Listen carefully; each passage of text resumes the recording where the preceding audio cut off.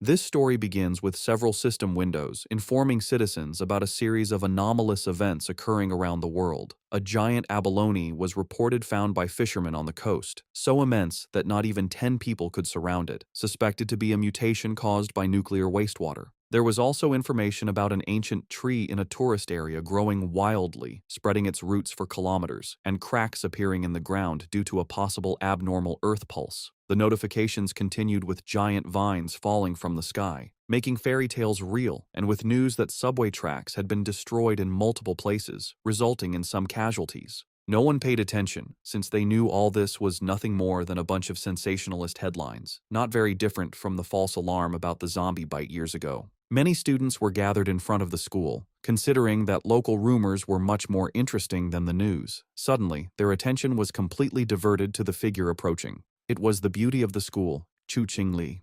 Immediately, the crowd wondered if she was finally about to break up with her boyfriend. According to them, the relationship was nothing more than an act of charity on her part. Chu Qingli had already been accepted into Qingcheng University, while her boyfriend hadn't even managed to get into a decent university. Because of this, their futures were on completely different levels. Chu Qingli approached Fang Yi and called his attention. Fang Yi turned around somewhat curious. With a cold expression, she explained that she had thought it over and their relationship wasn't realistic. School-time love always reached a point where one wakes up and realizes they are not meant for each other. A life together, according to her, required not only courage but also compatibility. For all this reason, it was best to end things. She thought with disdain that no matter what he tried to win her back, it would be impossible. Fang Yi remained silent, and noticing this, people thought his lack of reaction was because he was so shocked that he had collapsed or lost his mind. After all, she was the beauty of the school. They expected him to be on his knees, begging for another chance. However, upon observing him, they simply concluded that he was no match for a rich and beautiful girl, a toad who coveted a swan. With a calm gaze, Fang Yi agreed to break up with her, leaving Chu Qingli and the others in shock. Seeing that she had nothing more to say, our boy turned his back on her and decided to leave. She panicked and called out to him. With a piercing gaze, Fang Yi turned around and asked what she wanted. While her eyes were shining with rage, she made it clear that she didn't care what he was thinking or what tricks he would use. She wasn't going back with him, and she wanted this to be completely clear. Fang Yi began to stare at her and asked her not to flatter herself, calling her the school beauty. Upon hearing this, her eyes widened in surprise, making her blush. The others were in shock at Fang Yi's attitude. Fang Yi was aware that Chu Qingli and the others had no idea what was about to happen. He knew that society's current rules, like money and education, would soon turn to ashes. They were unaware that he had returned from a future disaster, a man reborn in this timeline. Because of this, the Chu Qingli before him was, to him, simply a distant stranger from another life. Fang Yi left the school. He had more important matters to attend to. For him, school beauties and reputation were irrelevant, since everything was about to be completely reconfigured. The real crisis was one looming over all humanity on Blue Star. It all began the night before, when Fang Yi woke up and some strange cracks showed him the future, and then the system informed him that an aura recovery had been detected. Its full activation would take place in 364 days, 11 hours, and 59 minutes, and once this happened, the world would undergo an unprecedented transformation. Fang Yi was somewhat confused. Several figures appeared in front of him, and the system revealed that society's rules would be rewritten. The era of cultivators was about to arrive, and power would become the new standard. Our boy felt somewhat curious, extended his hand and asked who it was. Then a strange light began to appear in front of him. A system window appeared, explaining that it came from the confines of the universe and used top-tier algorithms integrated with cosmic secrets. Its function was to automatically generate cultivation techniques based on spiritual materials touched by the host, showing that current techniques were zero. Fang Yi began to extend his hand, and his eyes widened in surprise as his hand passed through the system window. Then, a powerful monster emerged and began to roar. Fang Yi was paralyzed, and his eyes filled with fear. Inside the monster's mouth was a corpse, and the system revealed that this was his end as an ordinary person, as well as the fate of billions on Blue Star. Fang Yi swallowed saliva and could not help but feel afraid. He put his hand over his chest, and his eyes filled with worry. Fang Yi began to ponder and remembered his past life. He had been just an average person, swept along by the tide of events, struggling only to survive with the hope of overcoming the disaster.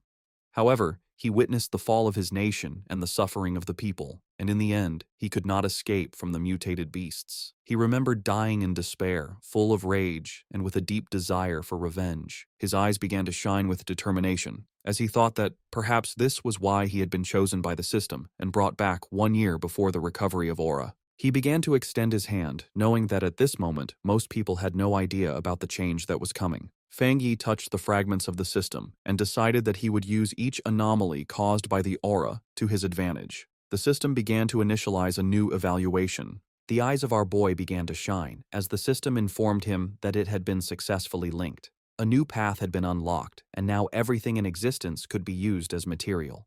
His mission was to collect powerful techniques and abilities to become a strong cultivator and save the world. In the city, people were informed that humanity now faced an unprecedented crisis. Answers could not be found in the past. The only option was to adapt with their own strength. Everyone was surprised, except Fang Yi.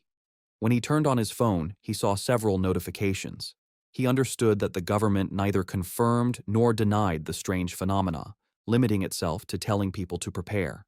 This, he knew, was Jia Nation's subtle way of issuing a warning, since reports once considered mythical nonsense would never have gone viral in this way. His eyes filled with sadness as he began to remember the past. He knew that this indirect and silent approach by Jia Nation helped citizens remain calm and trust their country. It was a hard and slow method, but much more effective than the chaos and gunfire of neighboring nations. Then he remembered that the system had told him that he could use anything, which meant that he should go wherever anomalies occurred. His attention was fixed on the phone. It was the #1 trending news. The UV index at Qingcheng University had reached a historic record of the century.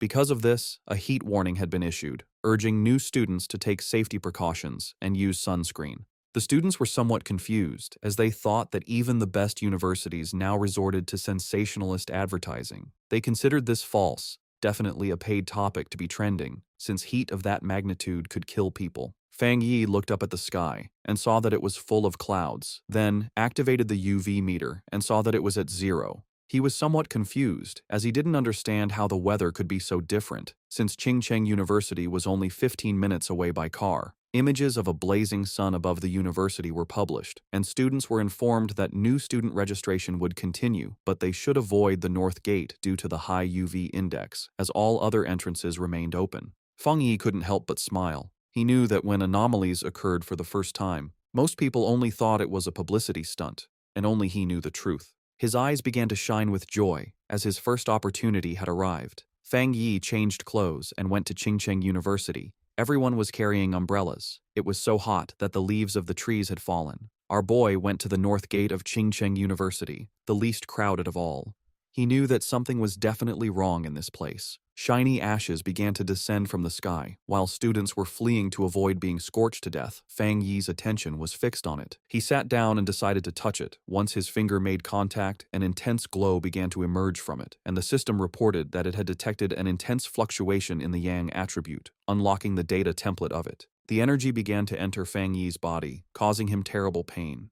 An intense glow began to emerge from our boy's body. People covered their eyes to avoid going blind. They didn't know what was happening and thought they were hallucinating. The energy started burning Fang Yi's clothes, making him clench his teeth tightly. He put his hands on top of his head and started going crazy, not knowing if the system had finished compiling. He felt like he was about to die. The compilation was completed, and Fang Yi acquired a Yang attribute technique, the Golden Sun breathing technique. Later, it's the day for new students to register at Qingcheng University. Our main character's ex-girlfriend arrives at the registration area. A guy offers to carry her suitcase for her. Soon, more guys come over to try and get her attention, but she turns them all down, telling them she doesn't need their help. She looks over at a couple nearby with a sneer, but then a bright golden light flashes, surprising her and the other students. A voice on the loudspeaker tells everyone to stay away from the north gate. The girl looks serious and decides to go see what is happening. At the north gate, a huge burst of golden energy lights up the area. A dark figure appears from the smoke, giving off a powerful feeling. He takes a deep breath, and his eyes glow with a strong golden light. A screen pops up, telling him that he has created a new technique and earned 50 points. The guy looks at the screen and wonders what the points are for. He decides it's not important right now, but will probably be useful later. Time passes, and it is now night, with a strange-looking moon in the sky. The young man then starts to practice his new breathing technique.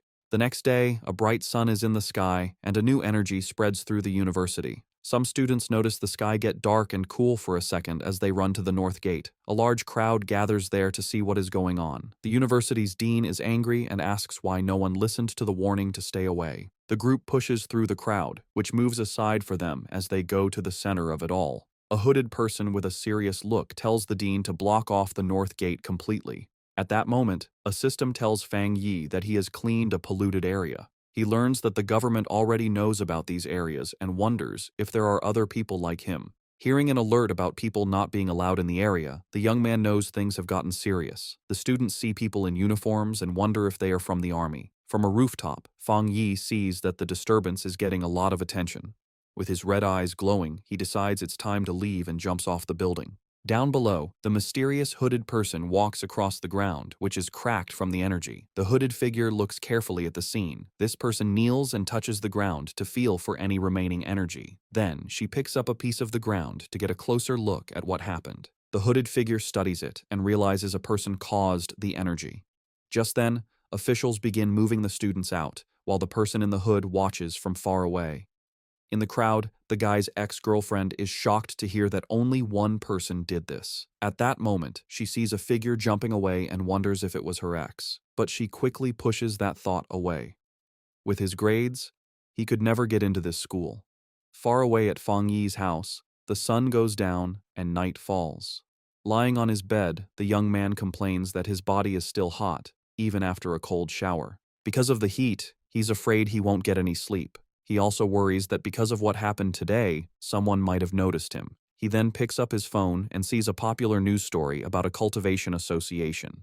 The young man remembers that everyone used to think it was just a joke on the internet. Just then, he remembers the hooded people at the university and thinks they must be from the association.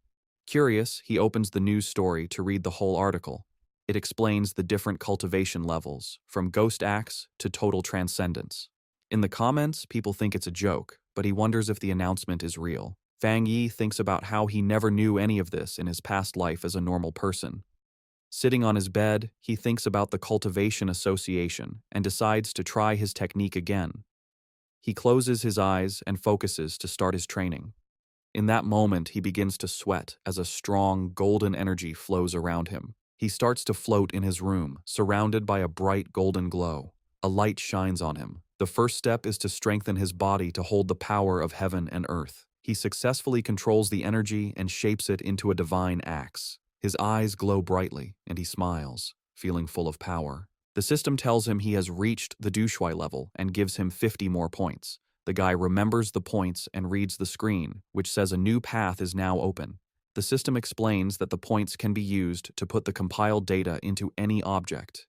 He thinks about the idea of putting power into an object and looks at his mug on the table. He holds his hand out toward the mug with a golden glow of power. The system asks if he wants to use 1 point to put the Yang attribute on the mug. He realizes this is like enchanting an item to give it a special power. The young man thinks that if he did this to a weapon, it would become his own special item for fighting. He decides that having a powered-up weapon will be very important for what is to come. The guy then finds a small sword on his shelf and decides to try the power on it. He thinks that if the test works, he will buy a real weapon to be ready for the monsters. Suddenly, a strange noise from outside the building gets his attention in the middle of the night. Outside, a dark creature with huge claws is watching Fang Yi's apartment. With glowing red eyes, the strange creature shows its sharp teeth in the darkness. It looks like a giant demonic rabbit and gets ready to attack the building. But inside the apartment, the guy has no idea that danger is coming. Lying in bed, the guy feels uncomfortable from his new cultivation technique. With his red eyes, he wonders where the sound, which was like a rat, came from. He thinks the sound is not from inside or from the pipes, and it might be a neighbor's pet. Walking through the living room, he thinks that with his better hearing, it is normal to hear the neighbors. Then the guy focuses his hearing to listen more carefully to the strange sound, but he soon realizes something is wrong and becomes alert. Fang Yi goes to the door and comes face to face with the scary creature right there in the dark hallway. In the hallway, the strange creature with red eyes appears and glares at him, ready to attack. He is startled and recognizes the mutated beast. A memory from his past life scares him. At the same time, a drone flies over the city at night, showing that others know about the danger. On top of a building, a girl complains that they still have not caught the rabbit that ate a rare fruit. With a lollipop in her mouth, the young woman seems very calm and confident about the mission. She then orders her team to keep sending her updates about the target she is hunting. After that, the mysterious girl jumps from the top of the building to begin the chase. Falling very fast, she moves with ease between the huge city buildings. Suddenly, the young woman feels the mutated beast's power and realizes she is getting closer to it. With her eyes glowing, she finally finds the creature and gets ready for a fight. The mysterious hunter lands hard on a rooftop, moving with amazing skill. Running down the side of a building, she gets the order to chase the target no matter what. With a perfect landing, the young woman continues her chase without stopping. Jumping from building to building, she warns that the creature ate a special fruit and might evolve. Just then, a man working late sees something fast go by his window and is very confused. He wonders if he is seeing things, but his boss yells at him for just standing around. Meanwhile, the hunter stands like a shadow in front of the moon on the 65th floor. Back in the apartment, Fang Yi faces the strange creature, which screams at him. With his golden eyes, he knows his body has changed, and now he can fight it fairly. The creature then attacks with its claws, but the young man dodges with amazing speed. Fang Yi thinks that his body has really changed, and now he can see the attacks in slow motion. With sun energy in his hand, he wonders why a mutated beast is here so soon. He then remembers things from his past life and faces the monster. The guy knows the creature has not fully evolved yet, and the night makes it stronger and angrier. So he rushes forward to attack, because he has to stop it, or everyone in the building will die. Fang Yi manages to grab the creature with his hand full of energy. With surprising strength, the guy bites the strange creature without any fear. He holds the monster tightly, and his golden eyes shine with a cold, focused look. Then the young man spins the creature in the air and realizes its tail is its weak spot. Taking his chance, he grabs the beast's tail with all his strength. Fang Yi throws the monster against the window, and it shatters from the force. With his fist glowing gold, he gets ready to land a powerful punch. The guy shoots a beam of energy that hits the creature right in the air. The monster is then completely covered by the bright golden beam of light, but the strange creature grabs the golden energy with its claws and tries to take its power. Fang Yi then realizes the monster is trying to steal his yang power, and he fights back. He thinks the power of the sun is too strong and that the rabbit is just destroying itself. Soon after, a golden explosion covers the monster, which can't handle that much energy. In the building next door, a couple wakes up from the noise, and the man wonders if it was thunder. He then goes to the window to check, but sees nothing strange outside. Our hero lands on the floor, surrounded by what is left of his golden energy. The young man thinks that the creature was like a starving ghost trying to eat his power. After the fight, the monster's eye falls to the floor, letting out a weird black smoke. With a serious look, he stares at what is left of the creature he just defeated. Without thinking twice, the guy stomps hard on the eye, crushing the rest of the beast. He understands that the creature of the night was desperate for his opposite yang-type power. The young man thinks that if he were normal, the monster would have easily eaten everyone in the building. With that, he knows he needs to learn more techniques to face the dangers ahead. Meanwhile, a mysterious girl jumps through the air in the moonlight, looking like a hunter. With amazing speed, the young woman runs very fast down the side of a building. When she gets to the scene, the mysterious hunter's eyes open wide with shock. Standing there in the middle of the night, she wonders if someone else defeated her target. Kneeling on the ground, she notes that the target has been destroyed, and that she will try to get the night attribute back. But as she touches the monster's remains, she is surprised by a golden energy that is still there. The young woman then feels a strong heat and a burning power that makes her pull back right away. The young woman remembers the energy from the university gate and understands that this is not a coincidence. After this discovery, the girl turns on her communicator with a serious and determined look. She tells her base that the target was taken out by a powerful new forerunner with a special ability. A voice on her communicator asks if the same person cleaned the gate and killed the rabbit. A man confirms they have no information on this person, and that the association must recruit him. The silver-haired girl agrees with the plan. She then carefully puts the small flame of energy into a container on her clothes. Her boss tells her to stop her other missions and focus on finding the new forerunner. At that, the mysterious hunter calmly unwraps the lollipop she was holding. The young woman puts the candy in her mouth and says she understands the new order perfectly. But before she starts the mission, the girl says she first needs to get some milk tea to relax. A voice on the communicator wonders who this mysterious person with so much power could be. The young woman agrees that the president was right and that she needs to meet this powerful master. Feng Yi's day starts with the sunrise. He stretches, ready to train. He knows waking up early is good for his power, so he prepares for another session. The fighter uses his breathing method, taking in the morning's golden energy. As the energy fills him, his eyes glow with golden power. He enters the Ghost Axe realm and feels the technique's power appear. A sudden burst of energy surprises him. He realizes he's getting stronger again. Power flows through his body, and he focuses to control it. He makes a tight fist, feeling the energy now in his hand. He summons his key axe and sees that the weapon feels much lighter. He grips the weapon's handle firmly, ready to try out his new strength. The warrior lifts the golden axe over his head, preparing a powerful hit. He reaches the 2-star Ghost Axe realm, releasing his strength. His eyes now burn with golden flames, showing his new power. Feng Yi's body feels much stronger and tougher after this change. He grew stronger so fast because he used the extra energy from his last power-up. Feng Yi decides that from now on, he will level up slowly and carefully, one step at a time. But his growing power gets a lot of attention, so he needs a more private place. In the association's office, a man feels something strange in the air. He sees the change in the sun's energy and wonders if it's the new guy again. Feng Yi finds a quiet spot by a river to continue his plans. A system screen appears, and he confirms he will add a special quality to his weapon. He remembers trying this with another item, but it couldn't handle the power. This time, the new blade works with his energy, making a strong connection. A system message confirms the item encoding worked. Excited by his new weapon, he gets ready to test its amazing power right away. The test result shocks him with the incredible power the sword let out. A huge golden beam of light shoots from the blade into the sky. The warrior lands with his sword in flames, feeling the power flow through him. He almost starts a fire with that swing and sees how dangerous his strength is. The smoke from the attack is big, so he knows he was seen and needs to leave. A girl is running fast toward the smoke he left. She complains that she stepped away for a moment and missed everything. Suddenly, the young woman stops. She sees that the river is actually boiling. The agent flies over the damaged area, wondering what the new guy did to the place. She can already imagine being told off, since everything has gone wrong since he appeared.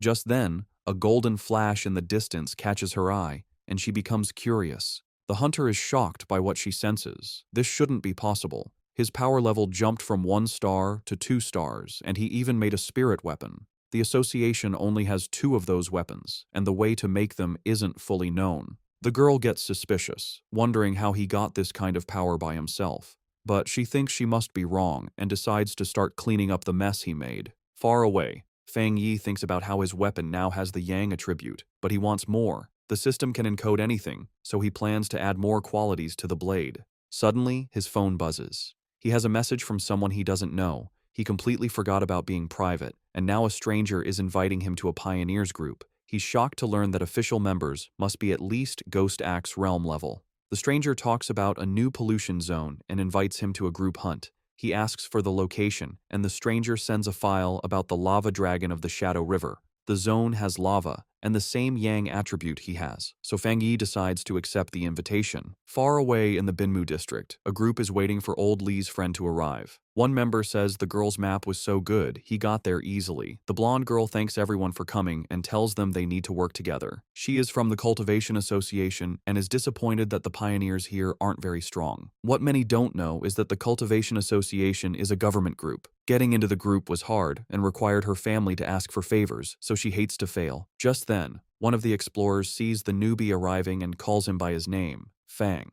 Feng Yi makes a strong entrance with his new sword and introduces himself to the group. The agent is startled by his power, but sees his aura isn't scary, but warm. Since the team is all there, the leader gives the signal, and they go toward the cave entrance. Feng Yi decides to go first and asks the blonde agent to take care of the light. The group walks through the cave, and one of them warns Fang about the loose rocks.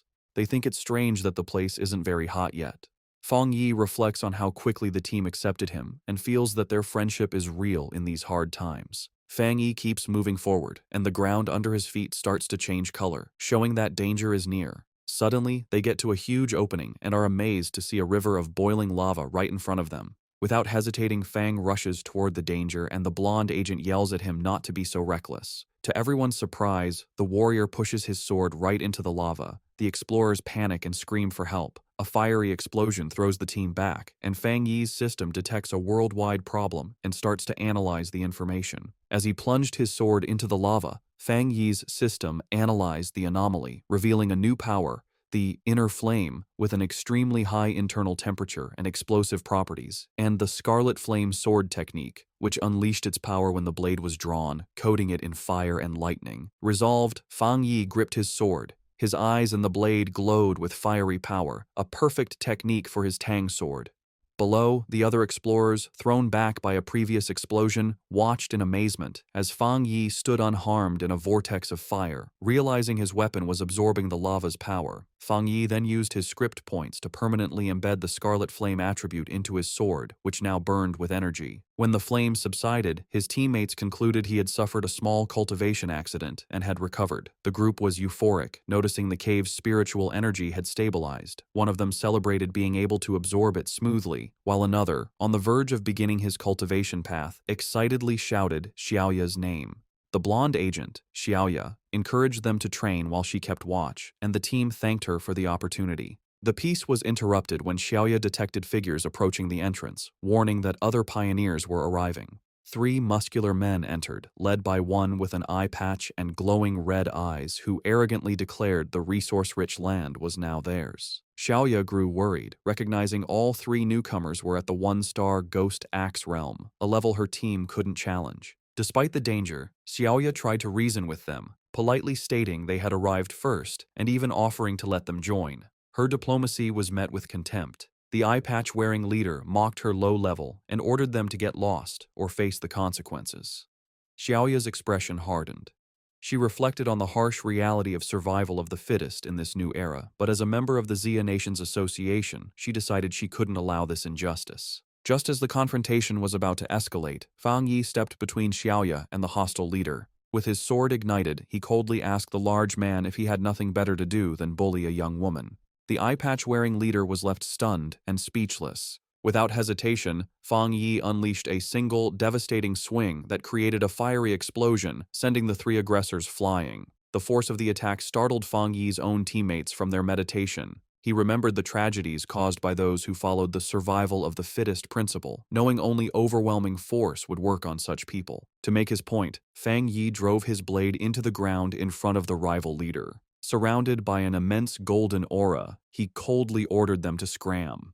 Terrified by this second display of power, the leader called Fang Yi a monster and screamed for his men to run as Fang Yi watched them flee. His teammates rushed over, buzzing with excitement over his incredible power. Fang Yi smiled, brushing it off and suggesting it was time to leave. As they left, Xiaoya contemplated the immense power Fang Yi had shown, realizing he had held back. Convinced he was a top-tier pioneer, she knew she had to report this major discovery to her organization immediately. The scene shifts to the Spiritual Energy Cultivation Association office, where a woman on the phone with Xiaoya repeated in surprise that another high-attribute pioneer had appeared. The office worker grew flustered, realizing she had said too much, especially with an imposing man standing behind her. She awkwardly hung up after confirming the report. The young woman cheerfully asked her gray-haired superior if they were lucky enough to have 2 high-attribute pioneers in a row. He, however, grimly corrected her that luck had nothing to do with it, explaining that every high-attribute individual is destined to become a new center of power, a responsibility that stressed him immensely.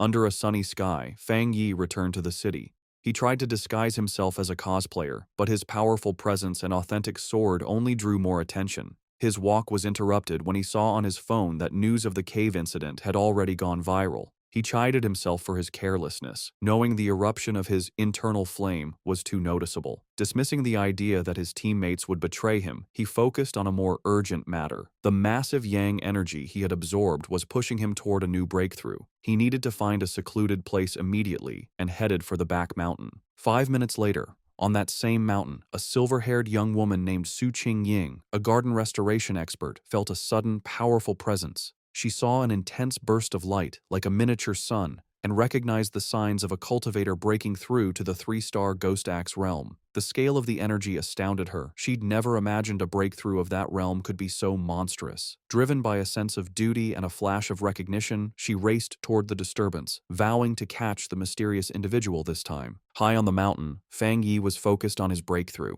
He pulled in huge amounts of golden energy, which spun around him before forming a bright, sun-like ball above his head. As he meditated in the air, the power behind him formed a complex, star-shaped divine shape. Golden energy sparked across his skin, and his eyes glowed with great power as he tried to control the wild energy. Finally, the power came together, taking the shape of a giant divine axe made of pure golden and light blue energy, crackling with power. Meanwhile, Su Jingying arrived and stopped suddenly when she saw the amazing sight. She watched in total disbelief, seeing that the mysterious person was about to swing the divine axe he had just created. His level of control was incredible. She wondered how anyone could command so much spiritual energy with such perfect skill and steadiness, asking herself if this man had secretly been training for centuries. The sight brought back a painful memory. Su Qingying remembered her own attempt to break through to the Ghost Axe 2-star level.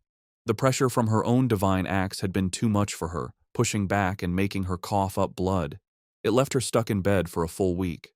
She was naturally strong, but she had still failed badly. She couldn't understand how this monster could handle a breakthrough that was so much more powerful than hers. As she ran closer, she was even more amazed. The huge amount of spiritual energy, the perfect control in every move of the axe, and the way every bit of power seemed to have been purified thousands of times. It was all beyond anything she had ever seen. She decided that this person wasn't just an amazing monster. He was like a god who had come down from the sky. She also noticed his calm and steady way of doing things. Most pioneers, when they felt a breakthrough was about to happen, would rush to get it done. This person, however, moved with a deep sense of experience and a strong mind, like a master from old times. Her thoughts were stopped when the giant, fiery divine axe began to move. She watched the awesome sight as it swung with a purpose, heading east. At the peak of his power, Fang Yi's eyes burned with pure golden light as cracks of raw energy spread across his face. He floated inside a blinding storm of golden power, successfully controlling the huge amount of energy he had gathered to evolve. A system window then appeared, officially confirming he had succeeded.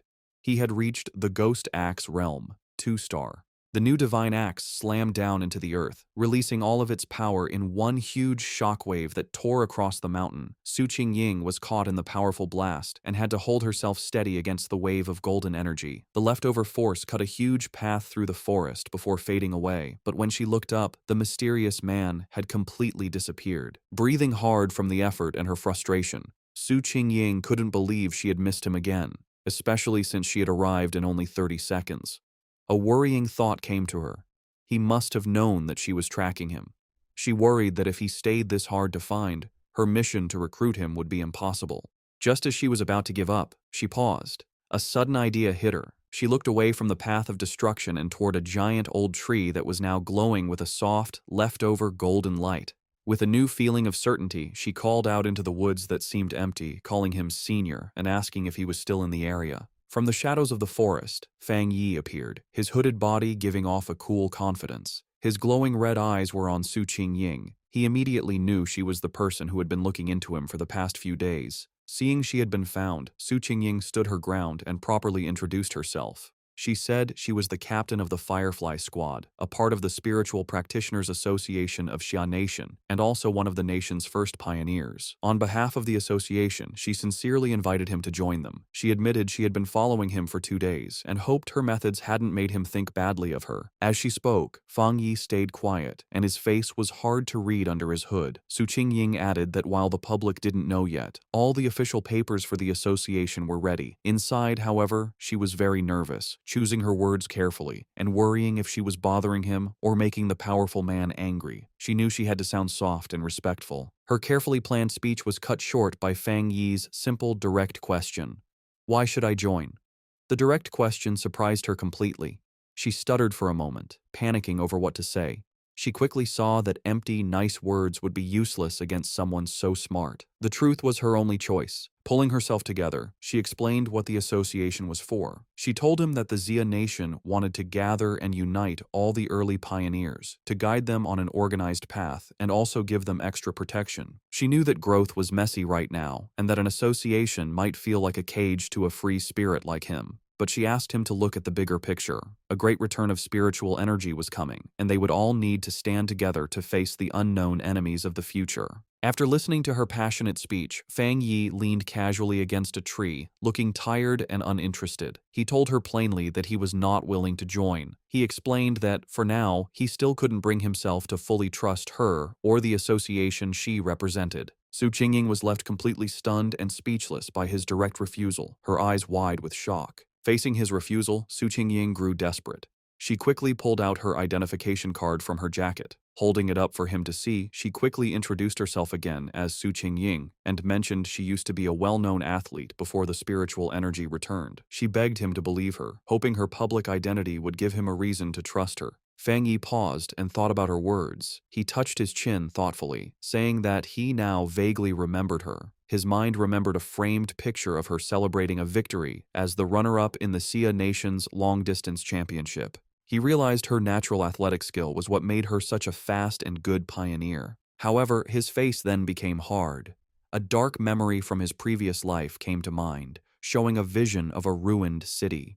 He knew that in his original timeline, the Xia Nation's work, including the association, had failed in the end, leading to the end of humanity. Now that he had returned with his system, he knew he had to be part of the solution, but joining the association at this point was not the right move. Putting on a more thoughtful look, he looked back at a hopeful Su Qingying and confirmed that he did remember her. He told her he would think about her offer, and before she could answer, he jumped into the air and sped away from the spot. Just as quickly, he reappeared right behind a startled Su Qingying. He gave her a firm condition. She must keep his location a secret from everyone for now. In his mind, he studied her respectful behavior and guessed that the association was careful about upsetting powerful pioneers who weren't with them. He saw this as a weakness he could use. Su Qingying suggested a deal. She explained that the association had detected the energy from his breakthrough and that she had to file a report. She suggested sending a report that was a mix of truth and lies to protect his identity while keeping her bosses happy. After a moment of thought, Fang Yi agreed to her plan. Su Qingying tried to call out to Fang Yi as he agreed to her plan, but in the blink of an eye, he was gone. She ran down the mountain slope after him, but it was no use. Tired and annoyed, she walked alone on a forest path, muttering in frustration about how many times she had failed to catch him and how he was now trying to avoid her.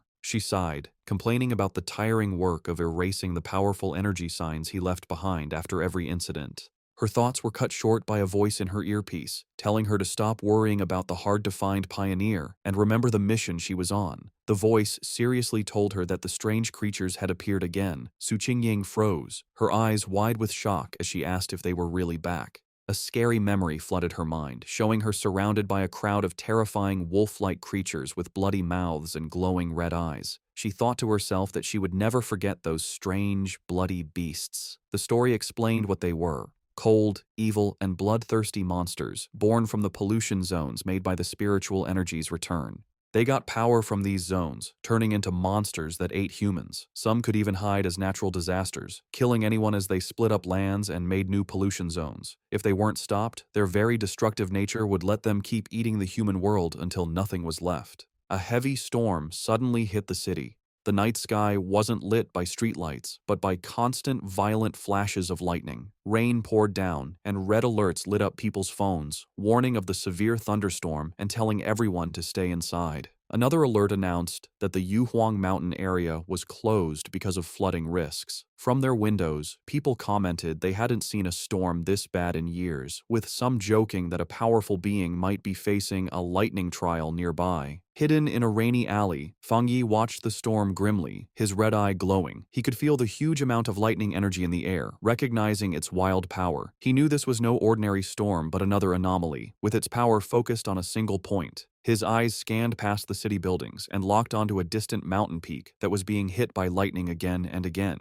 He had found the center of the storm. Without hesitating, Fang Yi raced into the downpour, leaping across rooftops as he sped toward the mountain. When Fang Yi reached the base of Yuhuang Mountain, his system immediately confirmed a pollution zone was detected. He looked up at the peak, but instead of its usual beauty, he saw a grim scene with skeletal remains scattered among twisted trees. Another system notice added to the danger, stating the pollution level was unknown. Still, Fang Yi moved forward without hesitating, walking into the dark, stormy woods with a determined look. As he got closer to the center of the storm, he saw a massive bolt of blue lightning strike the mountain's summit, lighting up the whole area. He had found his target. Inside the Spiritual Practitioners Association's command center, officials held a tense meeting. A large screen showed a vortex of blue energy over a mountain peak. An official reported that the danger on Mount Yuhuang was rising quickly, so they had to close it off and call it a new contamination zone. The grim-faced association leader said the situation was so critical, he had to pull Su Qingying from another important mission. He asked her to report on what was happening. Su Qingying told the officials that it was currently impossible to climb the mountain, as the unstable thunder energy was about to explode.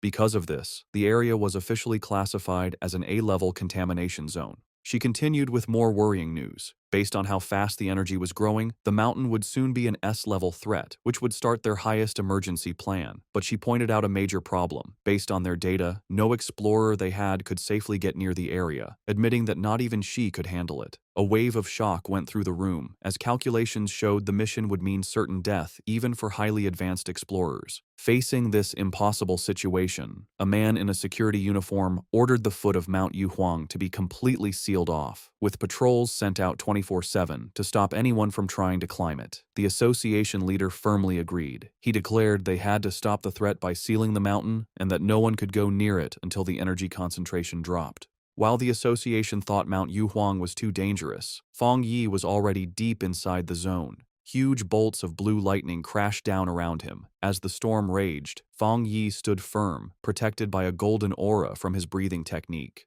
He knew, however, that just surviving the storm wasn't enough. To get the purest thunder energy, he had to climb to the center of the storm at the mountain's peak.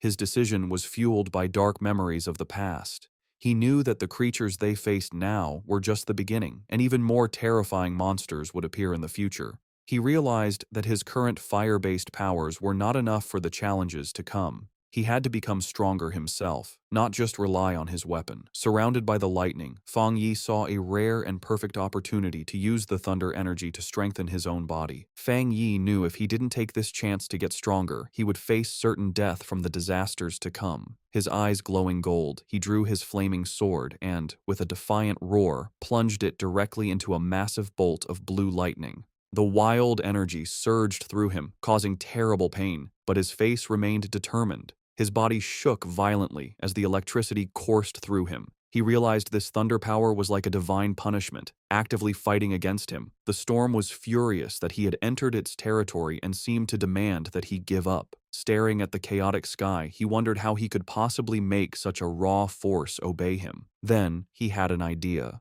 He calmed himself and remembered his system's rule. To get a power, he had to touch the energy source. A golden aura exploded from him as he unleashed his golden sun breathing technique, determined to fight through the storm. With a loud roar, Feng Yi pushed forward, using his flaming sword to cut a path through the storm of blue lightning. The clash of his golden energy against the raw storm created a huge, chaotic explosion. Blood trickled from his mouth from the strain, but his eyes burned with determination. He knew this was a desperate gamble where he had to push himself to his limit, facing death in order to live. Finally, after a hard struggle, he reached the peak. He plunged his sword into the ground, cracking the rock as he arrived at the center of the storm. Here, the power was even more terrifying, a violent flood of thunder energy that made it hard to even breathe. He felt the storm's full attention on him and realized it no longer just wanted to push him away, it wanted to kill him. As if to prove it, the storm gathered its full power and shot a single, massive beam of white-hot lightning directly at him, an attack meant to completely destroy him. As Feng Yi faced the storm's final attack, his system activated, detecting a powerful thunder attribute and starting to process it. Far below in the city, people watched from a tall building, amazed. One man taking a photo had never seen lightning so big. Another wondered if a god was going through a trial, even thinking he saw a person in the sky. At the mountain's peak, the fight ended in a brilliant explosion. Feng Yi had won. A system message confirmed it, announcing he had obtained refined divine thunder power and could now summon heavenly lightning to make his body godlike. He was rewarded with 5 writing points. Feng Yi now floated in the air, surrounded by blue lightning and his golden aura. He understood his new power. The thunder attribute was a top-tier force for both attack and defense.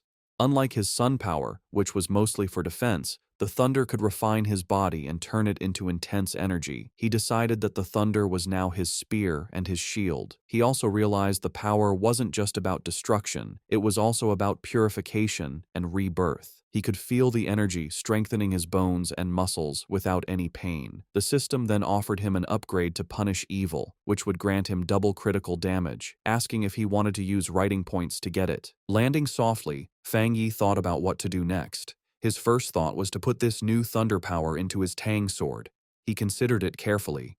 While it would make the blade stronger, he worried it might mess with the purity of the sun attribute already in it. He also knew that putting too many different powers into one item could damage or even destroy it. Suddenly, he had a brilliant idea. Looking at his hand, he decided to do something different. He would implant the thunder attribute directly into his right hand. The system immediately responded, asking if he wanted to put the thunder attribute into the chosen item. A confident smirk appeared on his face as he gave the command. Instantly, all the wild blue lightning in the air rushed into his right hand as he claimed the storm's power for himself. The next day on the storm-damaged peak of Mount Yuhuang, the immediate danger was gone.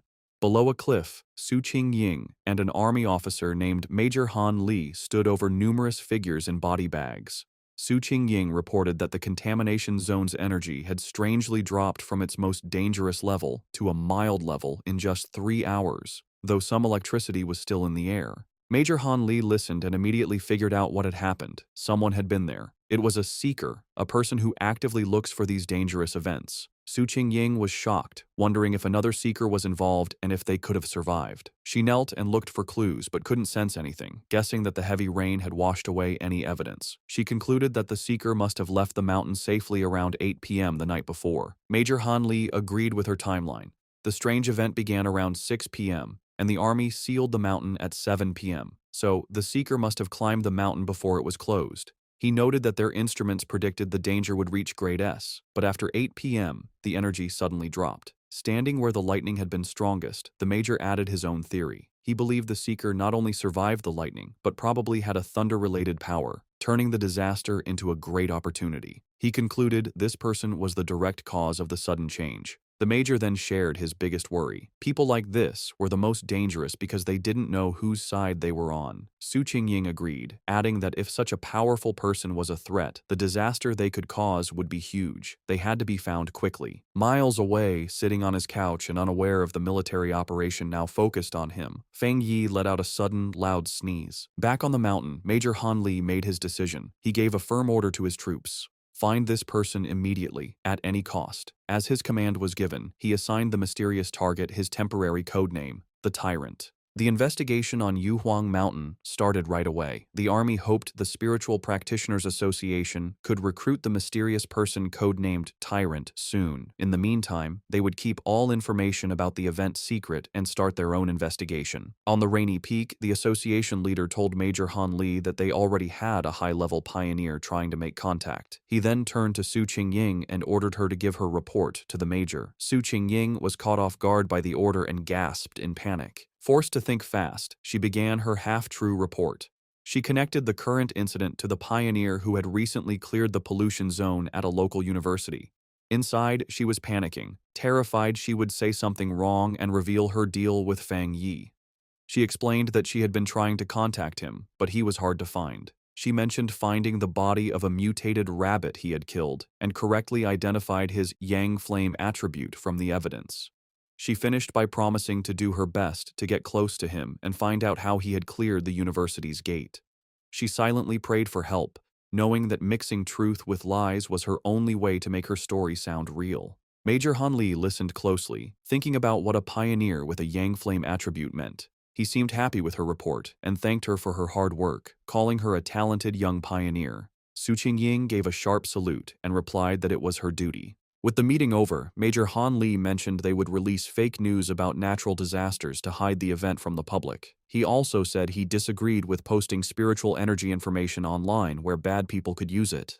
As the officials talked, Su Qingying quietly sighed, relieved that the tough questioning was finally over. Back at his home, Fang Yi used his golden sun breathing technique to easily dry his white hoodie, making it glow with a warm light before holding it up, perfectly clean and dry. After putting it on, he checked the changes in his body. Even after adding the powerful thunder attribute, he could still feel a clear difference. He looked down at his right hand, which now sparked with blue lightning. It had completely changed, becoming the strongest part of his body and getting a huge boost. As he flexed his fingers, making small balls of lightning appear, he could feel that he was close to another upgrade. What surprised him most was how the once wild thunder attribute had become as calm as a kitten after being added to his body, letting him control it freely. He compared this to the terrible pain he felt when he first unlocked the yang attribute, and wondered if the energies got weaker during the process.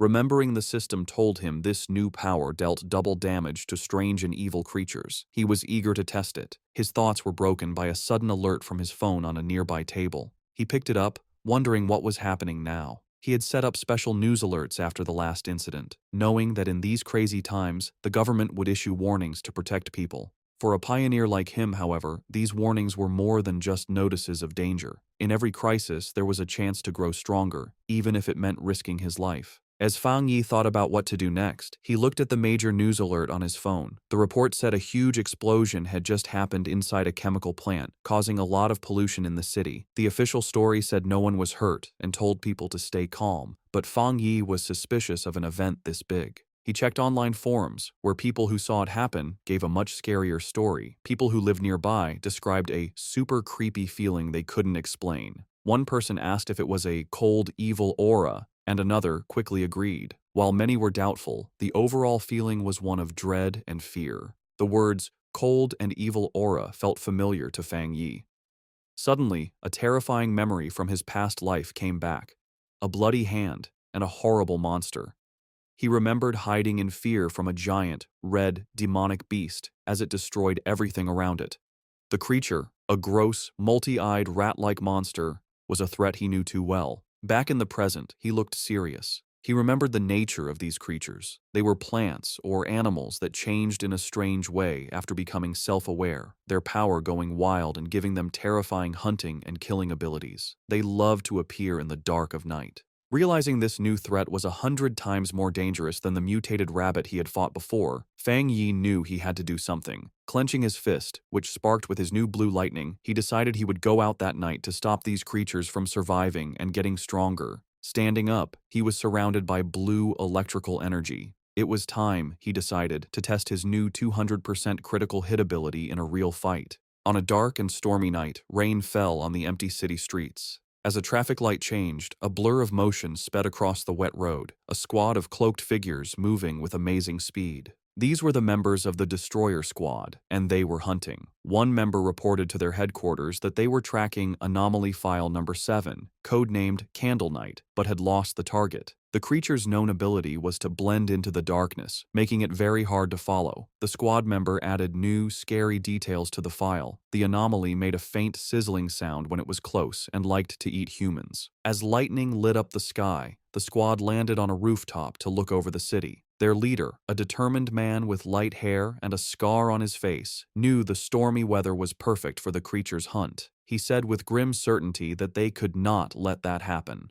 Miles away, in a busy command center, an operator got the updated information. He confirmed the new data for File 7. Candle Knight had been submitted. The situation was serious. An extermination request was filed as a high priority, with a goal to solve it in 12 hours. The order came back from headquarters. The Destroyer Squad was to keep chasing the target, but their own safety was most important. The team immediately started the chase again, leaping from building to building through the rainy city. The squad leader paused, looking at a glowing holographic map of the city full of red markers showing active anomalies.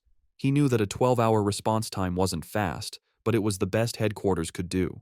The country was large, and with anomalies appearing everywhere, even their advanced resources were stretched thin. Just as the Destroyer Squad got close to their target's last known location, a warning came from their headquarters. The operator told them that the area they were entering was currently occupied by Spiritual Energy Cultivation Association agents. A photo of Su Qingying appeared on the screen as the operator explained that her team was watching pioneers there and could be asked to help. The Destroyer Squad's leader acknowledged the message and asked headquarters to have her come help, saying he had heard of her good work. Elsewhere, Su Qingying was surprised to learn she had become so famous. The Destroyer Squad waited grimly in the rain. Soon, Su Qingying and her own cloaked team arrived, taking a spot on a higher rooftop. With a hand on her hip, she looked down at the squad below and casually asked if they were the ones calling her for overtime. The Destroyer Squad's leader was not happy with her casual tone. He sternly told her that the Candle Knight anomaly eats people and that this was much more serious than a simple overtime request. One of Su Qingying's team members shot back, asking if that was the right way to ask for help. Su Qingying then turned to leave, saying that the destroyer squad seemed so good, they probably didn't need help after all. She announced that her team, the Ying squad, would be leaving. As they started to go, her team members muttered among themselves, one worrying about their boss's savage attitude and another defending her, saying their own missions were just as dangerous.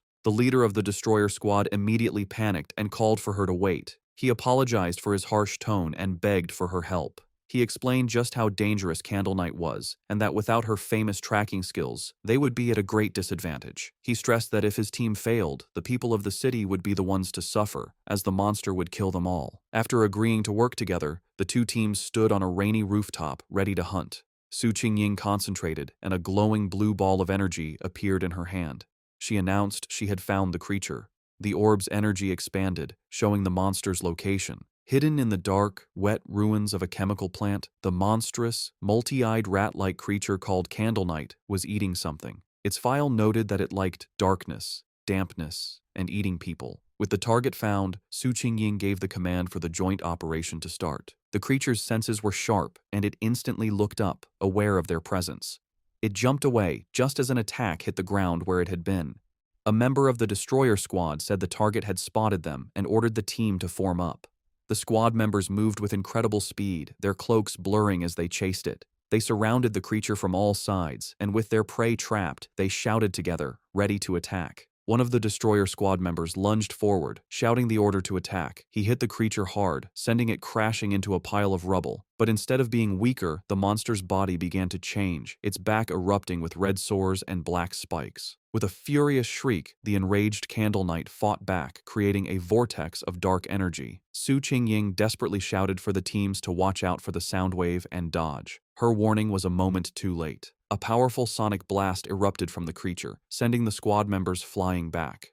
The destroyer squad's leader was thrown from the rooftop, crashing onto the street below. One of his team members rushed to his side. The leader pushed himself up, bruised but alive. He admitted that if he hadn't moved back at the last second, his bones would have been broken. He knew they were in grave danger. If the creature stayed in the city any longer, it would cause a huge disaster. The battle took another turn as Candle Knight continued to change. It grew large, bat-like wings and let out a roar, its throat glowing with green energy. It then spewed a corrosive, dark substance that filled the air with toxic green smoke. The creature aimed this blast at the ground, trying to melt the street to burrow underground and escape. One of Su Qingying's team members warned her that the monster had a corrosive dark power and that anything it touched would be destroyed. She explained that their team didn't have a power strong enough to fight it. Su Qingying, however, stayed calm. She ordered her team to stay alert and not to mess up the destroyer squad's formation, reminding them their main job was to gather information and help with strategy. Meanwhile, a destroyer squad member with a dagger prepared to strike the escaping creature.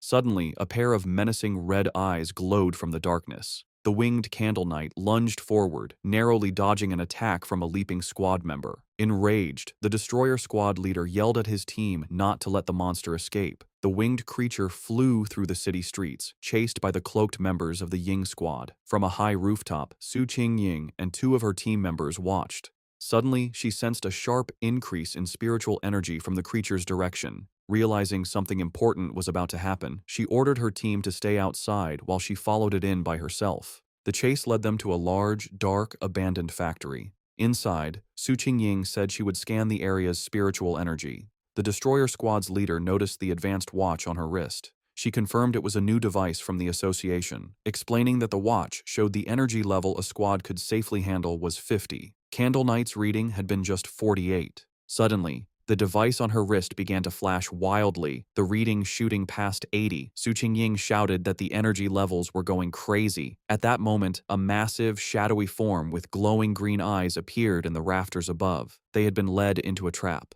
Su Qingying realized with horror that there was more than one creature in the factory. The shadowy, monstrous face of a new creature loomed behind them. The destroyer squad's leader panicked, yelling that they needed to retreat immediately. Taking charge, Su Jingying suggested a tactical retreat toward the main door to force the hidden enemy to show itself. She fired a blast of energy to clear a path, shouting for her team to follow. But before they could escape, she cried out in pain and collapsed, her senses overwhelmed by an invisible poison gas. Su Jingying suddenly found herself alone in the vast green darkness of the factory. She called out to her team, but no one answered. She knew they were nearby, but the poison had made them unable to sense her. Putting the pieces together, she realized the full trap. Candle Knight had led them to this factory, which was the territory of a much more powerful creature, a giant serpent she had only faintly sensed earlier. As if summoned by her thoughts, the huge, armored head of a shadowy serpent with glowing green eyes loomed over her. She now understood that unlike Candle Knight's simple dark power, this creature's black mist was a strong poison, and they had been breathing it in since they arrived. The gas worked silently, paralyzing its victims while draining their spiritual energy. Fighting back would only use up their power faster, leading to certain death. She could feel her own spiritual energy was almost gone, and without it, she knew she would soon be another victim. As she collapsed to the floor, her strength gone, she despaired at the terrifying intelligence of a creature that was just playing with them. She closed her eyes, wondering if this was the end. Lying defeated on the factory floor, Su Jingying saw a single ray of light cut through the green darkness above. A flicker of hope appeared in her eyes. Suddenly, the factory ceiling exploded inward, and a blinding light filled the room. Her eyes widened as a figure came down from the blast. It was Fang Yi. He landed gracefully in the rubble, his hooded figure standing out against the glowing hole in the ceiling. He stood before the giant serpent, immediately identifying it as a dark attribute creature. Without warning, the serpent lunged, its massive fangs aimed at him. At the same time, the Candle Knight monster burst from the shadows, attacking from behind. Fang Yi dodged the serpent's attack and came face to face with the growling rat-like beast. As the two creatures closed in, he finally understood the full trap he had walked into. In a shocking move, Fang Yi let the Candle Knight monster bite his shoulder. As blood splattered, he noted their surprisingly smart tactics, one creature for luring prey, the other for killing them. He taunted the beast latched onto him, asking if it enjoyed biting people so much. In response, he unleashed his new power. Bright blue lightning erupted from his body as he challenged the monster to taste his thunder property. At the same time, he fired a massive beam of golden solar energy from his free hand, which hit the lunging serpent head-on. Now, covered in crackling electricity and free from the stunned rat creature, Fang Yi turned his full attention to the serpent, unleashing a flood of golden flames as he challenged it to see how well it could handle fire. The giant serpent lunged with a furious roar, its huge mouth open to eat its prey. With amazing agility, Fang Yi dodged the attack, flipping through the air while swinging his glowing golden sword. As he landed, he coolly told the monster to look at his blade, a clear challenge to the giant beast. The serpent seemed to pull back, cautious of the glowing weapon. Seeing his chance, Fang Yi counterattacked. Leaping through the air, he delivered a powerful slash to the serpent's face, his sword covered in the crackling blue energy of his thunder power. The force of the blow was huge, but the result wasn't what he expected. Instead of crushing its skull, the creature's head split down the middle, revealing a second identical head underneath as if it were shedding its skin. Fang Yi landed on his feet, his eyes wide with surprise at this strange development. The creature's split head then pulled apart completely, shedding its outer layer to reveal its true, healed form. As green energy pulsed in its neck, Fang Yi knew the fight was far from over.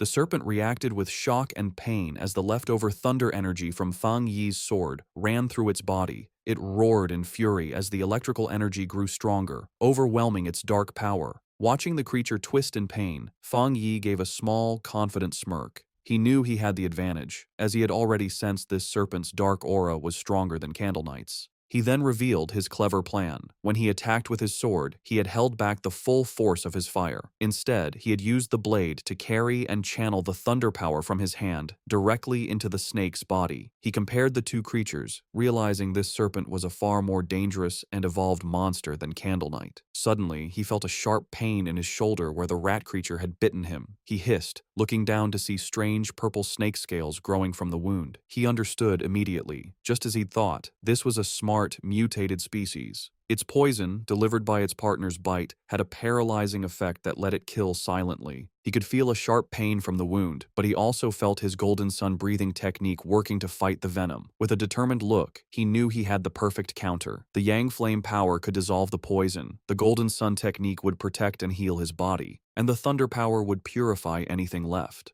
As the energy from his powers pulsed through him, Fang Yi recognized the benefit of his combined abilities. The mix of his Yang Flame and Thunder powers now gave him a clear pain signal to any poison, acting as an early warning system. He knew he was lucky. For others, the serpent's sneaky poison would have been impossible to cure. He guessed that for the serpent to have grown so large, it must have relied on surprise attacks. He thought of the monster's den, filled with the skulls of its victims. With Candle Knight acting as the perfect bait, the two creatures had become a deadly trap even for top pioneers, which explained why so many had disappeared. But in the end, it didn't matter. As he watched the creature's huge skeleton burn to ash in his holy fire, he knew its reign of terror was over. Standing before the fire, Fang Yi felt satisfied. His inner flame was powerful, but the triple critical hit from his new thunder power had sealed his victory. He felt confident that his fighting skills were now pretty good, even compared to other high-level pioneers. He stood silently for a moment, watching the flames burn the last of the monster. Just as he was about to leave, he paused, reaching out his hand as if he sensed something. His eyes narrowed. He wasn't alone. Someone was still there. He turned just in time to see a figure stumbling out from the smoke, coughing from the ash. It was Su Qingying. She stood silently, covered in soot and clearly tired, but she was alive. As the smoke cleared, Fang Yi found himself looking at the unconscious members of the other squad, with Su Qingying sitting among them. He recognized her as the agent from the association and coolly told her that there was no need to pretend. He added that her playing dead act needed work, which surprised her. Embarrassed, Su Qingying covered her face. Realizing this was the same powerful pioneer she had been tracking, she tried to make an excuse, claiming she woke up from the smell. Fang Yi, however, wasn't fooled. He complimented her, pointing out that while her teammates were out of energy, she was strong enough to keep a small reserve to protect herself. If she had really been unconscious, he explained, she wouldn't have been able to smell anything. Flustered, Su Qingying could only offer an awkward thank you. In her mind, she was amazed. He had seen right through her. She had indeed kept a bit of spiritual energy for protection. She had no idea how he had beaten both Candle Knight and the giant serpent all by himself. Noticing her embarrassment, Fang Yi's tone softened. He told her she didn't need to cover her eyes and that he only asked her to be honest with him and keep his identity secret. Seeing she and her team were safe, he said it was getting late and he would be leaving. Su Qingying tried to call out to him, but it was too late. Saying that explaining things would spoil the surprise, he jumped effortlessly through the hole he had made in the factory ceiling and disappeared into the night. As he traveled across the rooftops, Fang Yi thought about the battle. He was glad Su Qingying hadn't tried to absorb the dark power from the monsters, remembering its disgusting coldness. He wondered why he couldn't absorb it himself. He guessed maybe the dark energy was already gone, or his body had instinctively rejected it. He decided to think about it later, at home. Left alone in the huge, abandoned factory, Su Qingying looked up at the moonlit hole in the ceiling where Fang Yi had disappeared. She sighed, disappointed that she hadn't gotten a good look at his face, and realizing he still didn't trust her, or the association. Her quiet moment was short. Acting like a squad leader again, she walked over to the unconscious captain of the destroyer squad and gave him a few slaps, telling him to wake up. The man groaned and slowly opened his eyes, bruised and confused. His first thought was panic, and he shot up, shouting that they had been ambushed. Su Qingying just watched him with a calm look. The leader and his squad members then saw why she was so calm: the massive, smoking skeleton of the giant serpent. They stared in total disbelief, confused by the scene. The leader demanded to know what happened and where the powerful Yang energy came from. Su Qingying calmly explained that a powerful pioneer had rescued them. She continued her carefully planned report, explaining that the pioneer was likely the person from her original mission, a very high-level individual with a Yang attribute. She let her voice trail off, suggesting his appearance was a lucky coincidence. The other squad members were in complete awe, with one saying it was unbelievable that one person could defeat both monsters. Su Qingying added that she hadn't managed to recruit him yet, and that he had even managed to track her back, which only made him more mysterious. Getting back to their grim job, the destroyer squad leader asked where Candle Knight's body was. As he began using a green energy technique to clean the scene, he said they needed to collect the remains for the association. As the squads began the cleanup, the destroyer squad's leader used a green orb of energy to gather the strange, dark remains left from the battle. As he stepped forward, he accidentally crushed a piece of debris on the floor, which suddenly exploded in a blast of bright blue electrical energy. He jumped back in pain, yelling at the force of the shock as Su Qingying looked on in surprise. This new discovery only made things more mysterious. The remains, which they now realized belonged to Candle Knight, were crackling with leftover electricity. The squad leader turned to Su Qingying, questioning her report. He reminded her she had said the Pioneer had a Yang attribute, yet this incredibly strong electrical power told a different story. The two leaders knelt to look at the electrically charged body. Su Qingying was stunned by the pure strength of the thunder power left behind, confirming it was a high-tier power. This led the destroyer squad's leader to a new idea. Maybe two high-level pioneers had appeared, one to kill the serpent and another to kill Candle Knight, before leaving together. Su Qingying knew that wasn't right. She struggled with how to explain the unbelievable truth, remembering the image of the lone pioneer holding both crackling blue lightning and roaring golden fire. She knew no one would believe that a single person could have two different top-level powers. Having just one made you a genius. Having two was almost unheard of. The impossible proof was right in front of them. The burning skeleton of the giant serpent was the work of a Yang flame walker, while the electrified body of Candle Knight was the clear mark of a thunder tyrant. The combined squads could only look on in complete disbelief, wondering what kind of monster this mysterious pioneer really was. As reinforcements from the association arrived, Su Qingying was glad she had left team members outside. If she had been inside too long without checking in, they would have reported her missing.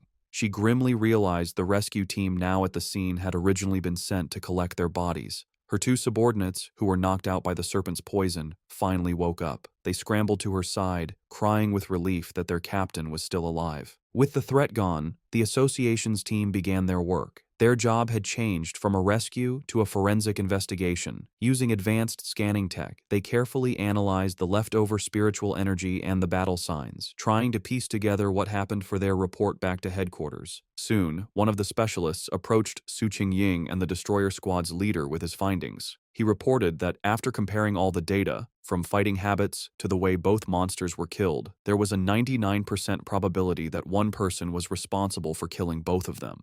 The two squad leaders stared at each other, their faces showing both shock and serious concern. The other squad members murmured to each other in disbelief. They were processing the fact that they had been saved by a pioneer with two different high-tier powers, something they never thought was possible. They knew either monster could have easily killed them all, yet this powerhouse had finished them both off, seeming to use single strikes. The power difference between them and this mysterious person was just ridiculous. Understanding the huge importance of this discovery, Su Qingying contacted her superior. She reported that the information on her target had been significantly updated. Looking up at the hole in the ceiling, she confirmed that the mysterious pioneer from the university and the powerful individual codenamed Tyrant were, in fact, the same person. Back in his office, the association superior listened calmly to her report.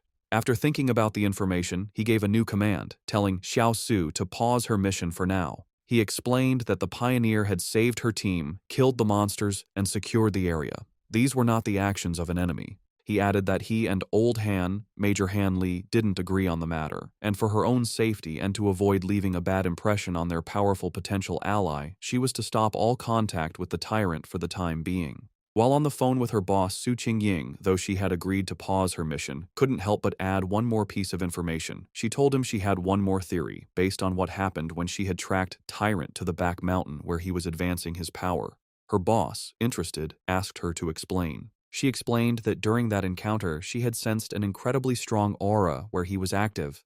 At the time, she suspected he might have a spiritual weapon but thought it was unlikely. However, now that it was confirmed he had two high-tier powers, the possibility seemed much more real. The association superior was surprised by this new information, questioning if the pioneer really had a spiritual weapon. He quickly became skeptical, leaning back and saying it was highly unlikely. He argued that no matter how talented, a solo pioneer couldn't possibly have such a rare item without outside help.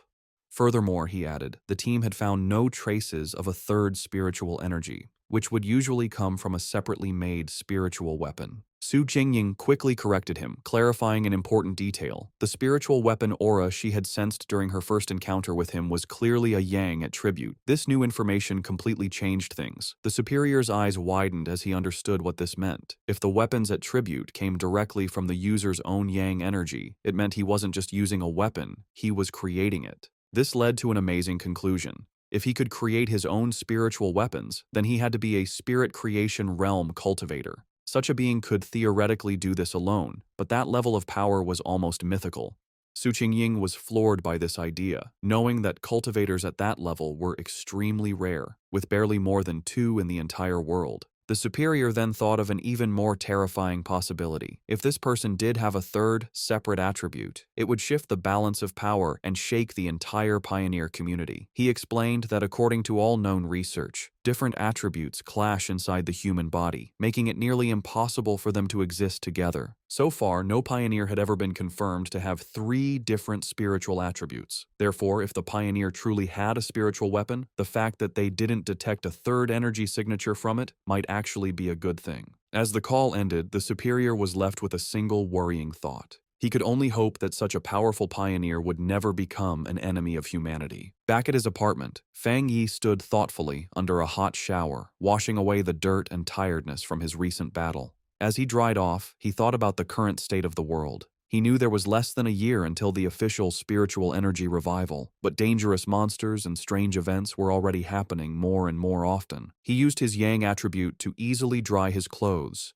his hand glowing with golden energy as he thought about how many pioneers, like himself, had already started cultivating on their own. He thought back to the aggressive men he had met at the lava river, realizing that once the connection between the body and the spiritual world was opened, people naturally became more sensitive to the world's changes. He recognized that even without the country's official approval, many self-trained pioneers had already reached the 1-star Ghost Axe realm. The fact that the government, through agents like Su Qingying, was now reaching out to wild pioneers like him showed that both sides were in a relatively peaceful phase of mutual exploration. Standing in his room, thinking about Major Han Li and Su Qingying, he concluded that for now, the monsters were still under control, and there was no serious conflict yet among the different pioneer groups. However, as he finished getting dressed, he knew this peace was fragile. The government had already created the Spiritual Energy Cultivation Association, but it still hadn't told the public about it. He understood their strategy perfectly. While people were talking more about local problems and strange events, the government was walking a fine line, trying to both protect humanity and give subtle early warnings without causing mass panic. Despite his recent victories, Fang Yi's analysis of the world situation was still grim. He knew the problem was the government's lack of confidence to officially start a full-scale cultivation era. With such a huge population, he understood that once the full truth was revealed, society would likely collapse into chaos and death. In the current state, even official pioneers couldn't stop the inevitable chaos, and the mix of internal problems and external threats from monsters would only make things worse. He admitted that the government's gentle, careful approach wasn't wrong, knowing that human fear and panic could be more destructive than any monster. However, what truly worried him was how fast the monsters were developing, which was far exceeding his expectations. He reviewed the information on the creatures he had just fought. They were a typical product of dark attribute contamination, specifically the shadow attribute, a sub-branch of dark energy that his system identified as a natural enemy to pioneers, and currently something he couldn't absorb. He realized these monsters were far smarter than typical beasts, working together to trap and kill pioneers, whom they saw as a good food source. He knew, however, that these creatures were still much weaker than the true dark-type monsters he remembered from his previous life. Monsters that could destroy entire countries on their own. Still, the close call was a serious reminder of the growing danger. He was certain that if he hadn't been there, Su Qingying and her entire squad would have been wiped out. A bit of hope sparked inside him as he thought about the system's wording.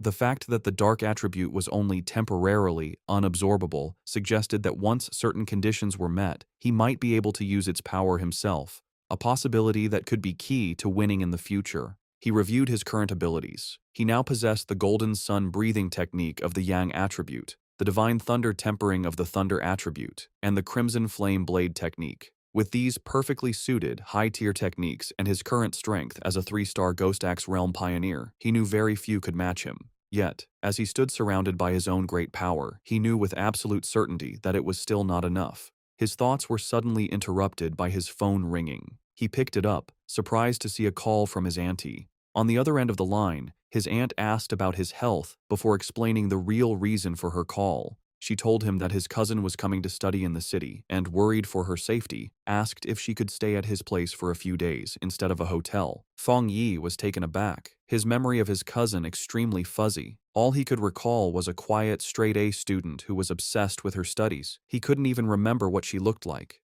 Despite this, he agreed, telling his aunt that there was a spare room.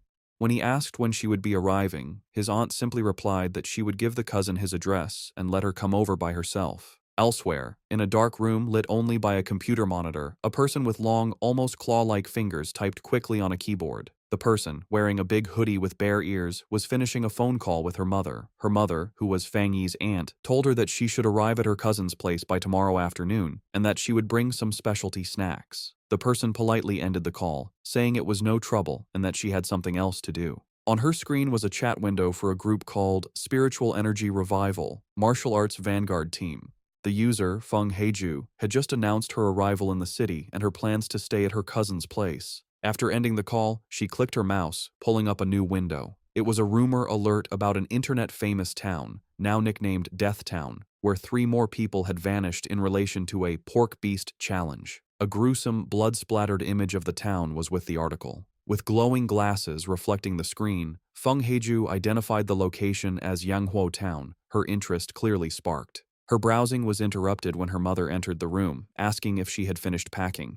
Feng Heiju told her mother that she was packed, but that she'd rather stay in a hotel than bother her cousin. Her mother insisted, saying it was much safer than staying alone and that she trusted the cousin completely. Gently pushing her daughter out the door, her mother gave her some final advice. Be sure not to cause trouble and help out around the house when she could. Feng Heiju reassured her mother that she understood. Once the door was closed, Feng Heiju let out a small sigh, preparing herself for the visit. She thought of it as just one more hurdle to overcome. Adjusting her glasses with a flash of determination, she resolved that no matter what her cousin was like, he couldn't possibly be more difficult to handle than a monster. The next day, under a bright blue sky, a young woman with long dark hair and glasses pulled a suitcase toward an apartment building.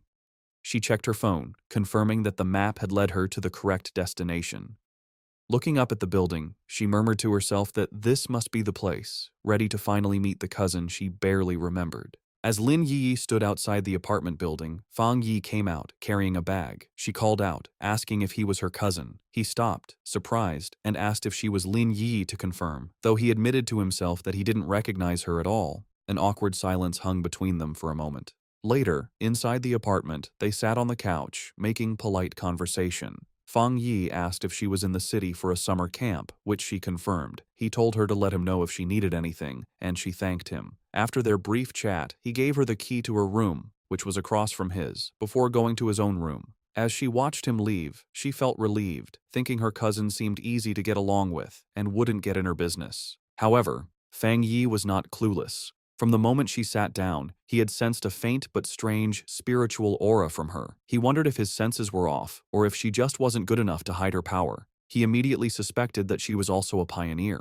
The aura he felt was faint but clear, and he realized her story about a summer camp was probably a cover for her real reason for being in the city. Meanwhile, in her room, Lin Yi was on her phone, confirming Fang Yi's suspicions. She messaged her pioneer group, the Martial Arts Vanguard Team, saying her cousin seemed nice and wouldn't interfere. The chat turned to recent events, with members talking about the powerful pioneer at the lava river. Lin Yi warned her team to be careful, as many powerful people were still hiding. After agreeing to wait for her signal, she logged off. She decided it was best not to do any cultivation for now, worried her cousin might discover her secret. 3 days passed. Fang Yi soon found that living with his cousin was making his cultivation difficult. His meditations could be interrupted at any time, like when she came out of the bathroom wrapped only in a towel. He also worried that the bright golden aura from his breathing technique was too obvious and would be impossible to hide. But the hardest part was her overwhelming kindness. One evening, she proudly gave him a delicious-looking dinner she had made. He tried to insist on doing the dishes, but she refused, saying it was the least she could do. He found her perfect politeness and extreme cleanliness almost strange. Despite the trouble, Fang Yi decided to go along with it. He thought that by letting her be overly helpful, he might get her to let her guard down. He knew this was the only way he could find out what she was really up to. Their quiet dinner was interrupted when her phone on the table began to vibrate. Both cousins glanced at the message, their expressions surprised for a moment. Fang Yi used the chance to excuse himself, saying he would go back to his room while she chatted. His cousin could only quietly reply as he left. Left alone, she stared thoughtfully after him for a moment before turning to her phone. Sitting on her bed, she took the call, her expression turning serious. She repeated the information she was getting, confirming that the great change of heaven and earth would happen again the next day at 3 in the afternoon, and she promised she would be there. Fang Yi easily overheard his cousin's phone conversation. She agreed to meet at the entrance of Yanghuo Town. He recognized the name as an internet-famous town in the suburbs, about an hour's drive away. With his suspicions confirmed, he watched her through the wall, his own spiritual energy flaring. He was now certain his cousin was also a pioneer. He was confident, however, that with her current strength, she wouldn't be able to sense him spying. He was impressed by her power. She was still just a middle school student, but she had already reached the 2-star Ghost Axe realm and was close to another breakthrough. He wondered if her high natural talent was the reason for her somewhat strange personality. He now understood her real purpose in the city. The summer camp was just an excuse. She had learned about the coming great change of heaven and earth, and had come to be at the center of it. He knew that every one of these great changes was a chance to get a new technique to increase his own strength. He wondered what kind of power would appear this time. In the end, it didn't matter. With a determined look, he decided that whatever power appeared, he would take it for himself. In her room, his cousin suddenly paused, feeling a strange sensation. She looked around, wondering if it was just her imagination, or if someone had been watching her. Seeing nothing but the moonlit mountains outside, she dismissed the feeling and continued her preparations. The next day, the town of Yanghuo was buzzing with activity, with its mountains in the background. At the town's entrance, Lin Yiyi met a friend from her pioneer group. The friend playfully teased Yiyi about her cousin, asking if he was handsome. Yiyi replied that he was a good person, but just an ordinary-looking guy. Her friend sighed in disappointment. Just then, another woman from their group arrived, a redhead in a purple dress. She reminded the first friend that Yiyi herself had always said she was just an ordinary person. With the rest of their team there, the redhead announced it was time to get to business.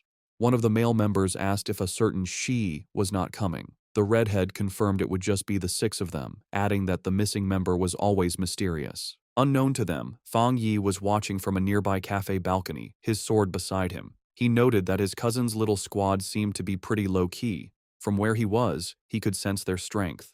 The weakest was at the 2-star Ghost Axe level, and the man who had spoken was even a 3-star. He also overheard them say their team was usually stronger, with one powerful member often absent. As he sat watching, his attention was drawn to the mountains overlooking the town. His eyes narrowed with anticipation, sensing this was where the real event was about to happen. High in the mountains, the great change of heaven and earth finally happened. A giant green vine came down from the clouds, looking like the beanstalk from the fairy tale. This strange event would appear randomly and wasn't destructive, but for pioneers, it was an important key to understanding the changes in their world. Deep in the misty mountains, Lin Yi and her squad finally saw the incredible sight.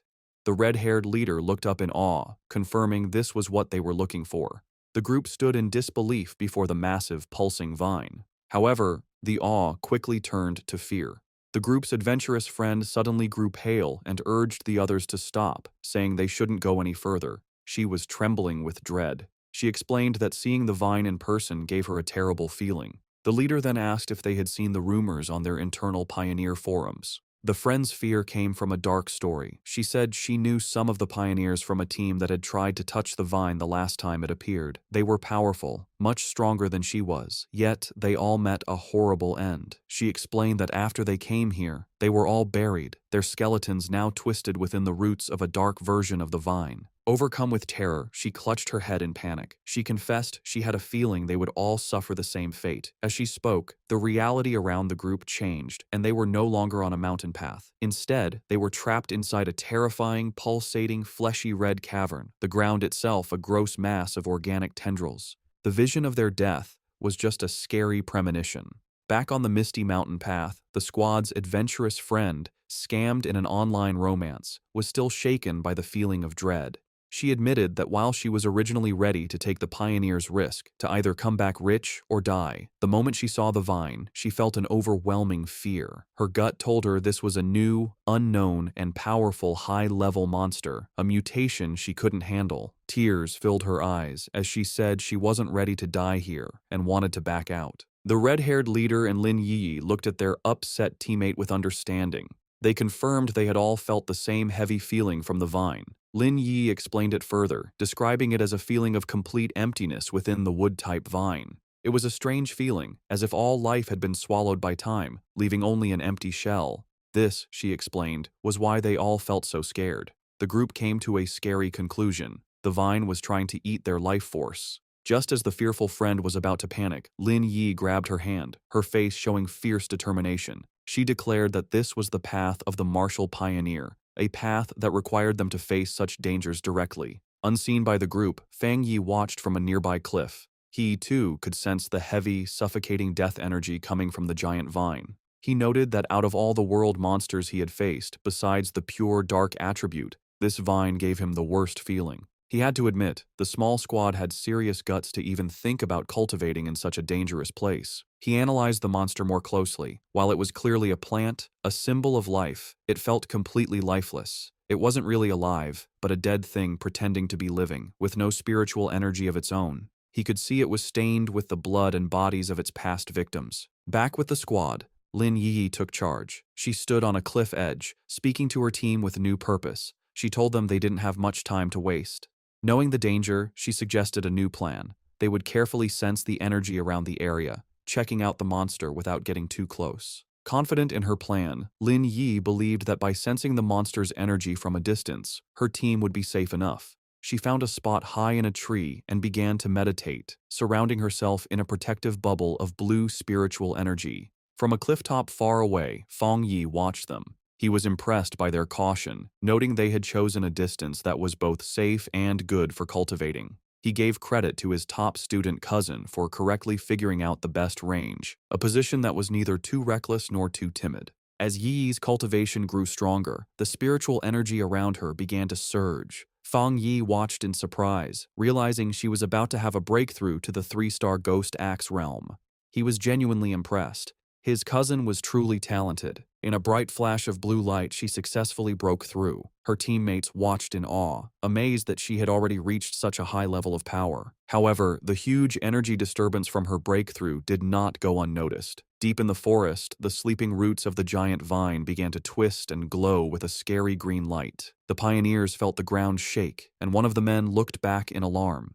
The whole group panicked as the monstrous vine began moving directly toward them, its tendrils bursting from the earth. The team's leader was shocked that the creature could have possibly sensed them from so far away. The vine's attack was fast and brutal. Vicious green tendrils shot up from the ground, trapping 2 of the male pioneers. The rest of the squad scattered in fear as their friends screamed for them to run, warning that if they didn't escape now, they would all die there. The team's leader quickly realized what caused the disaster. Yi's breakthrough had created too much of a disturbance, getting the monster's attention. As she shouted a warning, dark green tendrils began to wrap around Yi's protective bubble, which was still shielding her while she was weak after her breakthrough. The leader knew they couldn't get caught. Once the vine wrapped around them, its deathly aura would eat them instantly. Under the immense pressure, Yi's energy shield began to crack. Chaos broke out as the red-haired leader tried to pull her panicked friend to safety. The friend screamed that they couldn't leave Yi behind, but the leader replied desperately, asking what she was supposed to do. She furiously asked if she should use her own precious spiritual energy to protect Yi, basically dying so her teammate could level up. As chaos erupted around them, the red-haired leader tried to calm one of her male teammates, who was arguing that they should leave Lin Yi to save themselves. He coldly said that life and death were up to fate, and if they didn't leave right away, they would all die with her. He reminded her that they were all just people who had met by chance, and that she was being too emotional. This cold, practical view, however, only made the leader angrier. She shoved him aside, shouting that she would not leave her teammate, even if it meant going against the rest of them. From his clifftop spot, Fang Yi watched the scene. He knew his cousin, still just a student, was probably unaware of how much danger she was in as she remained weak in her meditative state. The vine's power was overwhelming, and he wasn't sure if even he could save her with his current strength. But he knew he had to act fast, as the tendrils were already starting to crush her protective barrier. He clenched his fist, a golden aura flaring around him. He had made a promise to his aunt to take care of her, and a promise made must be kept.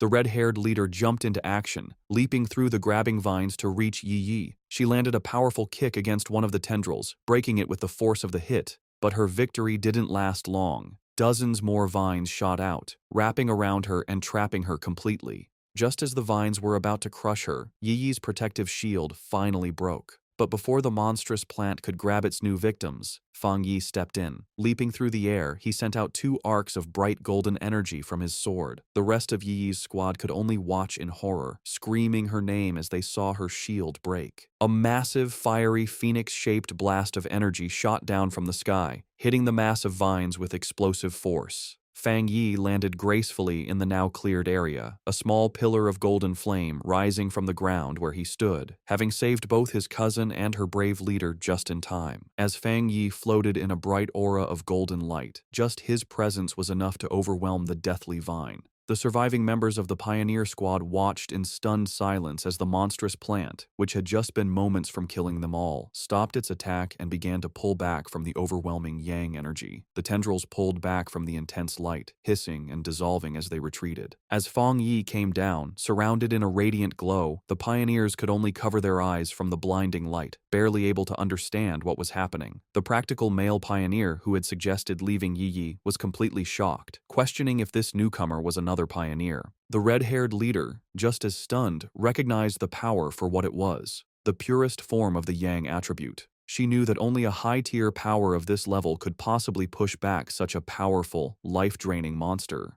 The male pioneer had a crisis of confidence. He had always thought of himself as extremely talented, having reached the 3-star Ghost Axe realm in a very short time, a feat few in the country could match. He knew that even the talented Lin Yi Yi's skill barely matched his own, and yet this mysterious stranger was on a completely different level. He looked down at his own hands, then up at the glowing figure on the clifftop, feeling completely insignificant. If pioneers like that existed, he wondered, then what were they? The newcomer hadn't just beaten him, he had beaten all of them with his pure, overwhelming power. As Fang Yi stood bathed in the golden light of his power, his system activated. It had detected the extreme wood attribute from the deathly vine and had started the auto-writing process, quickly finishing a new technique. The system window then showed the details of his new ability. Endless Vitality, a technique that could instantly absorb all nearby life force to quickly heal injuries. As the power of the vine flowed into him, he was surrounded in a surge of green, life-giving energy. He was amazed at the incredible wood attribute technique he had just gotten, realizing that as long as there was life nearby, he now had what was basically a non-stop energy-absorbing engine. As Fang Yi absorbed the last of the anomaly's power, his system successfully extracted the vine's main attribute. A notification confirmed it. Extracted attribute, Desolation. The system described its scary power, the ability to instantly create a desolate aura that would destroy all surrounding life. Fang Yi stood calmly in the swirling green energy, fully taking in the new power. When he opened his eyes, they glowed with the same vibrant green as the desolate vine. He stood in the now lifeless clearing, a faint green aura around him. He now understood why the vine could only grow in such a dangerous, remote place. If it grew anywhere else, it would drain every bit of life for miles around. He thought about the ruthless nature of the desolation attribute, a powerful force that forcibly stole the life force of others. His thoughts were interrupted by a grateful voice. The red-haired leader of the pioneer group approached, her clothes torn and her body bruised, but she was alive. She thanked him greatly, saying that without him, they would all be dead. She then asked how they could possibly repay him for saving their lives. Fang Yi simply waved her off, coolly telling her there was no need and that they would meet again someday. He then turned and walked away. In his mind, however, he didn't feel like a hero.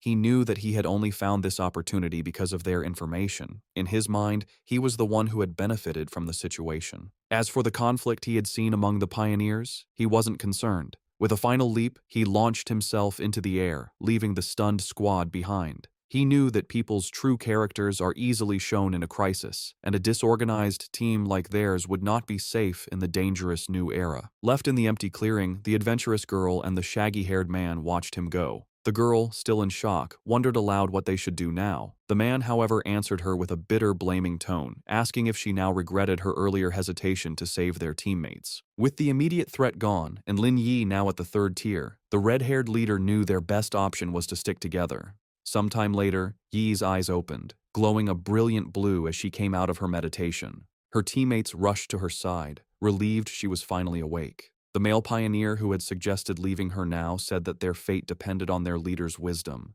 but another teammate said their focus should be on the mysterious stranger who had saved them. Still confused, Yi asked what had happened, noticing her other teammates lying unconscious on the ground. She stood up and was immediately hit by the powerful burning warmth of a leftover yang attribute on a nearby tree. She could feel its intense heat even from a distance. The shaggy-haired man then stepped forward, offering to explain what had happened while she was unconscious. Later that day, back in front of her cousin's apartment, Yi was still trying to understand the incredible events. She couldn't believe that someone so powerful actually existed. Her teammates' words echoed in her mind. He had called the mysterious pioneer a monster. He had described how the vines they couldn't even scratch had been easily pushed back by his power, and how the massive beanstalk had retreated far into the sky, no longer daring to come near them. Such was the overwhelming presence of the man who had saved them. She knew that even though he was long gone, the vine was still calm, a sign of his lingering power. She opened the door to the apartment and was surprised to find Fang Yi there to greet her. He looked at her with concern, noticing that she looked a little pale. Yi quickly pulled herself together, forcing a smile as she brushed off his concern, blaming her tiredness on a long day of studying. Fang Yi accepted her excuse, telling her she had worked hard and should go rest. He offered to order takeout for dinner, and she agreed before heading to her room. Once inside, she collapsed onto her bed, completely exhausted. She knew that breakthroughs were mentally draining, requiring a lot of concentration. She felt more tired than if she had stayed up for a month straight. Lying on her bed and scrolling through her phone, she felt a sense of relief. She was no longer an ordinary person. She wouldn't die from a few all-nighters. She accepted that this constant, life-threatening struggle was the fate of a pioneer in a world where things had begun to change. She thought of her cousin's seemingly normal, peaceful life and knew that such a life was no longer possible for her. Her quiet thoughts were interrupted by a new message in her Pioneer group chat. It was from a user named Jiaolan, the mysterious, powerful member who was usually absent. Jiaolan had sent a simple, direct message. "If there are any more traces of that strong man, please inform me." This was the first time Jiaolan had ever spoken in the group, and it immediately got Yi's attention. She replied, agreeing to the request, before asking her own question to the group. She asked if they thought the man who had saved them could be the same one from the Dark River Lava Dragon incident, and if so, why he would have helped them. The group chat immediately lit up with a post about the mysterious high-tier Yang attribute master. The post described his sun-splitting slash in great detail, telling how the witness had been forced out of the cave by a blast of white-hot light. The author of the post declared with total certainty that no other pioneer in the Xia country could match his power, and warned everyone to stay away if they ever met him. Meanwhile, Fang Yi was heading out for the evening on his bicycle. He was confident that after the day's events, his cousin would have let her guard down around him, letting him come and go without making her suspicious. With his new freedom, he had a new mission in mind. It was time to find a suitable carrier for his new desolation attribute. He knew that this power was most compatible with plants, and he pedaled off into the night to begin his search. As he rode through the night, Fang Yi thought about the best way to use his newly acquired desolation attribute. He knew that despite its power, it was still a bad attribute at its core, based on destruction and decay. He worried that putting it on his own body could lead to bad reactions. Furthermore, he was concerned that its evil nature might conflict with the good, purifying power of his thunder attribute. He decided that the best solution would be to find a carrier for the attribute, something like the strange vine itself. He guessed that the original vine monster had been born when a regular plant sensed the return of rich spiritual energy and chose to evolve, creating the desolation attribute as a way to gather more power. With this in mind, a plan began to form in his mind. With a confident smirk, he knew exactly where he needed to go. He followed a moonlit road, guided by a sign pointing toward the forest park. He arrived at the large urban park and left his bike, going into the woods. Under the bright full moon, he walked through a field of vibrant, glowing flowers. He knew he needed to find the perfect lucky one, a plant that could create the greatest connection with his own spiritual energy and show a sense of closeness to him. Closing his eyes, he focused, reaching out with his own spiritual energy. A vibrant green aura flowed from him, spreading throughout the forest and covering the plants. He could feel a response from the plants, a wave of their own spiritual energy rising up to meet his. He noted that while their response was a lot, it still wasn't strong enough for what he needed. As Fang Yi continued to send out his spiritual energy, he realized he needed a much stronger response from the plants around him. Suddenly, he stopped, his attention drawn to a specific spot in the forest. There, in the tall grass, a single white flower with a glowing center gently swayed, as if calling to him. He wondered if this was the one he had been searching for. He approached it carefully and reached out his finger. As his fingertip touched it, the flower's petals closed around it, and he could feel it absorbing the spiritual energy he was giving off. The flower then bloomed again, seemingly happy, as if it had just had a good meal. Fang Yi knelt beside the flower, a small smile on his face. He noted its strong spirituality. Though it was just a plant, it had reacted to his touch like a greedy puppy, eagerly eating his spiritual energy and then rubbing against his fingers for more. He knew he had found his carrier.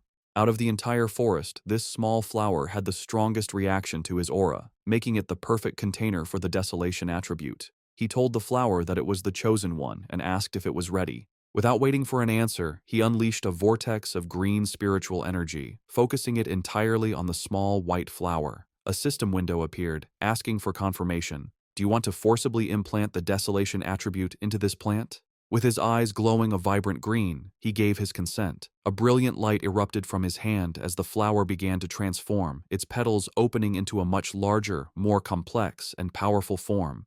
The implantation process was finished in a bright flash of green light. Fang Yi was surprised for a moment by the sudden burst of power. The small, simple white flower had been completely changed. Its petals had opened into a beautiful, lotus-like flower, and its leaves had grown thick and bright, all of it glowing with a powerful green aura. The newly powered flower immediately began to show its influence. It released a massive wave of desolation energy, its roots digging into the ground as it drew power. The effect was instant and destructive. The green, healthy forest around Fang Yi was drained of its life in seconds, the trees dying and the ground turning to dust. He was amazed at the pure, evil power of the desolation attribute.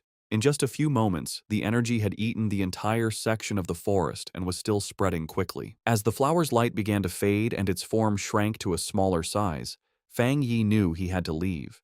If he let the process go on any longer, the huge energy disturbance would surely get the attention of the Spiritual Energy Association. He reached down and plucked the glowing flower from the ground, roots and all. He knew this park was a risky place for such an experiment. Being so close to the city center, it was certainly watched by the association, who were worried about how the spiritual energy revival could turn even normal plants into dangerous threats. He had noticed the increased number of security cameras and the lack of any other people in the park when he arrived. As he walked away, holding his new prize, he noticed something incredible. The flower was still absorbing energy from the air, surviving and even doing well without its roots connected to the earth. He looked at it more closely, a smile of wonder on his face. He found it magical that its spirituality hadn't weakened at all since being pulled up, especially since it had been just an ordinary wildflower moments before he chose it.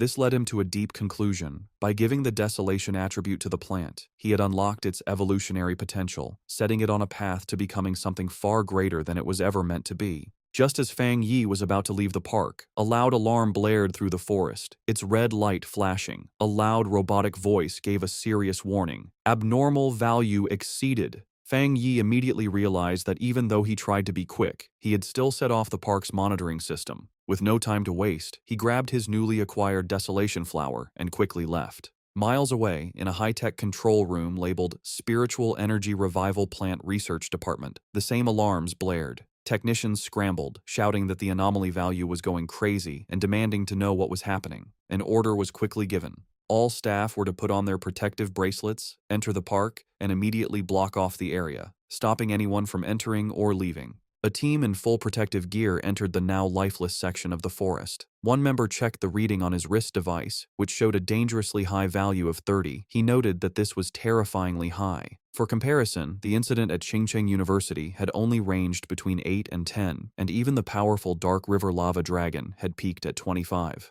Another team member added that the park's original spiritual energy level had never even gone above 10. As one of the researchers took a soil sample, another reported his strange findings. The air humidity, surface temperature, and sunlight were all completely normal. Yet, all the plants in the area looked as if they had been drained of their life in a matter of seconds. The team leader decided they needed to get closer to the center to figure out what kind of spiritual attribute could have caused such an event. However, as one of the members stepped forward, another researcher with glasses, who seemed to be a senior member, shouted at him to stop and not get any closer. He warned them with serious authority not to touch anything, identifying the leftover energy as the desolation attribute. He then asked if any of them knew about the vine that had recently come down from the sky. The younger researchers were stunned into silence. One of them finally found his voice, realizing with growing horror that the senior researcher was talking about the infamous, devil-like vine that had already been classified as an A-level mutation.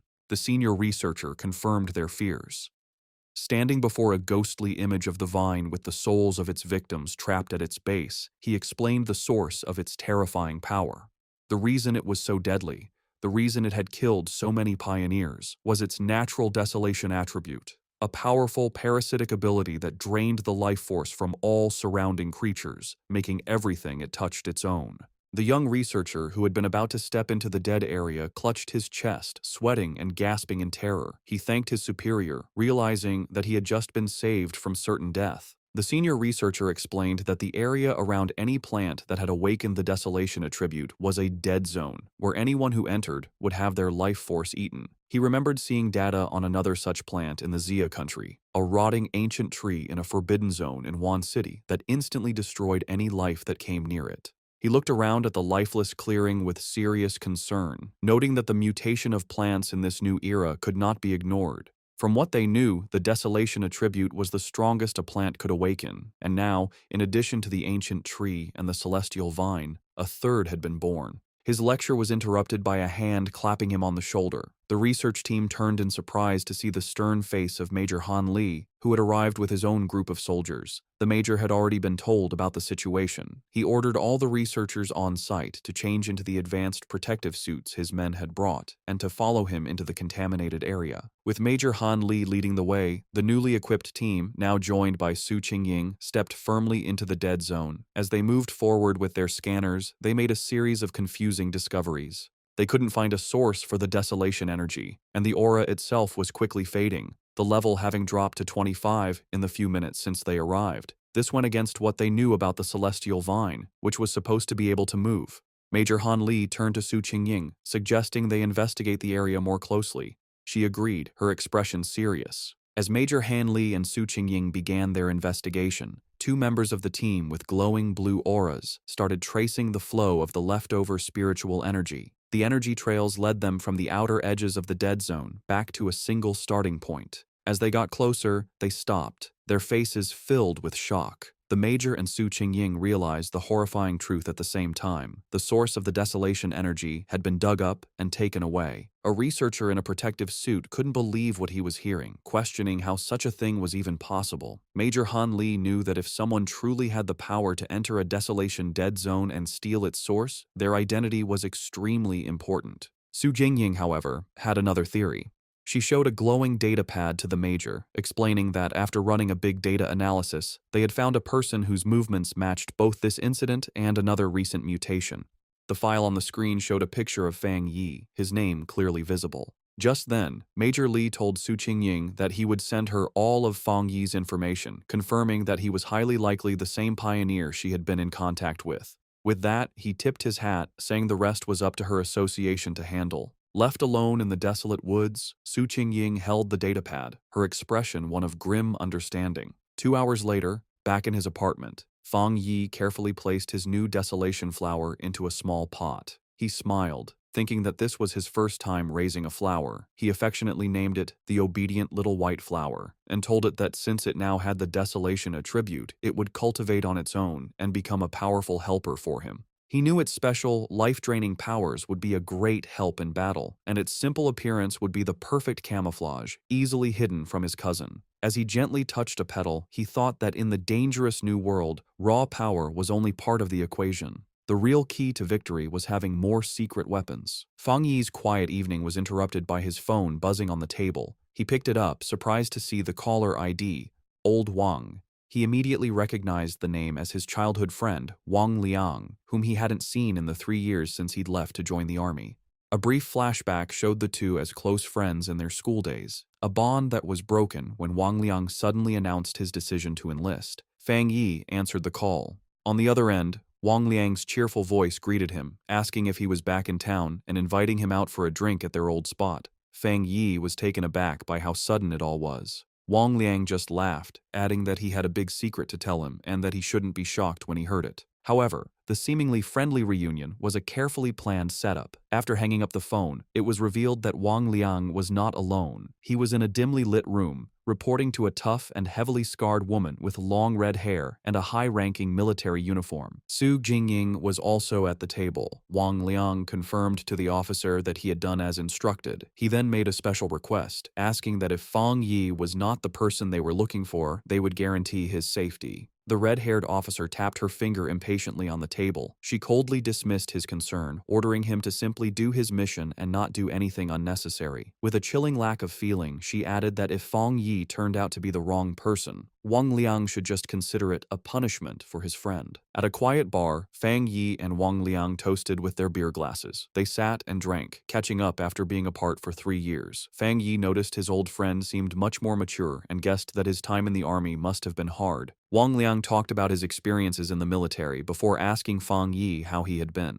Fang Yi gave a simple reply, saying he was doing well and had gone to college. As he drank his beer, he thought back to his past life. In that chaotic time, he never had the chance to see Wang Liang again. He remembered that his friend, as a soldier, had probably died in some forgotten battle. He wondered if this time, in this new life, he could change his old friend's fate. Wang Liang then changed the subject, his tone becoming more serious. He asked Fang Yi if he had seen anything strange lately, like zombies or monsters from movies. Fang Yi was immediately on guard. He knew it wasn't surprising for someone in the army to know about the spiritual energy revival, but the direct question felt like a test to see what he knew. Playing dumb, Fang Yi asked what he was trying to say. Wang Liang sighed and explained that he wasn't trying to comfort him, but to warn him. He told Fang Yi that in the near future, everything they valued, education, wealth, status, would become worthless. The entire world order was about to change. Fang Yi listened closely, his face showing no emotion as he stared at his empty glass. He knew that ordinary soldiers were sworn to secrecy and couldn't leak any details about the spiritual energy revival. This confirmed his suspicion. The military had identified him as a target, and Wang Liang, his childhood friend, had been sent to test him. Wang Liang, seeing his friend's silence, tried to reassure him. He told him not to worry, that as long as he didn't reveal anything, he would be fine. But Fang Yi understood the situation. Despite his pretended ignorance, his friend was still trying to help him. Even at the risk of breaking military rules, Wang Liang was kindly warning him to be careful of the coming changes. Their conversation was suddenly cut short when Wang Liang's phone began to vibrate urgently. He answered the call, and a furious voice on the other end ordered him to return to his team immediately and report to the target location within 10 minutes. Wang Liang snapped to attention, accepting the order as Fang Yi watched in silence. He immediately jumped up, apologizing to Fang Yi and explaining that he had an urgent mission and couldn't see him home. As his friend was about to leave, Fang Yi dropped his act. He asked if the mission was related to the spiritual energy revival and told his friend to take him along. Wang Liang stopped, turning back to look at Fang Yi with a mix of shock and confusion. Fang Yi stood up and grabbed his friend by the collar. He told Wang Liang to take him to see his superiors, letting him know that he was aware of the real reason for their meeting.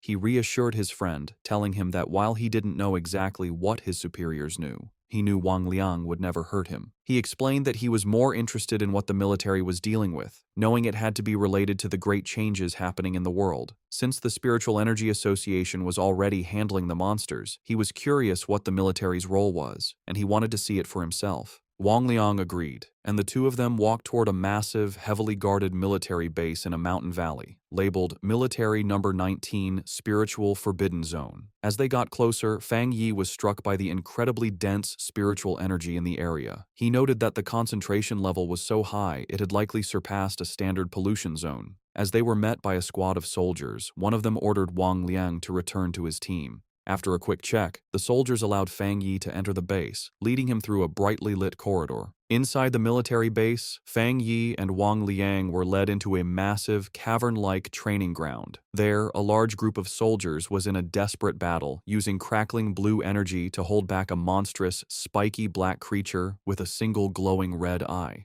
The beast fought back with fierce power, shooting a devastating beam of red energy that tore through the soldiers' ranks, causing cries of pain and fear. Standing on a raised platform, the tough, red-haired officer watched the scene with a critical eye. Fang Yi, who had been brought before her, immediately recognized the creature's power as a mix of two different attributes. The officer confirmed his thought, saying the monster was a perfect mix of the dark and flame attributes, making it exceptionally fierce and cruel. She added that it had already seriously injured several of her soldiers. A caption identified her as a 3-star Ghost Axe Realm officer named Ji Ruoyan. Spotting Wang Liang, she barked his name, and he immediately stood at attention. She furiously asked why he had brought an unauthorized person into a restricted area, but before he could explain, she cut him off. Her expression softened a little as she told him to forget it, explaining that the situation was urgent and they needed him to join the formation immediately. She then turned her attention to Fang Yi. She saw nothing special about him, noting that his spiritual energy was only slightly active. She briefly wondered if he was the powerful pioneer they were looking for, but dismissed the thought, knowing she had to focus on the battle.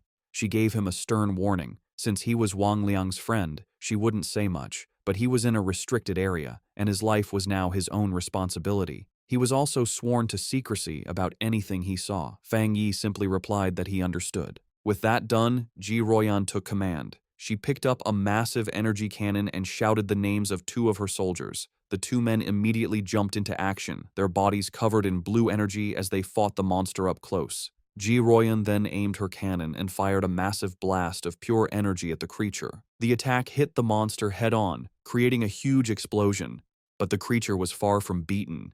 It let out an angry roar as its shadowy form began to pulse with a terrifying red light, its fanged mouth growing larger and more threatening.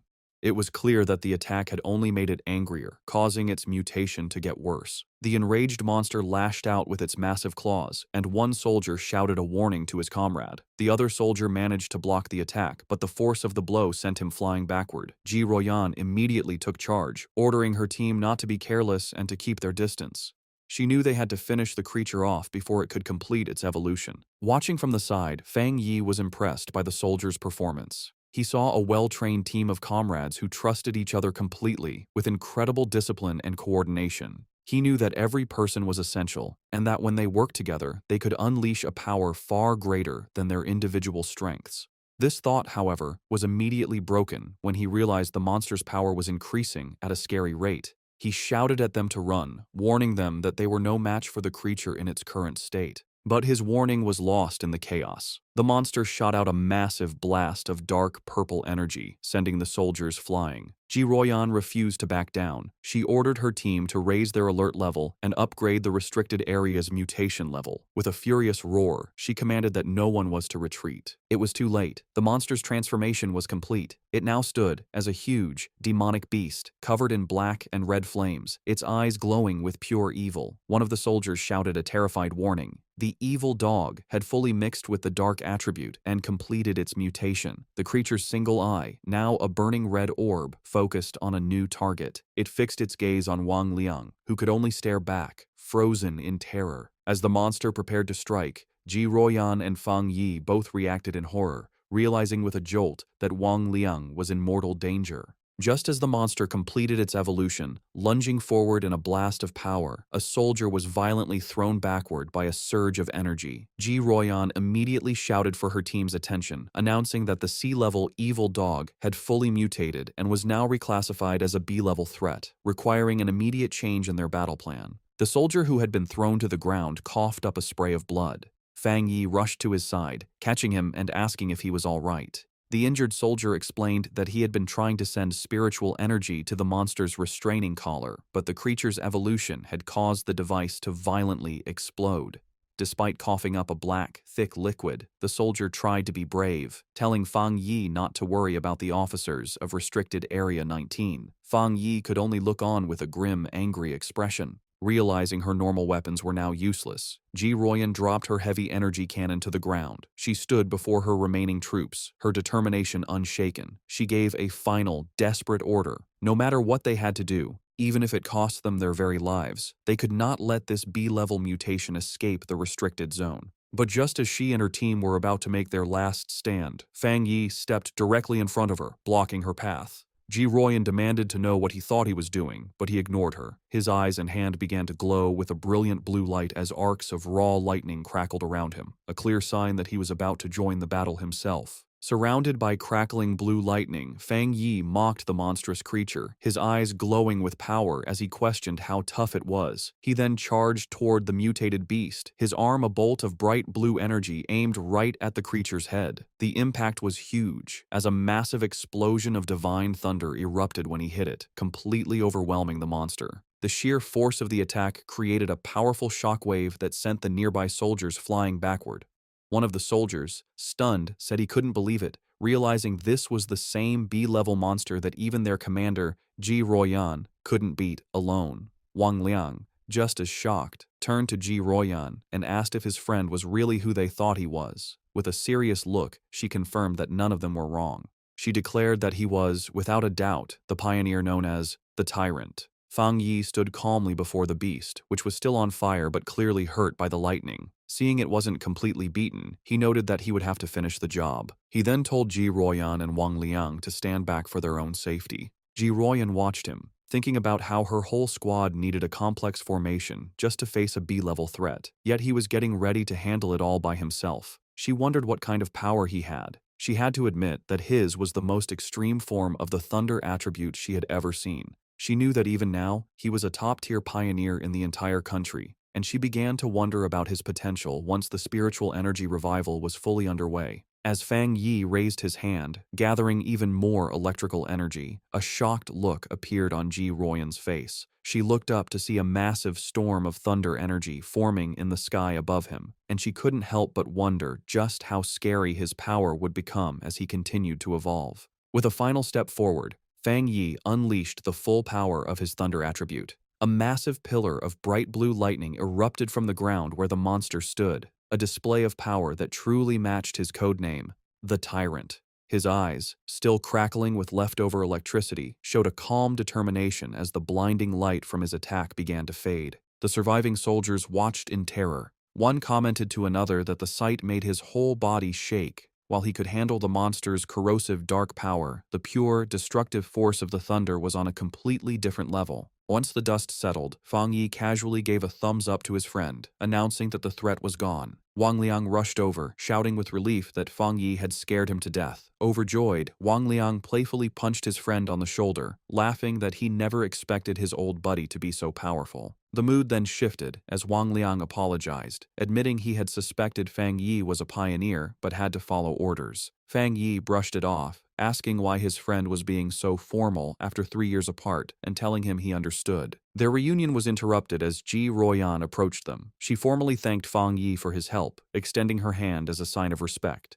With a slight smile, Fang Yi accepted her thanks. He shook her hand, replying that it was no trouble and that he had mainly acted to save his friend. She then formally introduced herself as Ji Royan, the warden in charge of Forbidden Area 019. She explained that since he had saved the entire base, she needed to file a proper report and asked if he would be willing to leave his contact information. Fang Yi agreed without hesitation, while Wang Liang watched from the side, silently amazed at the strange experience of seeing his tough commanding officer act so respectfully toward his childhood friend. With the formalities done, Ji Royan made a direct and serious offer. She said that Fang Yi's strength was greater than many of the military's own special pioneers and formally invited him to join the army. However, she admitted that an invitation from a single base warden like herself was probably not enough to convince him. Inwardly, she was still trying to grasp the sheer scale of his power. What shocked her most was the realization that he was also a 3-star Ghost Axe realm cultivator, the same as her. Yet, his abilities had reached a level far beyond the known limits of that realm, making him a monster of incredible power. Fang Yi calmly asked Ji Royan if she truly meant that she felt she was not worthy of inviting him. With the weight of her superior's authority on her, she confirmed his words, saying there was nothing to deny. She explained that the order to involve him had come from High Command and she was certain that they would come to invite him personally in the future. Fang Yi let out a small laugh, telling her it wasn't necessary to be so formal.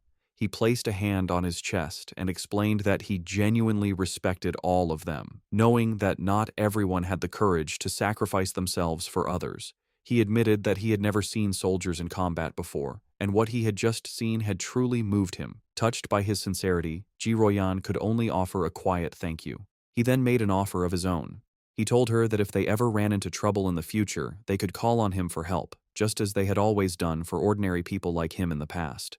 However, he added one important condition. They could not interfere with his personal cultivation or restrict his freedom. His unexpected proposal left Ji Royan momentarily stunned. With their business concluded, Fang Yi announced that it was getting late and he should be leaving.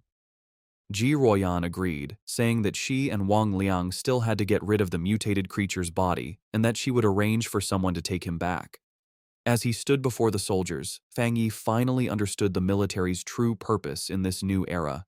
He realized they stationed themselves in these dangerous, spiritually rich zones for two reasons: to use the energy for their own training, and more importantly, to act as a crucial line of defense between the ordinary world and the strange monsters that now threatened it. After he was gone, Ji Royan turned to Wang Liang and said that his friend could no longer be described with a simple word, like impressive. She knew that what they had seen that day was just a small part of his true strength. The fact that a pioneer could reach such a high level of power so quickly showed that he had an amazing level of insight. She concluded that he was a rare mix of luck, courage, and raw ability, all the things needed for greatness. Seeing his commander's deep respect for his friend, Wang Liang eagerly suggested that if she felt she wasn't the right person to recruit him, she should let him, as his childhood friend, take on the job. Ji Royan, however, quickly brought him back to reality with a sharp tap on the head, ordering him to stop talking and help her clean up. He could only agree as he was dragged off to work. Later that night, back at his apartment building, Fang Yi meditated on the roof, surrounded by a brilliant golden aura. He thought about his meeting with the military. He knew that while the trip had revealed his identity, he had only shown them his thunder attribute, keeping his other powers a secret. Based on their respectful attitude, he concluded that this was likely a good thing. He now understood that his rare thunder attribute was a perfect counter to the dark monsters the military was fighting, making him a very valuable asset. He knew they would try to recruit him, not threaten him, which would give him access to the fastest ways to get stronger and the most advanced information. The day's events had also made clear the different roles of the nation's two main pioneer forces.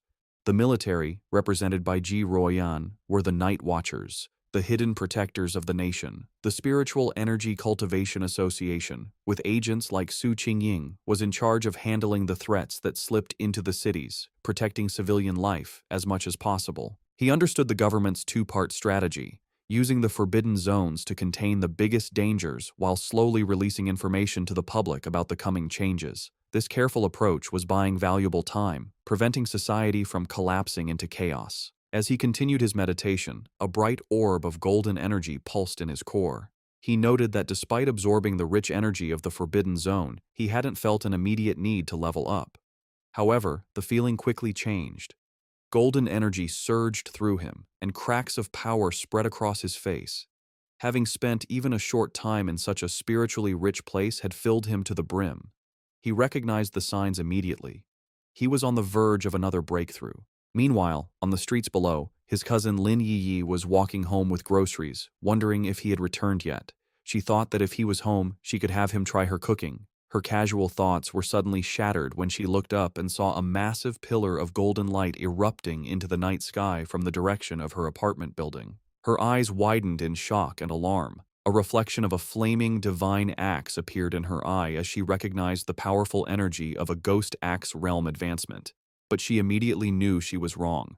The sheer scale of the power, showing up as a massive fiery divine axe in the sky, was far too terrifying for an ordinary breakthrough. She could only stare in disbelief, wondering if another powerful pioneer was making their move in the city. On the street below, Lin Yi stared at the sky in complete disbelief. She recognized the immense power of the Ghost Axe realm, but this was something else, a force so powerful it was changing reality itself. As a giant, divine hand made of pure golden energy formed in the clouds above, she realized the terrifying truth. This was the power of the legendary spirit creation realm. The realization that a pioneer of such incredible strength was living right next to her sent a wave of shock and fear through her. The massive energy surge did not go unnoticed. Miles away, in a high-tech command center, red alarms blared as technicians scrambled. An urgent warning flashed across their screens. The anomaly value had reached a catastrophic level of 99, its location pinpointed to the southeast of the city. An official and Su Qingying reacted with alarm. The official demanded to know what was happening, ordering all units to the target area. Su Qingying wondered how such a powerful anomaly could have gone undetected, noting that an energy reading of this size was powerful enough to destroy an entire city. Before a holographic map of the city, military leaders held a tense emergency meeting. They debated the two terrifying possibilities. Either a new, godlike spirit creation pioneer had just appeared, or the city was on the brink of a massive disaster. One grim-faced officer suggested it could very well be both. The situation escalated as the senior official frantically called headquarters, demanding they send all advanced equipment, short of large-scale weapons. His panic was cut short, however, when a subordinate burst into the room, breathlessly announcing that the alert had been cancelled.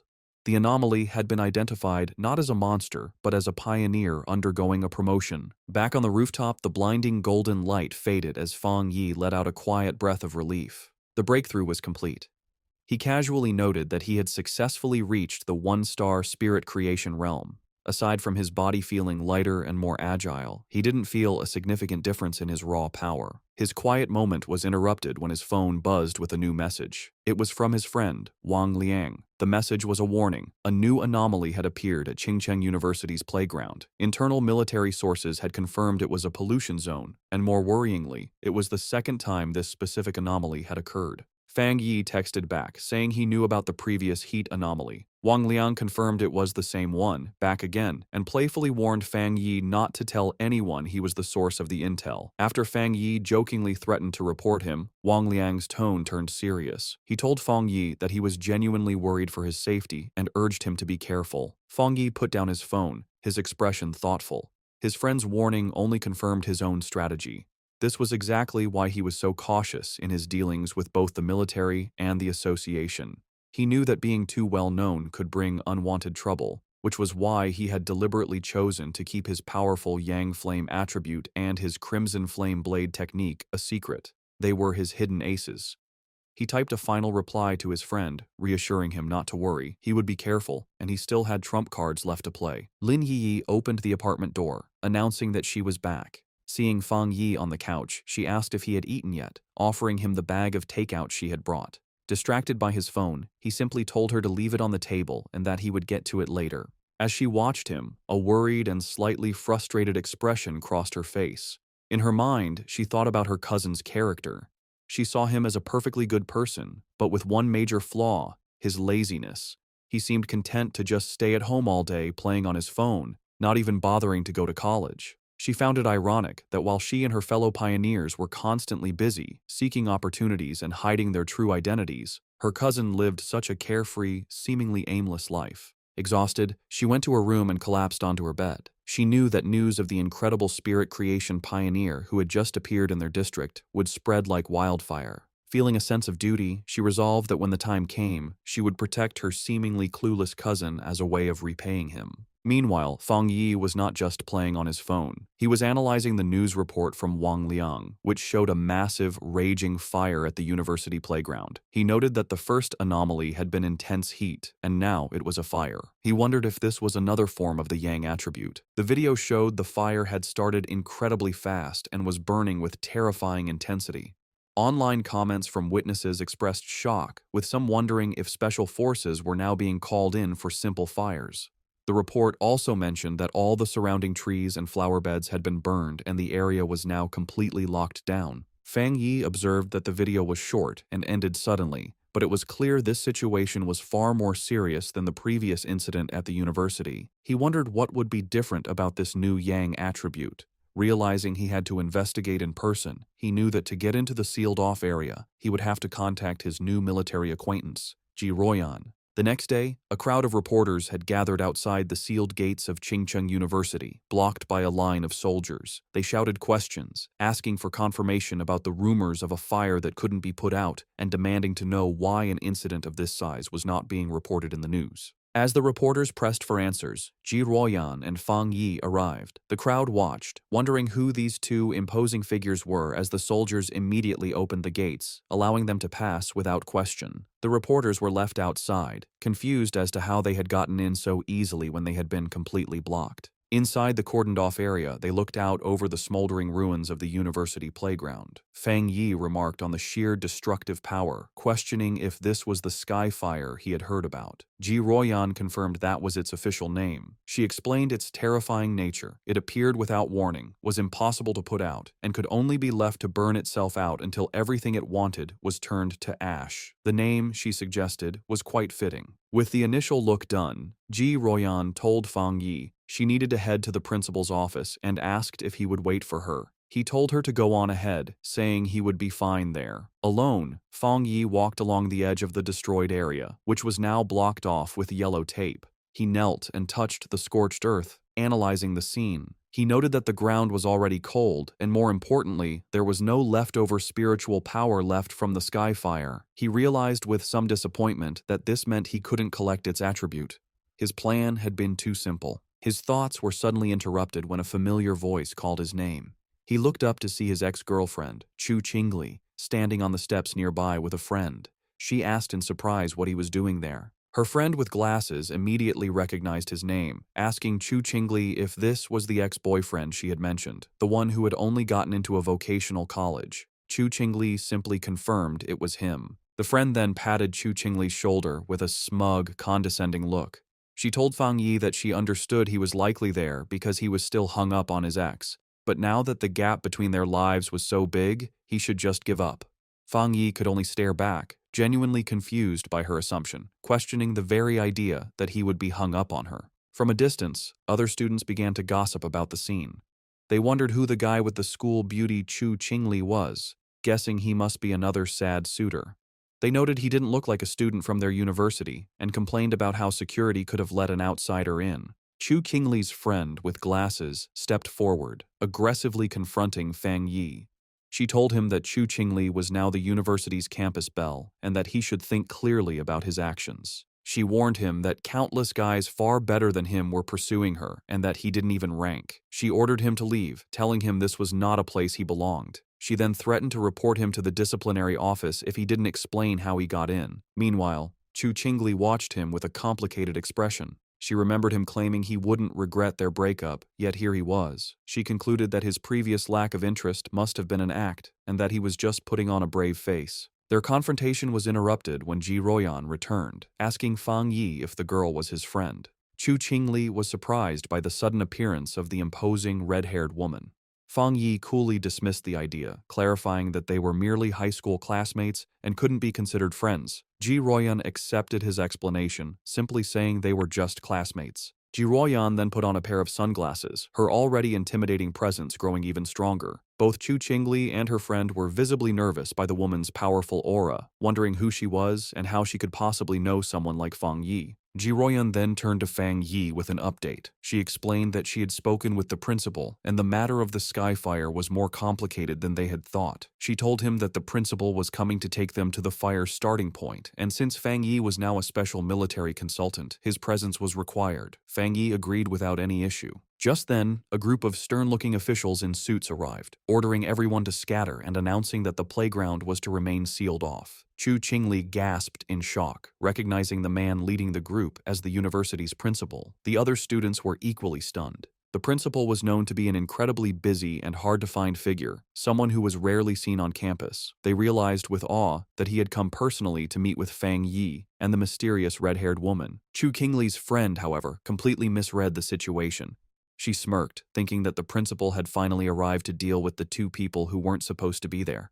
Chu Qingli, however, remained silent, a look of uncertainty on her face. To the absolute shock of Chu Qingli and her friend, the principal and his group did not approach Fang Yi and Ji Ruoyan as trespassers. Instead, the elderly principal walked directly up to Fang Yi and greeted him with a warm, respectful handshake. He addressed Fang Yi as the consultant introduced by Ji Ruoyan, explaining how worried he had been about the school's recent anomalies and the safety of the students. He expressed his immense relief that they had come to solve the situation. In an even more stunning display, the principal then bowed slightly to Fang Yi, formally putting him in charge of the entire playground matter. From where she stood, Chu Qingli could only watch, her eyes wide with total disbelief as her entire view of her ex-boyfriend was shattered in an instant. The principal's security then moved to secure the area, forming a human barrier and ordering all unrelated people to step back. As the crowd of students, including Chu Qingli, was pushed away, they buzzed with confusion, unable to understand why their respected principal was bowing to such a young man. Lost in the crowd, Chu Qingli listened as the students' opinions changed around her. They now guessed that Fang Yi must have some extraordinary special identity to deserve such treatment.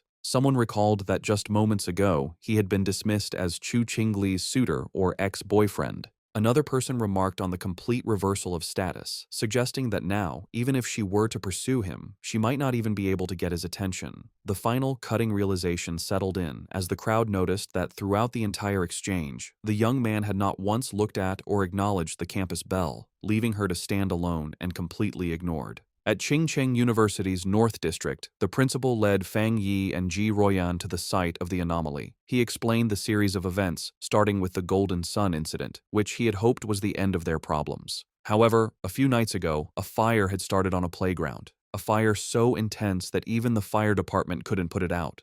He was thankful it happened at night when no students were around, allowing them to quickly seal off the area. The principal continued, his face growing more serious. While a single fire might have been a fluke, it was followed by fires on 2 more playgrounds. He said he had personally seen a crimson flame come down from the sky and float in mid-air, a clear sign of a supernatural event. He told them that while the other fires were eventually put out, one still remained.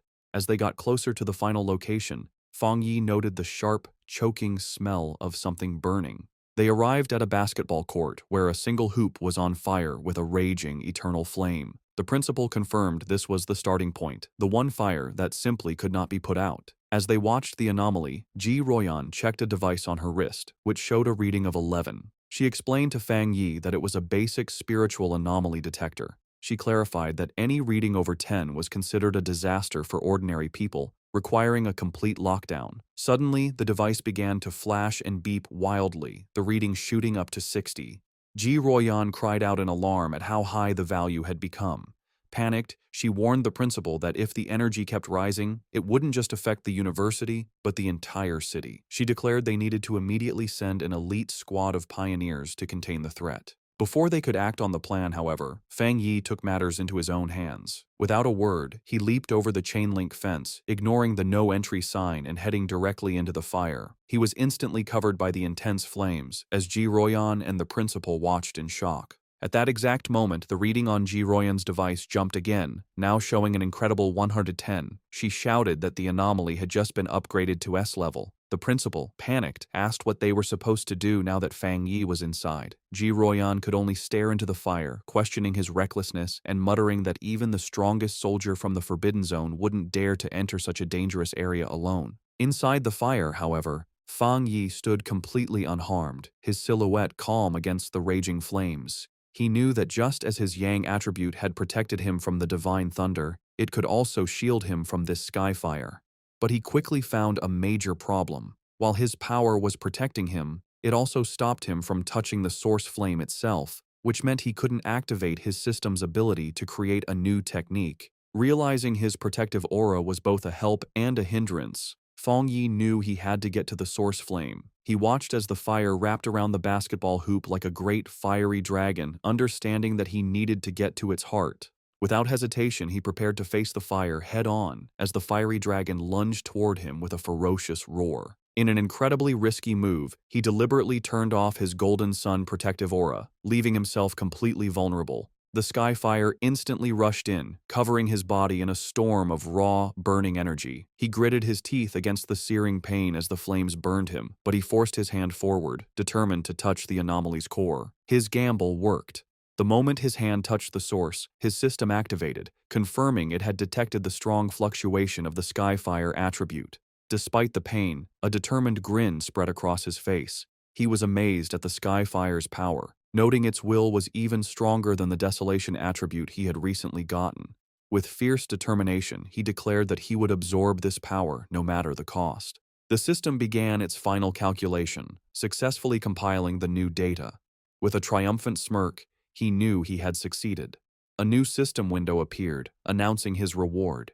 He had obtained the Skyfire attribute technique, the 9 Dragons Skyfire sealing art, a power designed to eliminate evil and seal all demons. As he mastered the new ability, the once wild flames became extensions of his will, wrapping around his arm like a tame dragon. The system confirmed that the compiled technique was now unlocked and ready for immediate use. As he focused his will, he began the final process of extracting the Skyfire attribute itself, absorbing its essence directly into his being. His eyes began to glow with a burning red light as fiery markings appeared on his face, a physical sign of his new power. With his hands clasped in a seal and his eyes burning with red energy, he prepared to unleash his newfound ability, calling out the name of the 9 Dragons Skyfire sealing art. As Fang Yi unleashed his new power, massive, glowing red chains erupted from his back, lashing out into the fire. Outside the fence, Ji Royan and the principal watched in awe. Ji Royan immediately recognized the energy signature, identifying it as a sealing aura. She remembered seeing a high-level military pioneer seal a forbidden land once before. While their methods were different, the powerful sealing aura was unmistakably similar. With a single command to shrink, Fang Yi commanded the chains to pull back. They pulled inward with immense force, gathering all of the wild sky fire and squeezing it into a single, tightly bound orb of pure energy. Floating in the air, Fang Yi held the chained ball of fire, the sealing process now complete. The sealed orb of fire then gently floated back down towards the basketball hoop. Fang Yi landed gracefully and explained the situation to the principal and Ji Royan. He stated that he had temporarily sealed the Skyfire and told them not to unseal the playground or allow anyone near it for repairs. This, he explained, would at least stop the fire from spreading any further. The principal readily agreed, assuring him that the playground would remain sealed, adding that it wasn't a problem since the university had 7 or 8 others. Ji Royan, however, watched Fang Yi with a silent, intense look, her expression hard to read. The principal, very impressed, remarked on how humorous Fang Yi was and offered any further help he might need. Ji Royan, however, interrupted, telling the principal she needed to speak with Fang Yi about some things. The principal happily excused himself, leaving the two of them alone. Once he was gone, Ji Royan turned to Fang Yi, her tone direct and serious. She told him that he had been hiding his true depths very well. Fang Yi tried to play it off casually, saying that the Skyfire was indeed powerful and hard to deal with, but she saw right through his act. With a sharp look, she told him to stop pretending, making it clear that she wasn't talking about the fire, but about his own incredible talent and level of power. Ji Royan dropped her intense questioning, admitting that it was normal for pioneers to have secrets, especially for one as powerful as him. Fang Yi simply listened with a calm expression. Her tone then shifted, becoming more serious and sincere. She explained that although she had no right to ask anything of him, she hoped he would listen carefully. She painted a dark picture of a future world in chaos, a time of great change where the Zio Nation would desperately need top-tier talents like him. She put his potential into clear perspective, telling him that once the spiritual energy fully revived, a person of his power would be as important as a modern-day nuclear weapon. Because of this, she warned, every major power, from the various military forbidden zones to the Spiritual Energy Association, would rush to recruit him. She told him to be prepared for high-level officials to personally give him invitations with incredibly generous offers. She admitted she had her own reasons for telling him this. If he were to join her military unit, it would be a great asset, and they would gain a powerful friend. Therefore, she advised him to start thinking about his options now, so he wouldn't be caught off guard when the time came. Fang Yi, however, was silent for a moment before asking a curious question. He asked why both she and Wang Liang seemed so hesitant to recruit him for their own forbidden zone, even acting as if they weren't worthy. Ji Royan explained that it was because of another legendary military region, a group so insanely powerful that she felt he would be far more interested in joining them instead. A small smirk appeared on Fang Yi's face as he confirmed if she meant a top-level unit. She confirmed that was the case, though she admitted she hadn't seen them much herself. She had heard they were extremely busy lately, so much so that even officers from other military regions were feeling the pressure of their activities. Changing the subject, she suggested they stop talking and go, as the principal had invited them to eat at the university cafeteria. As they walked, Fang Yi silently concluded that even the nation's most powerful forces were facing their own big troubles. His mind raced with the implications. Jiroyan's words meant that terrifying anomalies, with power far beyond the capabilities of current pioneers, had already begun to appear. He realized that the pioneers fighting these threats must include spirit creation realm cultivators like himself, and perhaps some who were even stronger. A new sense of urgency washed over him. He felt that the day of the full spiritual energy revival was fast approaching, and his preparations were still far from enough. His thoughts then shifted back to the immediate task at hand, how to best use the Skyfire attribute he had just collected. He analyzed its nature, an irregular, wild, and all-consuming flame that left nothing in its wake. He realized it would be the perfect weapon against anomalies that could reproduce or regenerate endlessly. Suddenly, an idea struck him. The wild and powerful nature of the Skyfire was a perfect match for his Crimson Flame blade technique. He imagined enchanting his sword with this new power, realizing it would be an incredible enhancement to his fighting style. To test his new powers, Fang Yi heads to the back mountain, a place he often uses for training. When he arrives, he is surprised to find the path blocked by a large sign warning that the mountain is dangerous and entry is forbidden. He wonders who could have done this. He knows there haven't been any monsters in the area, and he doubts the military would have found his training spot so quickly. He concludes that the only group that would know his habits and do him such a favor would be the Spiritual Energy Cultivation Association. He realizes the association has gifted him this place as a private training ground, a way to win his favor. With a smile, he decides to accept their gesture. However, his thoughts are interrupted when his sharp senses detect an unwanted presence. He realizes an intruder has managed to sneak onto the mountain. Fang Yi senses a familiar aura, similar to the one he felt at the factory, though not as strong. Hidden among the trees, a monstrous, monkey-like creature with glowing red eyes watches him. Fang Yi notices the beast seems smart, as it hesitates and checks his strength instead of attacking blindly. With his sword already glowing with energy, he decides it's the perfect time for a show of power. A system window appears before him, asking if he wants to put the newly acquired Skyfire attribute into his Tang sword. The system describes Skyfire as a powerful light attribute, perfect for destroying evil. With a fiery determination in his eyes, Fang Yi accepts. Immediately, his sword erupts in a column of endless, crackling flames.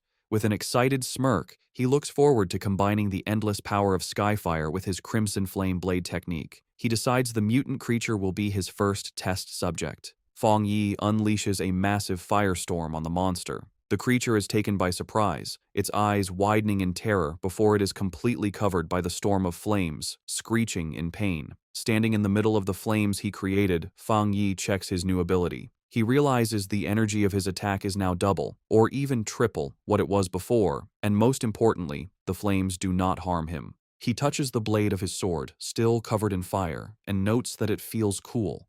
Suddenly, he senses that the creature has survived the attack and is trying to escape. With a determined look, he decides to chase the intruder to see what it's capable of. Meanwhile, deep in the same forest, a young woman with curly red hair is doing a live stream from her phone, mounted on a selfie stick. She tells her viewers that she isn't a liar, but that she has always been incredibly lucky, and that amazing content just seems to find her.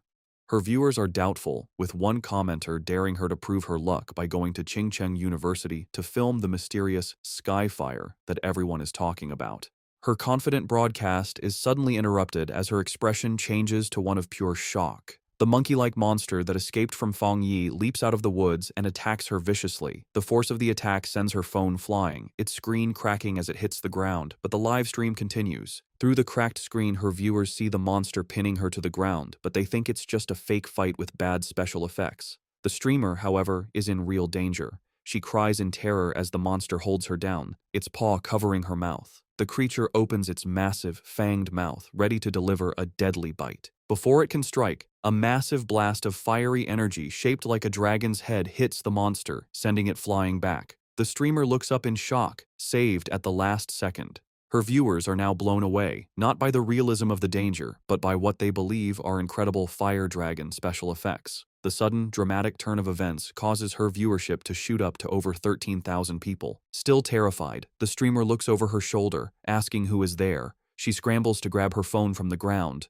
Getting to her feet, she aims the camera at the source of the attack. She stands before a raging fire and shouts to her audience that she has captured it on film, that there is a person standing inside the fire. Her camera captures the silhouette of Fang Yi standing completely unharmed within the flames. In her terrified and amazed mind, she concludes that she has just been rescued by a true immortal. The video of Fang Yi's rescue of the live streamer, Malala, instantly goes viral. It becomes the top trending topic online, with over 13.5 million views. The headlines are dramatic, calling him a mysterious man of skyfire, the king of flames, and an immortal come down to earth to save the world. In an office, Chu Qingli's friend excitedly calls her over to look at the video on her computer screen. She is thrilled, telling Chu Qingli that this proves powerful cultivators are real and that the skyfire at the university was no fake. Chu Qingli, however, is dismissive, telling her friend not to believe such things and that it's all just acting and special effects. But as she looks closer at the screen, her doubtful expression freezes into one of shock and recognition. Her friend, not noticing her reaction, points excitedly at the screen, triumphantly saying she was right and commenting on how handsome the man in the video is, before noticing her friend's stunned silence.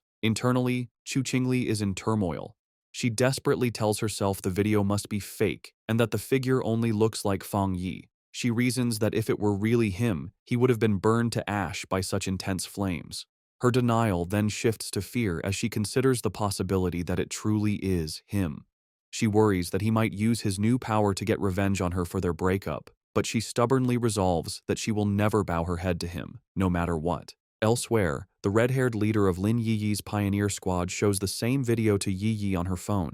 The leader asks if the man looks familiar, suggesting he's the same person who saved them from the monstrous vine. Yiyi agrees that he does, and then adds a stunning piece of information. She recently learned that a powerful master who broke through to the spirit creation realm lives in her neighborhood. She begins to wonder if her quiet cousin and this incredible pioneer could possibly be the same person. In yet another location, Zhang Xiaoya and a male pioneer from the lava cave incident also watch the video.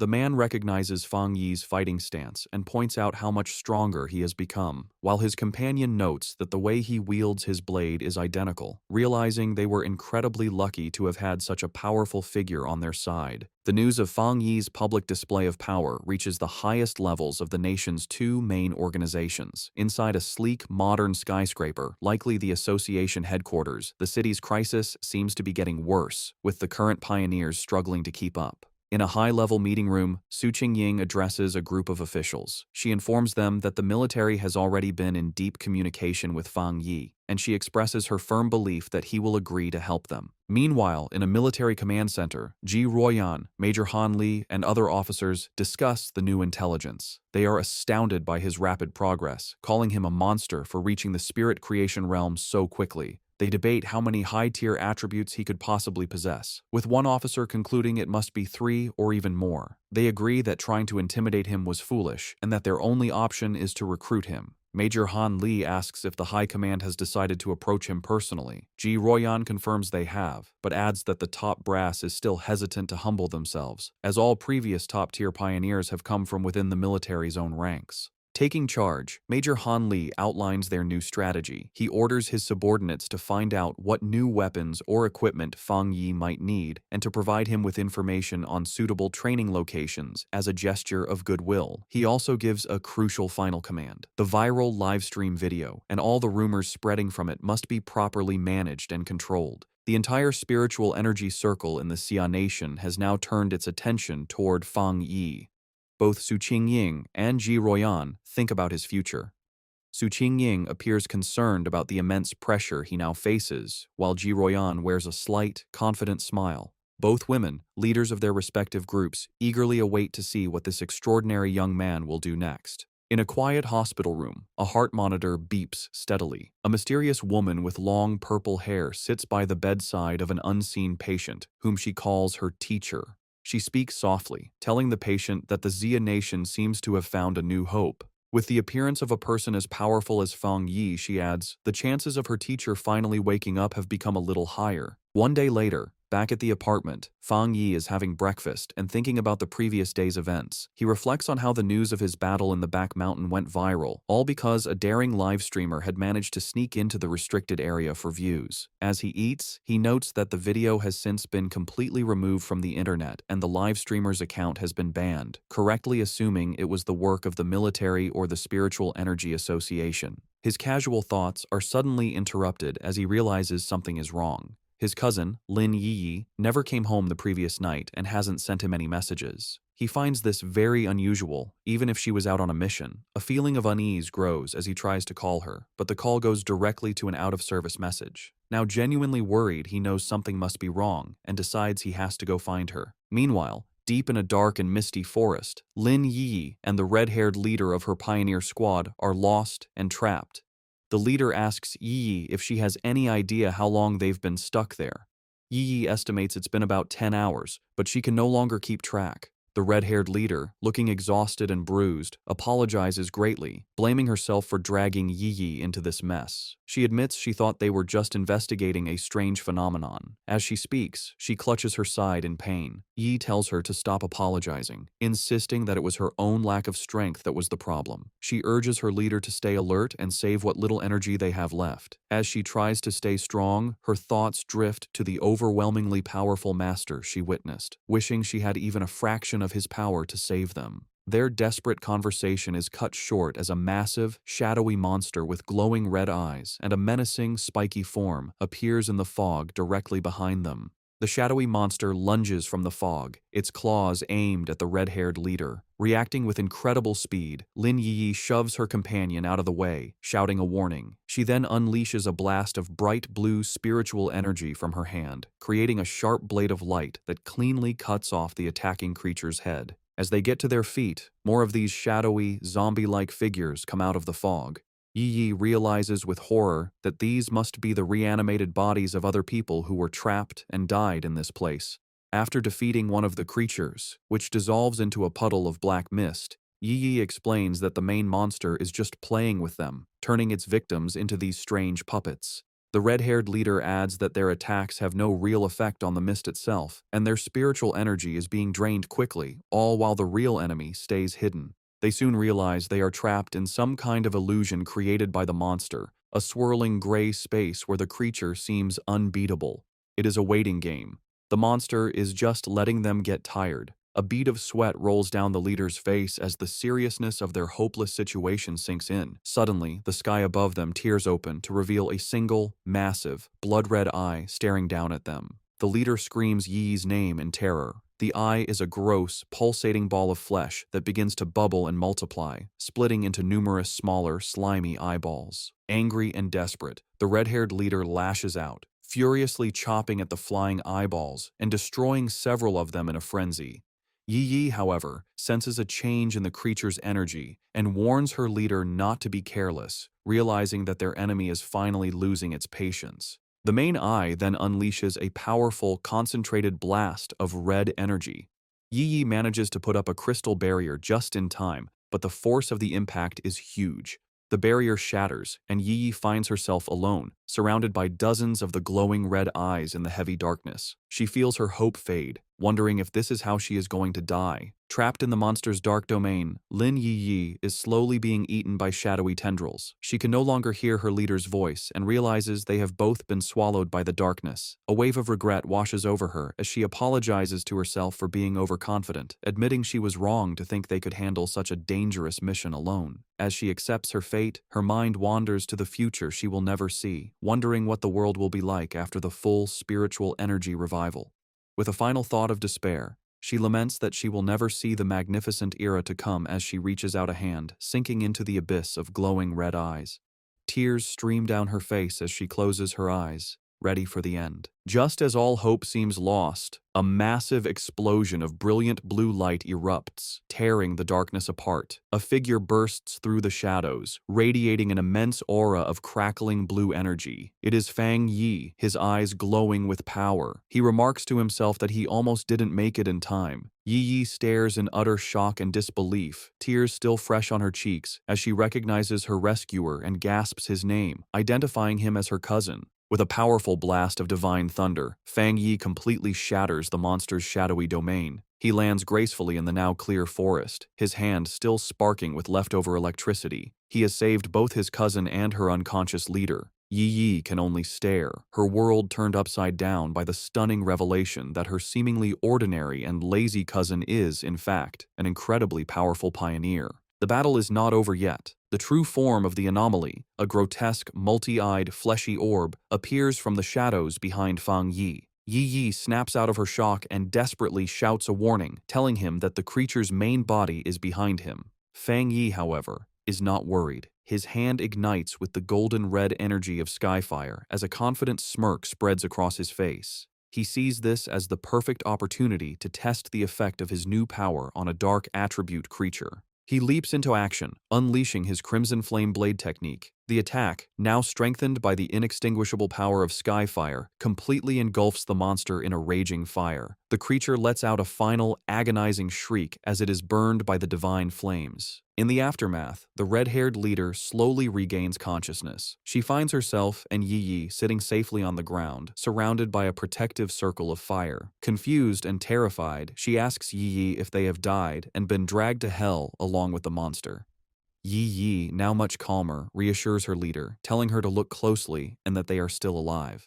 Still trying to process what has happened, the leader repeats Yi Yi's words in disbelief before asking who saved them. Fang Yi casually walks towards his cousin and her leader, a small smile on his face as the protective flames die down. He tells them the problem is solved and, noticing the time, remarks that they must not have had breakfast yet. The red-haired leader stares at him, her eyes widening in sudden, dawning recognition. She springs to her feet, her expression one of pure excitement and awe. She points at Fang Yi, confirming that he is the one who saved them before in Yanghuo Town from the monstrous death vine.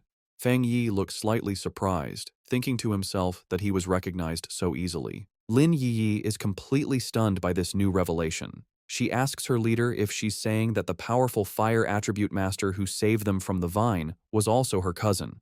The leader turns to Yi Yi, equally shocked by the connection, and asks how this supermaster could possibly be her cousin, reminding Yi Yi that she had described him as a completely ordinary person. Fang Yi can only scratch the back of his head with an awkward smile. The leader, still buzzing with excitement, grabs Yi Yi's shoulders. She reminds her that this is the same savior who defeated the Desolation Vine with a single, incredible slash. Yi Yi's mind races, trying to connect the dots. She realizes her cousin is indeed the high-level fire user, but she is still confused, as she just witnessed him use an incredibly pure and powerful thunder attribute to destroy the monster's dark mist. Her thoughts spiral as she fully grasps the implications. The immense power of both his fire and thunder abilities means he is a super genius with dual high-grade attributes. Then, another, even more shocking realization hits her as she remembers the immense spiritual disturbance in her neighborhood, the one that signaled a breakthrough to the legendary spirit creation realm.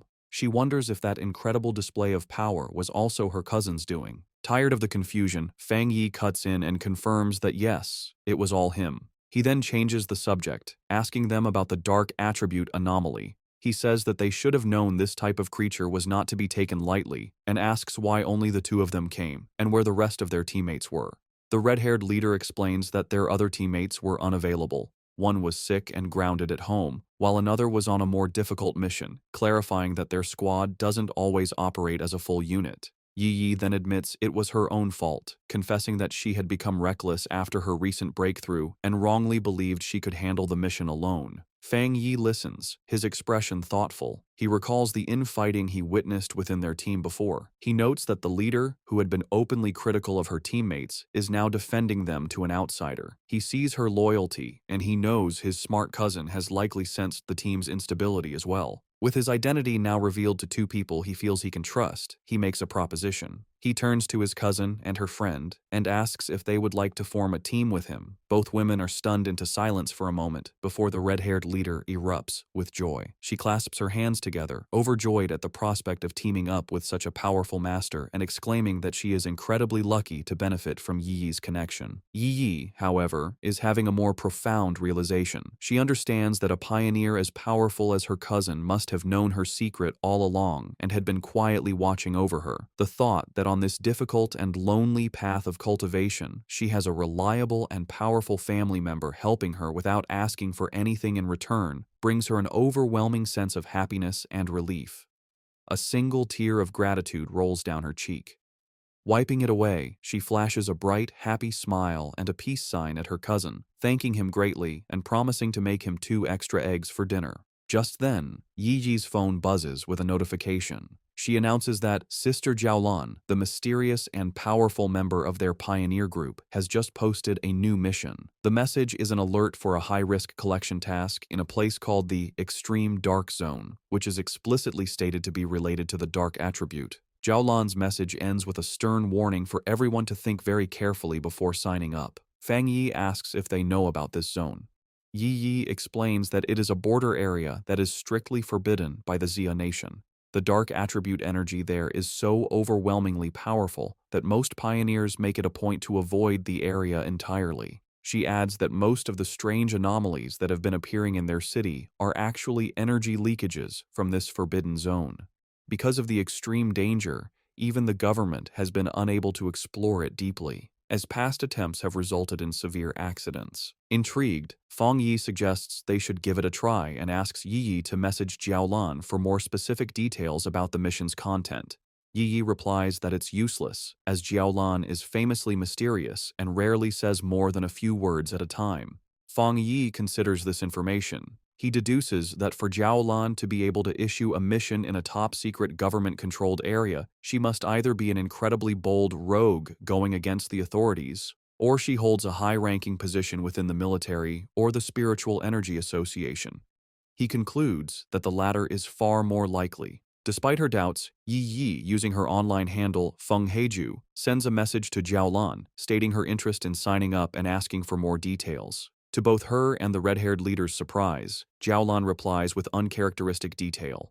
The mission is to collect something called a shizai flower.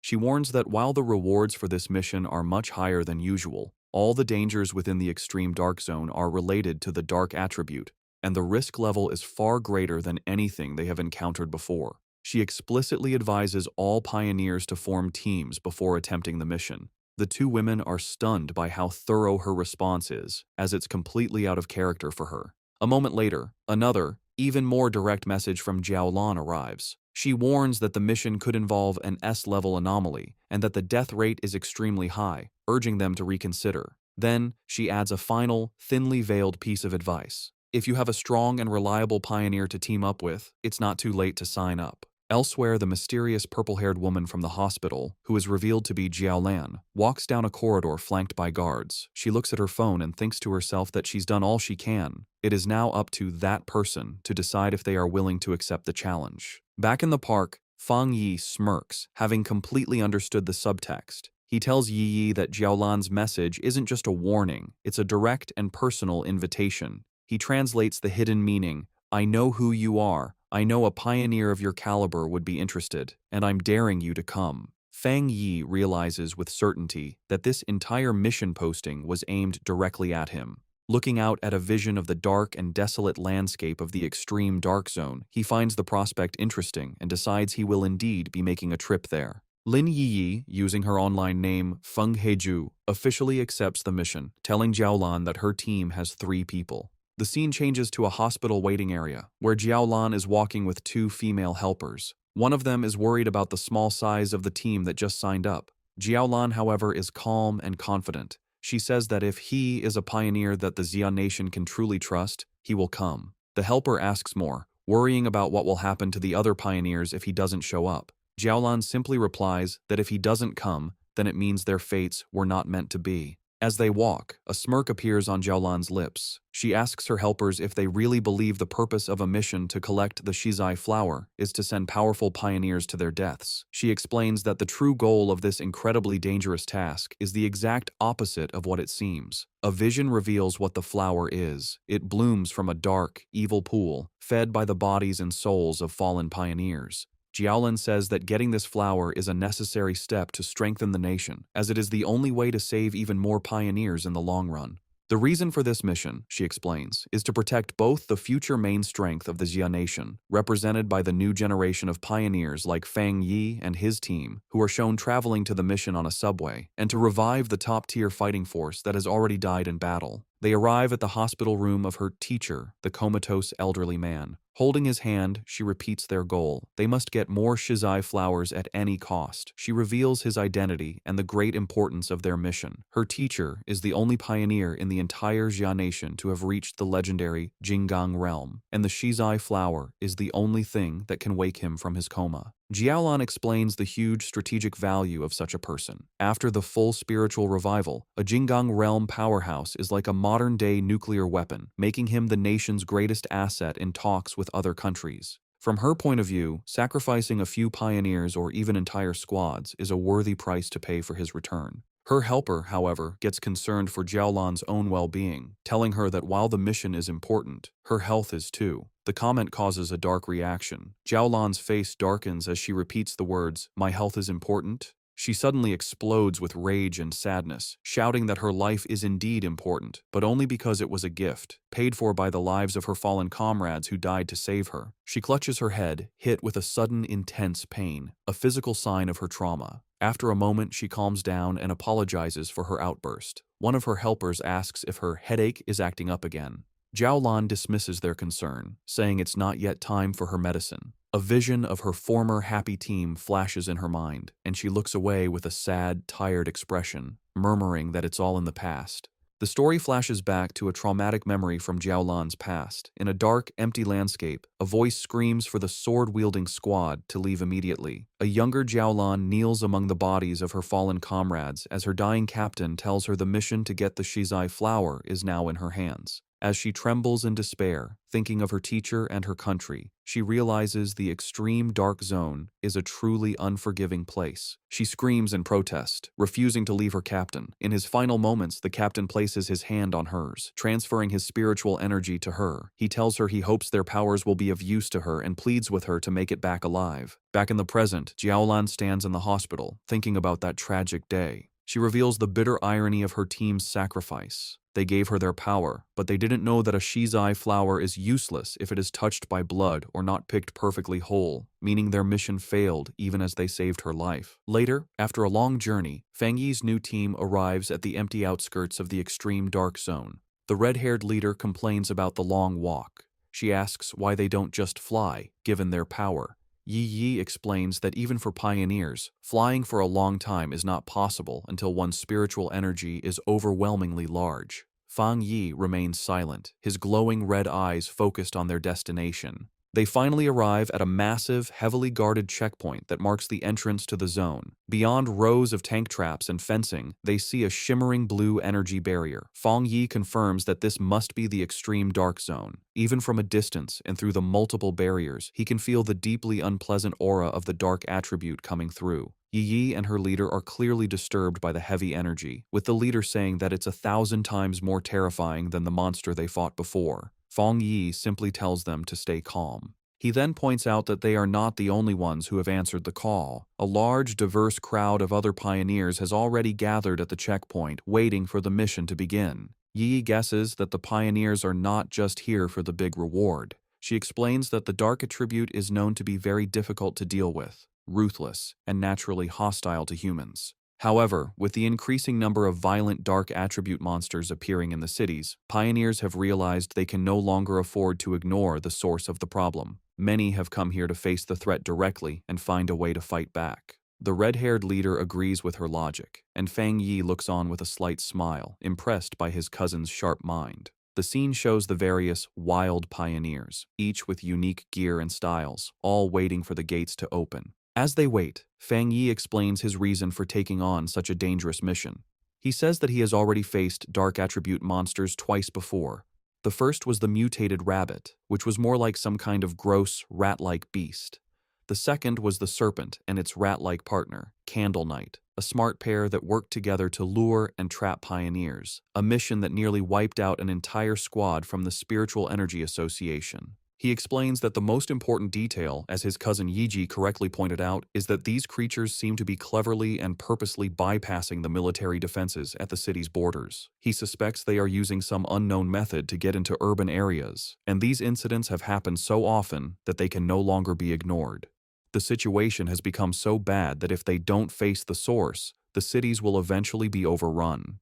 Therefore, he concludes, they have no choice but to go to the extreme dark zone. At the checkpoint, a military officer watches as Su Qingying briefs a group of pioneers before the energy barrier. She stands with a grim and serious expression, ready for the dangerous mission ahead. Her focus is broken when she spots a familiar group approaching. She is completely shocked to see Fang Yi walking up with Lin Yi and the red-haired leader. Her green-haired subordinate, Zhang Xiaoya, is equally surprised and calls out to her, but Su Qingying is frozen, covering her mouth in a panic. She silently prays that the great master won't notice her in the crowd, but her hopes are crushed when Fang Yi looks directly at her, a questioning look on his face as he calls out her name, identifying her as Captain Su. Resigned, Su Qingying walks over with her cloaked squad members, having already received military information about Fang Yi's team. The red-haired leader, always mischievous, sizes up the beautiful silver-haired girl and asks Fang Yi if this is Yi Yi's sister-in-law, a teasing term for a potential girlfriend. The suggestion sends both Yi Yi and Su Qingying into a panic. Su Qingying blushes and waves her arms, exclaiming what a huge misunderstanding it is. Fang Yi calmly clarifies that she is not, explaining that she is Captain Su from the Spiritual Energy Association who helps him out with miscellaneous tasks. This explanation, however, only seems to make Su Qingying more flustered, as she finds the description even more annoying than the romantic idea. Their conversation is interrupted by a loud, arrogant voice. An imposing older man in heavy red armor with two other armored pioneers steps forward and calls them a bunch of shameless brats. He complains loudly that the new generation of pioneers is younger and more disrespectful, not even greeting their elders. He scolds them for talking casually in such a dangerous place. He finishes with a sarcastic comment, saying he hopes they can all rely on each other inside the extreme dark zone. The red-haired leader gets angry, but Yi Yi holds her back, trying to calm the situation. Fang Yi calmly steps between them, signaling for his teammate to calm down. Not intimidated, the red-haired leader points a finger at the arrogant man, telling him to mind his own business and warning him that it's anyone's guess who will be scared to death inside. The man's expression turns into an angry glare. Just then, the sound of an approaching vehicle breaks the tension. The man smirks, seeing that their car has arrived. A large armored transport with police lights pulls up, and its back doors open. The mysterious Jiaolan steps out, and her presence immediately gets the attention of every pioneer there. The crowd gasps, recognizing the infamous Sister Jiaolan. She walks forward with an air of authority, with her guards on either side as the pioneers murmur in awe, wondering who she is to deserve such a grand entrance. Fang Yi watches her approach and figures out her purpose. She is the one who will open the gate for them. Jiaolan stands before the massive, crackling blue energy barrier. She raises her hand, gathering a swirl of pure energy until a glowing blue symbol forms in her palm. With a powerful push, she shoves the symbol forward, and the huge energy barrier tears open, revealing a dark path into the forbidden zone. With the gate now open, the S-Class mission has officially begun.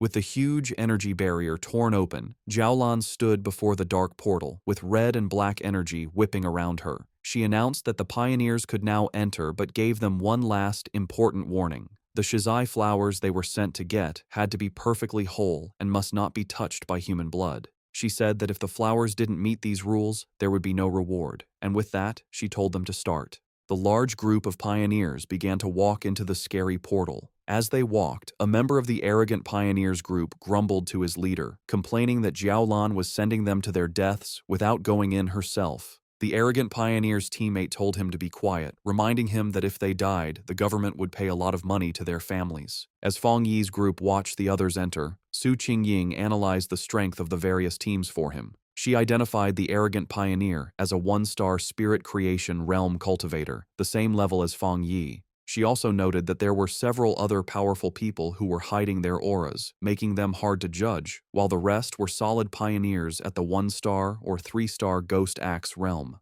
She concluded that the teams were all about equal in strength. Fang Yi was surprised to hear that the arrogant man was also at the spirit creation realm, as he hadn't sensed a high level of spiritual energy from him. He thought to himself that the mission must be very difficult to have attracted so many elite teams. Back outside, one of Jialan's helpers gave her a final report from a tablet. She confirmed that a total of 37-star Ghost Axe Pioneers, 7 1-star Ghost Axe Pioneers, and 3 1-star Spirit Creation Pioneers had entered. The mission involved monsters ranging from B level to S level in danger.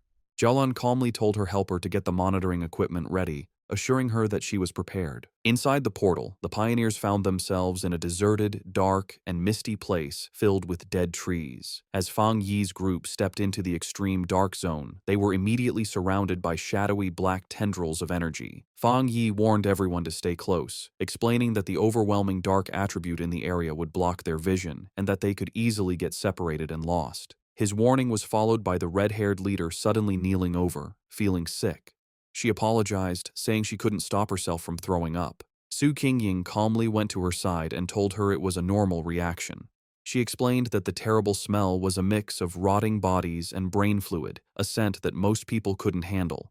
She then pointed to another group of pioneers in the distance who were also on the ground, vomiting from the bad air, showing that even those of similar strength were affected. Su Qingying continued to explain that the dark attribute was a natural counter to pioneers, acting as a form of pollution that weakened them. She also warned that the monsters in this zone were extremely active. Fang Yi listened closely as she explained the known threats. She explained the official monster classifications. B-level monsters were a threat to pioneers of the same level. A-level monsters were powerful enough to attract spirit creation realm cultivators, like the extreme dark zone itself. And S-level monsters were disaster-class threats, powerful enough to challenge even those at the legendary Jingong realm. However, she added a final grim warning. The dark attribute in this zone acted as a power-up for the creatures. A monster that would normally be a B-level threat would be at least an A-level threat inside this zone. The red-haired leader expressed her surprise at this new information.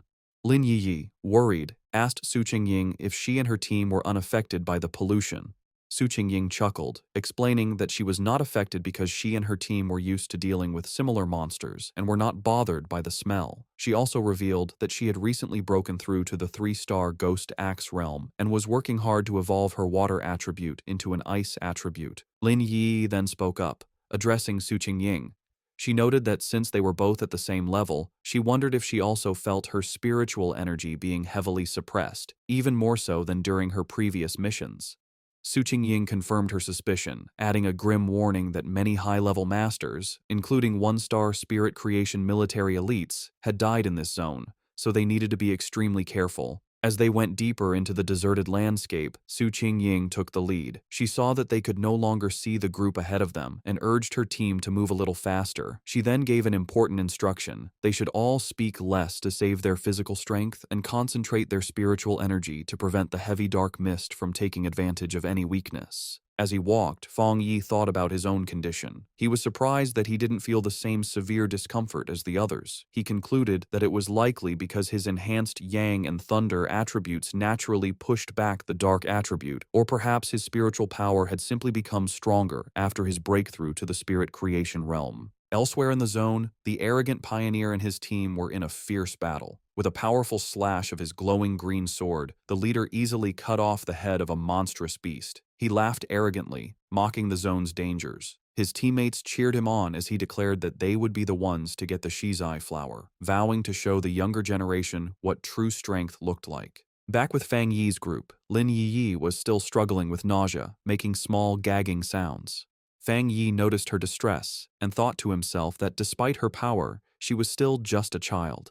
He gently placed a hand on her back, sending a comforting wave of spiritual energy through her. The effect was immediate. Lin Yi felt the nausea and the chilling cold vanish, replaced by a comforting warmth like the winter sun. She marveled at the incredible power of the spirit creation realm. She commented on the comforting warmth of what she believed to be a rare, high-grade fire attribute. She thought about how her own wood attribute slowly absorbs energy and how Su Qingying had mentioned her own water attribute turning into the rare ice attribute. Fang Yi corrected her, clarifying that it wasn't a fire attribute, but the yang attribute. He apologized for not explaining it to her before, and casually revealed that he was the one responsible for both the incident at the North Gate and the fire on the playground at Qingcheng University. The red-haired leader was shocked by this confession. She asked in disbelief if he was admitting to having 3 different high-grade attributes. Fang Yi explained that the 2 fire-related events were not the same, noting there were small but important differences between the Yang and Skyfire attributes. Inwardly, Fang Yi thought about his 4th power, the Desolation attribute. He decided to keep it a secret, believing it was always wise to have a hidden advantage. Outwardly, he gave a vague confirmation to his team's amazed questions. The red-haired leader, shivering from the heavy cold,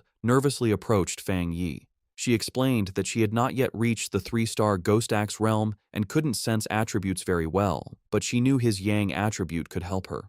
Promising to behave, she shyly asked if he could warm her up as well. Fang Yi agreed to warm her for the day and placed a hand on her shoulder, sending a comforting wave of energy through her that made her yelp in surprise. As she breathed out a visible puff of warm air, sighing in relief, Zhang Xiaoya and the other member of Su Qingying's squad looked on in confusion. Seeing how well it worked, Fang Yi kindly offered the same to Su Qingying's team.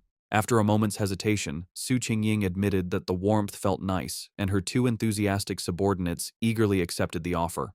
With a series of quick pats, Fang Yi shared his protective Yang energy with the 3 women, who all expressed their surprise and gratitude for the comforting warmth. Their brief moment of comfort was shattered by the sound of heavy, clawed footsteps crunching on the dead ground nearby. Fang Yi's expression instantly hardened as his senses picked up the threat, and he warned the group that a monster was approaching. Suddenly, a massive, shadowy wolf-like creature lunged from the mist. Su Qingying reacted instantly, leaping forward and creating a long blade of blue energy to stop the attack. The beast landed with a thud directly behind the terrified red-haired leader, causing Fang Yi to shout a warning to her. The monster, surrounded by a menacing purple and black aura, let out a furious roar and charged. Su Qingying identified it as a dangerous A-level monster. Declaring that she would handle it, she stepped forward and unleashed a powerful blast of sharp ice energy from her hand, which hit the creature directly. To their surprise, the monster vanished into nothingness upon impact. Su Qingying stood ready, an ice crystal forming in her hand, as Lin Yi wondered aloud if it had disappeared. However, Fang Yi saw the truth behind the attack. His sharp eyes pierced through the mist, revealing that the monster had been a distraction. The real threat was a massive horde of zombie-like figures with glowing red eyes, walking silently toward them. He shouted a desperate warning for everyone to watch their feet, but it was too late. The ground beneath them erupted in a mass of shadowy hands and tendrils, trapping the entire group as the zombie horde closed in from all sides. Surrounded by the grabbing zombie horde, Fang Yi calmly told his companions to get back as he drew his sword. His eyes lit up with a brilliant, fiery light, and he unleashed a massive, explosive wave of pure fire. The entire horde was instantly burned by the inferno, their shadowy forms dissolving into the flames as they shrieked in pain. Standing among the dying embers, Fang Yi casually twirled his sword, announcing that they were safe for the moment. He explained that despite the illusion of a large crowd, there had only been 2 monsters controlling the puppets. Su Qingying was shocked, realizing that the monsters in this zone had already evolved to the point where they could mimic human language. Fang Yi grimly suggested that it was likely because they had eaten many people and learned from their victims. The group was stunned by the power they had just seen. Su Qingying noted that the extreme dark zone was so dangerous that it had made even the weakest of these creatures into A-level threats, making them impossible for anyone below the spirit creation realm to fight head-on.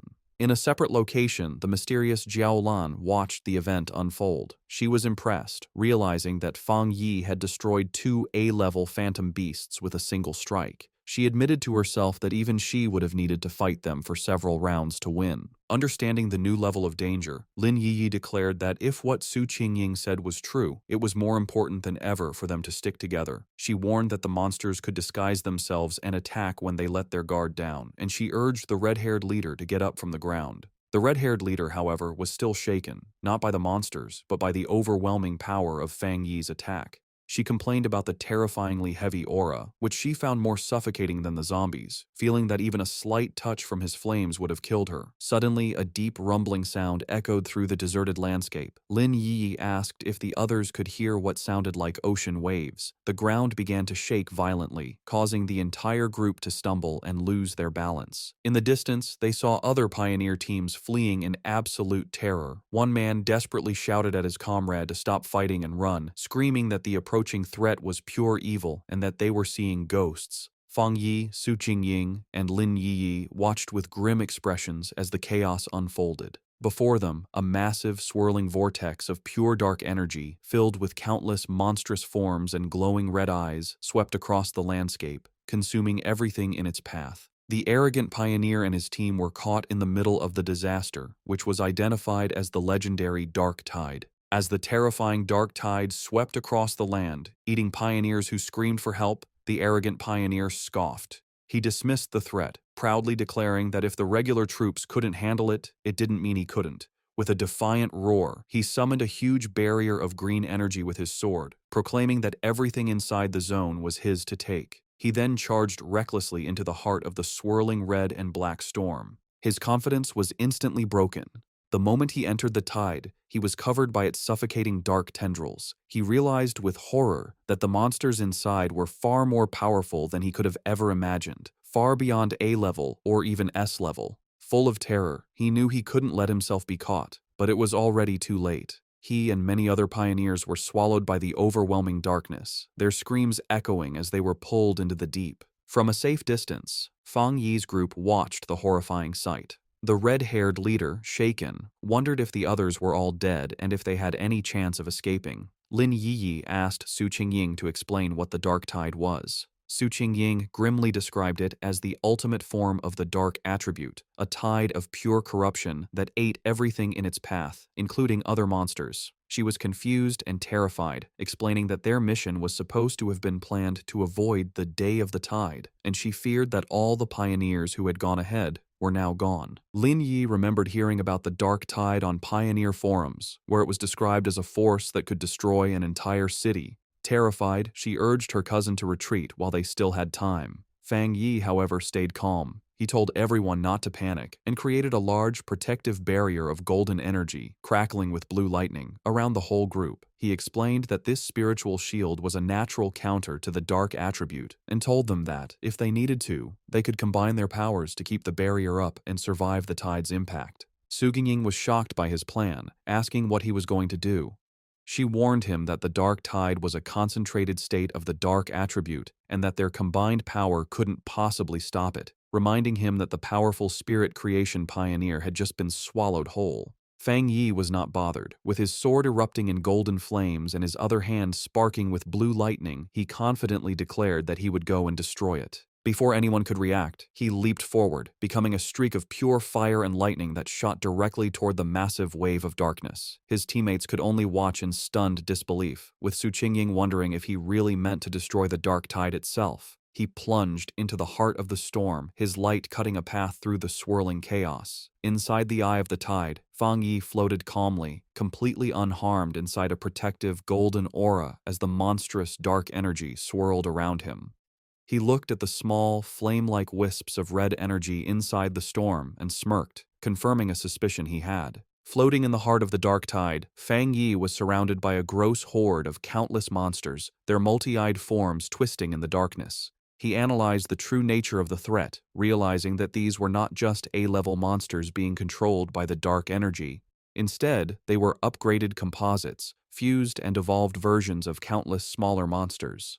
He understood that the tide was a living incubator, constantly evolving its creatures from B level to A level and then to S level. The whole event, he concluded, was at least an SSS level threat, which explained why it could so easily eat even powerful spirit creation realm pioneers. A monster lunged at Fang Yi. His eyes blazed with golden fire, and with a single powerful slash of his flaming sword, he unleashed his crimson flame blade technique, easily destroying the A-level composite beast. He thought about his incredible growth. The combination of his new Spirit Creation Realm power and his Skyfire-enhanced sword allowed him to instantly kill a creature that would have previously been a tough fight. As he scanned his surroundings, he noticed something familiar. It was the arrogant pioneer, still alive, but being consumed by the tide's dark energy. The man was still conscious, struggling against the corruption that was taking over him. Fang Yi saw that since the man was still responsive, his spiritual energy hadn't been completely drained. He figured that even if his spiritual foundation wasn't as solid as his own, being a true Spirit Creation Realm pioneer gave him a small chance of survival. Deciding to act, Fang Yi gathered his divine thunder power. He unleashed a massive blast of purifying lightning, striking the dark mass that held the arrogant pioneer.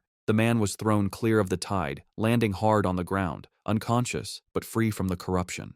Standing over his fallen rival with his sword still burning, Fang Yi noted that the man could be saved, but just barely. His victory didn't last long. The dark energy around him began to twist and come together, and the monsters he had just destroyed began to reform before his eyes. He watched as a massive, multi-eyed creature regenerated from the darkness, realizing with grim certainty that the tide could infinitely reproduce its minions. He wondered if this terrifying regenerative power was the special characteristic of monsters that were above S level. Facing the endlessly regenerating horde, Fang Yi decided on a new, much riskier plan.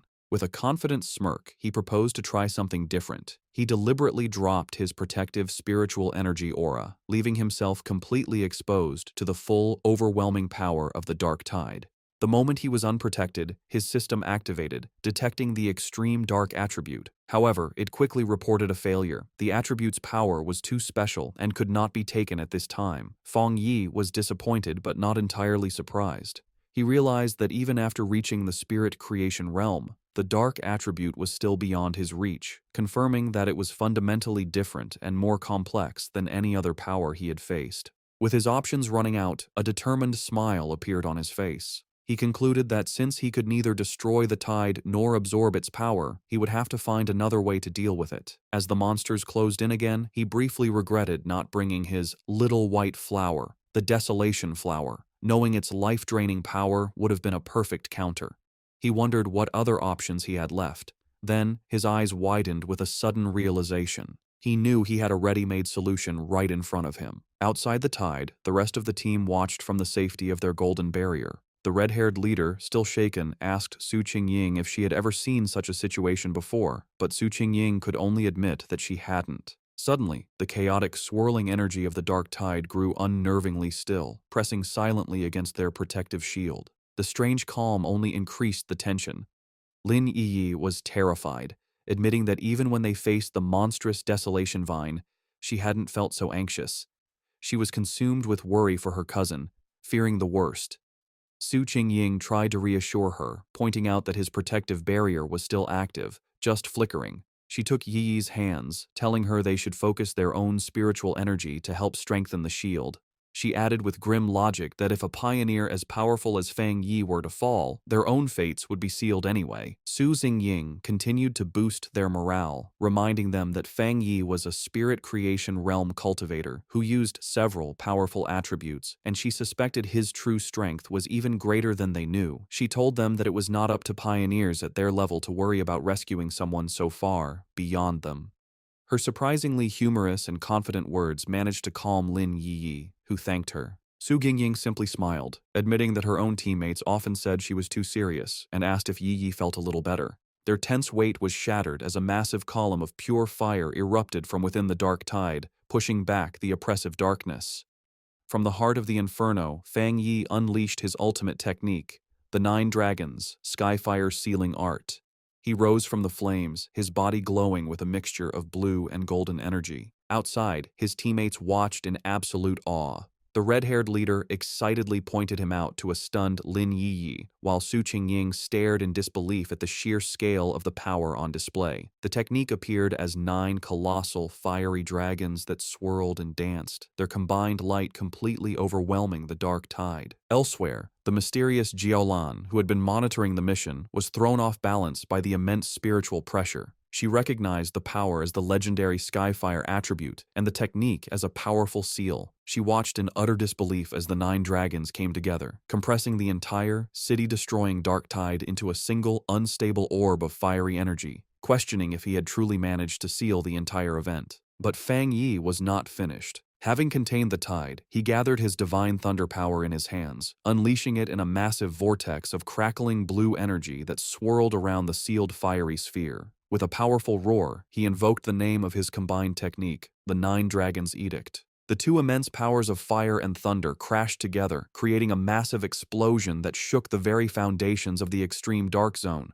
With a final, decisive command to seal, Fang Yi brought his hands together, forcing the chaotic energy to collapse in on itself. The vortex of fire and lightning compressed into a smaller, more stable sphere, finally settling into a small, brightly glowing orb of perfectly contained, pulsating power. After Fang Yi's incredible display of power, the arrogant pioneer lies unconscious on the ground. Fang Yi thinks that, for now, they are safe, and that he has unexpectedly rescued someone, wondering what he should do with him. Lin Yi runs to her cousin, very relieved that he is okay. Su Qingying, standing by the fallen pioneer, offers to have her team take care of the unconscious man. Later, Su Qingying approaches Fang Yi, asking why he does not seem happy after successfully sealing such a high-level dark attribute. In her mind, however, she is completely amazed, thinking that he truly kept his word to destroy the dark tide and that he is a truly incredible person. Fang Yi explains to the group that they must move quickly. He says that the seal he used is only temporary and that the overwhelming dark attribute energy in the area is still strong. They must hurry to find the Shizai flower before the seal wears off. Su Qingying understands and confirms that her team will take the man back to the association for treatment while her teammates carry the unconscious pioneer on their shoulders. The group stops at a cliff, looking out over the empty landscape. Su Qingying realizes that none of the other pioneers who went ahead made it out, sadly concluding that they were all eaten by the dark attribute, as not a single trace of them remains. The red-haired leader mourns how people who were alive just moments ago have completely vanished. Fang Yi, for his part, thinks that maybe he is cold-blooded, but he feels relieved that he didn't have to watch them die. As they approach a scary dark pool, Fang Yi takes command. He tells Lin Yi and the others to go ahead with Su Qingying's team, explaining that this pool is now the most dangerous thing and it's better for him to stay behind to protect them. The group agrees and moves forward. When he is left alone, standing on a rocky ledge, a system window appears before Fang Yi, telling him that it has detected a new, strong fluctuation of the dark attribute. Immediately, a powerful vortex of purple and black energy erupts from the ground around him. The system confirms that the detection was successful and announces that it is activating its ultimate computing power to begin writing a new technique. Fang Yi is lifted into the air, his arms outstretched, as huge pillars of pure dark energy rise around him. The system declares that the writing process has been successful, and Fang Yi's eyes snap open, now glowing with a menacing purple light, filled with the essence of the power he has just mastered. A system window confirms his new acquisition. He has obtained the dark attribute technique, the limitless dark world. The system explains that this ability allows him to create a sealed space of dark mist, inside which spiritual energy is massively weakened. Fang Yi thinks about his new power, recognizing the dark world as a special domain he can control. He understands the huge strategic advantage this gives him. The corrosive effect of his new power will drain his enemies' spiritual energy and slow their ability to refill it. He imagines himself rising over a sea of desperate hands. He realizes that if he combines this new weakening effect with his other powerful attributes, he will become even more formidable, confidently concluding that he could destroy even a monster stranger and more powerful than the dark tide itself if it were to appear again. As the last of the purple energy settles, Su Qingying, still in disbelief, asks Fang Yi if he feels the dark mist reforming around them. Her eyes widen in shock as she fully processes the immense spiritual fluctuation she is sensing. She stares as Fang Yi is surrounded by the leftover energy, wondering how he could possibly be having another breakthrough without any of the usual big signs like a change in heaven and earth. The realization then hits her with stunning force. He hadn't just sealed the S-class dark tide, he had absorbed its power. She finds the very idea ridiculous and unbelievable. In the early days of the spiritual revival, all pioneers knew that the dark attribute was the most terrifying power, born from the collective negative emotions and deep-seated evil of all living things. Because of this, absorbing its power is strictly forbidden by the government. A flashback shows a failed official experiment where researchers tried to purify the dark attribute but paid a painful price, leading to it being classified as a uniquely dangerous monster. The power of these dark monsters can range from D to S class, but even the weakest can overwhelm early pioneers, let alone the absolute S-class threat of the Dark Tide, which could eat even Spirit Creation Realm cultivators with ease. Another flashback reveals the fate of a 3-star Ghost Axe pioneer who, before the ban, tried to absorb the energy from a mere sea-level monster. He was driven mad by the backlash, suffering from skin decay and a mental collapse, and remains in a psychiatric hospital to this day. Back in the present, the chaotic dark energy goes down, receding back into Fang Yi as he lets out a quiet breath. He calmly calls out into the empty, misty landscape, stating that whoever has been watching them for a long time can come out now. His red eyes scan the area with a sharp, knowing gaze. From the mist, Jiaolan emerges. She confirms that if she is not mistaken, Fang Yi was the one who single-handedly sealed the Dark Tide. Su Qingying is stunned by her sudden appearance, gasping her name in disbelief. Jiaolan floats down, landing before Fang Yi and asking what he was just doing, specifically questioning if he was absorbing the dark attribute. Fang Yi calmly confirms that he was. The directed mission sends another wave of shock through Su Qingying. In a swift and shocking motion, Jiaolan draws a pistol and aims it directly at Fang Yi's head. The red-haired leader shouts Jiaolan's name, demanding to know what she is doing, while she and a terrified Lin Yi can only watch in confusion and fear. Su Qingying immediately leaps into action, placing herself between Jiaolan and Fang Yi and blocking the gun with her arm. She confronts Jiaolan fiercely, reminding her that if she recalls correctly, Fang Yi is the military's highest priority recruitment target. She then challenges Jiaolan, pointing out that the association had also wanted to recruit him before the military intercepted him, and demands to know the meaning of this hostile action. Ignoring Su Qingying's defense, Fang Yi calmly places a hand on her shoulder and addresses Jiaolan directly. He finds it strange, asking if their mission wasn't to find the Shizai flower. He points out that while she seems eager to complete the mission, she also appears very unhappy that they did not die there. Jiaolan remains silent, her expression unreadable as she continues to aim her weapon, the light glinting off the barrel. The red-haired leader, however, is not so calm. She erupts in anger, shouting at Jiaolan. She reminds her that their squad had always trusted her, and she furiously questions why Jiaolan didn't step in when they were facing the Dark Tide. She declares that without Fang Yi, they would have been doomed, pointing out that Yi is still just a child. She accuses Jiaolan of simply standing by and watching, only to now threaten the very person who saved them. Jiaolan suddenly lowers her weapon, a smirk playing on her lips. She dismisses the entire confrontation as a joke, remarking that Fang Yi seems to be very well liked by his teammates. She then congratulates him, announcing that he has passed the test. The sudden change leaves the red-haired leader and Su Qingying completely confused by her words. Fang Yi, however, understands immediately. He asks if her true purpose was to test him. Jiaolan confirms his suspicion, explaining that because of his incredible talent and strength, she didn't want to rely on cold, impersonal data. Instead, she wanted to see for herself what kind of person he truly was. She then turns to address the red-haired leader's earlier accusation. She explains that she didn't step in because pioneers must follow the harsh rules of this new world. She states that this is their shared fate, a life where fortune and disaster can change in an instant. However, she tells them they are lucky to have a trustworthy and powerful person protecting them. She asks if they have noticed that no other monsters have dared to attack them since the tide was defeated, explaining that the creatures are terrified of the power Fang Yi displayed. Fang Yi looks on with a grim expression, agreeing with her assessment. He adds that the Dark Tide itself follows the same principle. It bullies the weak and fears the strong. With the test concluded, Jiaolan offers to lead them to the Shizai flower, stating that she knows the area better than they do. As they follow, Su Qingying whispers to Fang Yi, expressing her feeling that something is mentally wrong with Jiaolan. She reveals a crucial piece of information. Jiaolan's own squad had previously encountered the Dark Tide, and she was the only survivor. Fang Yi processes this information, piecing together a clear picture of her psychology. He understands that her absolute obedience to her mission and the rules has made her cold and detached. He also deduces that the sacrifice of her teammates has left her with a form of post-traumatic, self-destructive tendency. Yet he realizes that another powerful belief keeps her going, and that witnessing him seal the Dark Tide had simply caused her to lose her composure for a moment. With a newfound understanding, Fang Yi shows a hint of a smile. He tells his teammates that they should all be considerate of this injured person. The red-haired leader asks if Jiaolan is injured. Fang Yi, observing her closely, confirms that she is. He explains to his team that her spiritual barrier is severely damaged, estimating that while she has the power of a 2-star spirit creation realm cultivator, her protective aura has dropped by at least 2 levels. A visual of her crumbling spiritual energy confirms his assessment, indicating she has suffered a significant internal injury. She even stumbles slightly as she walks, a clear sign of her weakened state.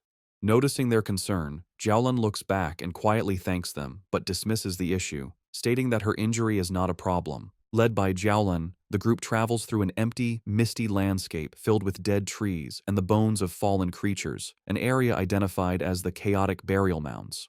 As they walk, Fang Yi's sharp senses pick up on something amiss, and he spots the skeletal remains of a fallen pioneer half buried in the ground. Finally, Jiaolan announces they have arrived at their destination. Before them, in a small clearing, a single, beautiful shizai flower glows with a soft, ethereal purple light. As Jiaolan begins to walk towards the flower, Fang Yi watches her, sensing that something is wrong. His suspicion is confirmed as vicious, shadowy monsters with glowing red eyes erupt from the ground, surrounding the flower as if to guard it. The sudden appearance of the monsters does not stop Jiaolan. Instead, her expression becomes one of intense and unnerving obsession. She reaches out a hand, whispering that she can finally see it again, her face shadowed as if she is in a trance. Fang Yi's expression becomes serious and urgent as he realizes the immediate danger, knowing she is not in her right mind. Reacting instantly, he summons a ball of golden red flame in his hand, shouting a command to awaken her spirit. He then hurls the fireball directly towards the entranced Jiaolan, intending to snap her out of her dangerous state. The fireball flies towards Jiaolan.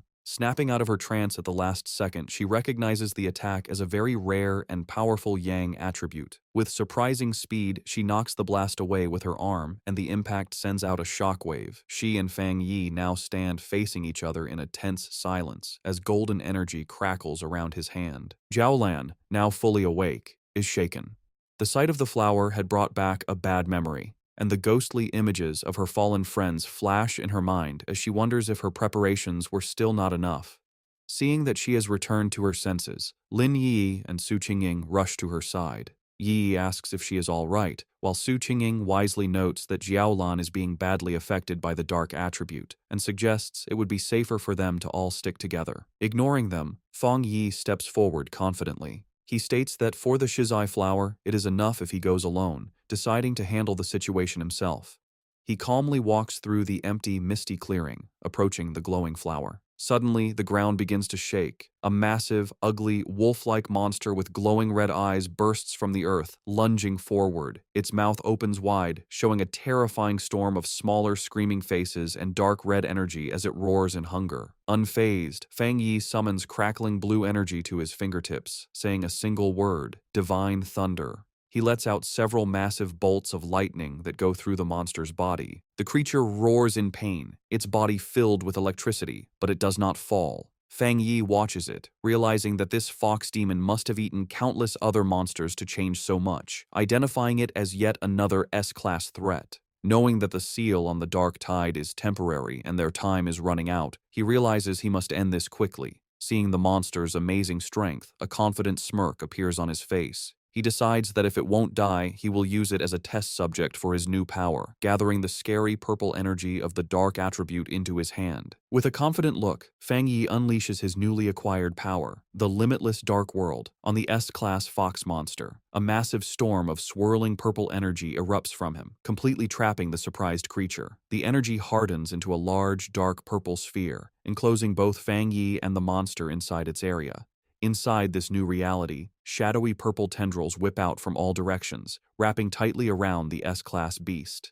The monster struggles and whimpers in pain, its massive form beginning to shrink under the immense pressure of Fang Yi's area. A system window then appears, confirming the devastating effect of his technique. Under the influence of the limitless dark world, the S-class anomaly has been forcibly downgraded by 2 full levels to a B-class threat. Standing before the now weakened creature, Fang Yi notes that the S-class anomaly must have had a very weak foundation to be downgraded so easily. With the monster now manageable, his sword ignites in a blaze of golden red fire. He declares that the fight is over and delivers a single, massive fiery slash, completely destroying the creature in a fire. Outside the sphere, Su Qingying and Lin Yi watch the massive orb of dark energy. Su Qingying finds it strange, noting that while it is clearly a dark attribute, it feels different from what she's used to. Lin Yi agrees, confirming that she doesn't feel the usual disgusting and heavy coldness from it. Jiaolan provides the explanation. She states that this is because they are witnessing Fang Yi's personal domain, a space he created himself after mastering the dark attribute without a teacher. Jiaolan thinks about the immense importance of this achievement. She explains that creating a domain is an incredibly difficult ability. Before this moment, the only person she knew who could create a spatial domain with their spiritual power was her teacher. She guesses that, besides him, there are at most 3 other people in the entire world with this power. A painful memory flashes in her mind, showing a vision of a massive, citywide disaster. She recalls how her teacher had tried to use his own domain to stop the disaster, but had ultimately failed. Their thoughts are interrupted as the purple sphere disappears, revealing Fang Yi standing alone in the clearing. Jiaolan and Su Qingying are stunned at how quickly he finished the battle. With a casual wave and a reassuring smile, Fang Yi announces that the chaotic burial mounds should be safe from any more trouble now. With the area now secure, Fang Yi calmly walks towards the glowing shizai flower. He carefully cups his hands around the plant, gently pulling it from the ground with its roots intact to preserve it. Holding the glowing prize, he examines it for a moment, concluding that this should be enough to complete their mission. Jiaolan watches him with a tense and nervous expression as the mission reaches its critical point. Fang Yi returns to the group and presents the flower to Jiaolan, who remarks on its small size. He confirms that their mission is complete and urges them to leave immediately, explaining that the sealed dark tide is unlike other monsters and could become a problem at any moment. He adds that they also have to deal with the unconscious, arrogant pioneer and his team. Her tense mood melts away, replaced by real gratitude. Holding the glowing flower, she sincerely thanks Fang Yi, admitting that his overwhelming power was the only reason for their success. She then thanks the rest of the group and announces it is time for them to leave. As the others begin to walk away, Jiaolan pauses for a moment, looking back to thank Fang Yi one last time. She then reveals the full, critical importance of their mission. She explains that Elder Wu, the Xia Nation's only Jinggang realm pioneer, is on the brink of death, and the shizai flower is the only life-saving medicine that can save him. With a slight, grateful smile, she tells Fang Yi that he has just saved the life of the nation's most powerful protector. Fang Yi listens intently, his expression thoughtful as he processes this new, important piece of information, quietly repeating the name of the legendary Jinggang realm to himself. As the group finally emerges from the dark portal of the extreme dark zone, they are met with a sky filled with swirling red clouds. The red-haired leader throws her fists up in triumph, shouting with immense relief that they can finally see the light and have made it out alive. Lin Yi agrees, grateful to see the daylight again. Their return is met with a wave of cheers from a large crowd of officials who had been waiting anxiously. They celebrate the successful retrieval of the shizai flower, admitting they didn't quite believe it when Jiaolan had first informed them. As the team walks through the path cleared by the crowd, the red-haired leader is surprised by how many people are there. Someone in the crowd wonders aloud who the person was that actually managed to get the flower. Suddenly, Lin Yi's expression becomes one of surprise as she notices something ahead of them. Parked directly in their path is a massive, heavily armored military vehicle, flanked by elite soldiers. The red-haired leader immediately recognizes the vehicle and the symbol of the legendary Star God War Zone, the most powerful and famous military force in the entire Xia Nation. A wave of realization and embarrassment washes over her as she understands that Jiaolan is a member of this elite unit, making her regret having yelled at her earlier. The Star God War Zone is ranked as the #1 military district in the nation.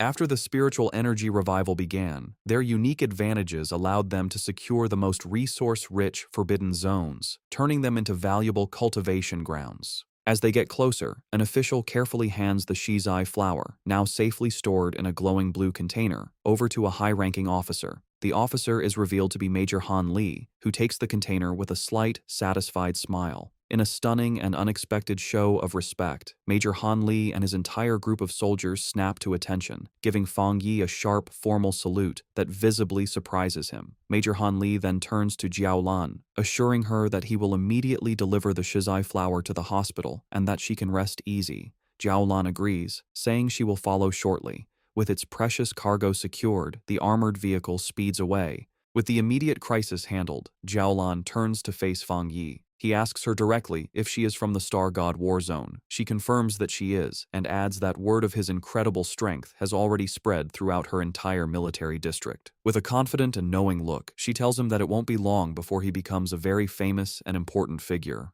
Jiaolan continues her conversation with Fang Yi, openly admitting that she recognizes his individual strength is great enough to single-handedly overwhelm even the most elite squads in her war zone. She then makes a formal recruitment offer, pointing out his seemingly limitless potential and inviting him to join the Star God War Zone, promising him access to the best cultivation resources.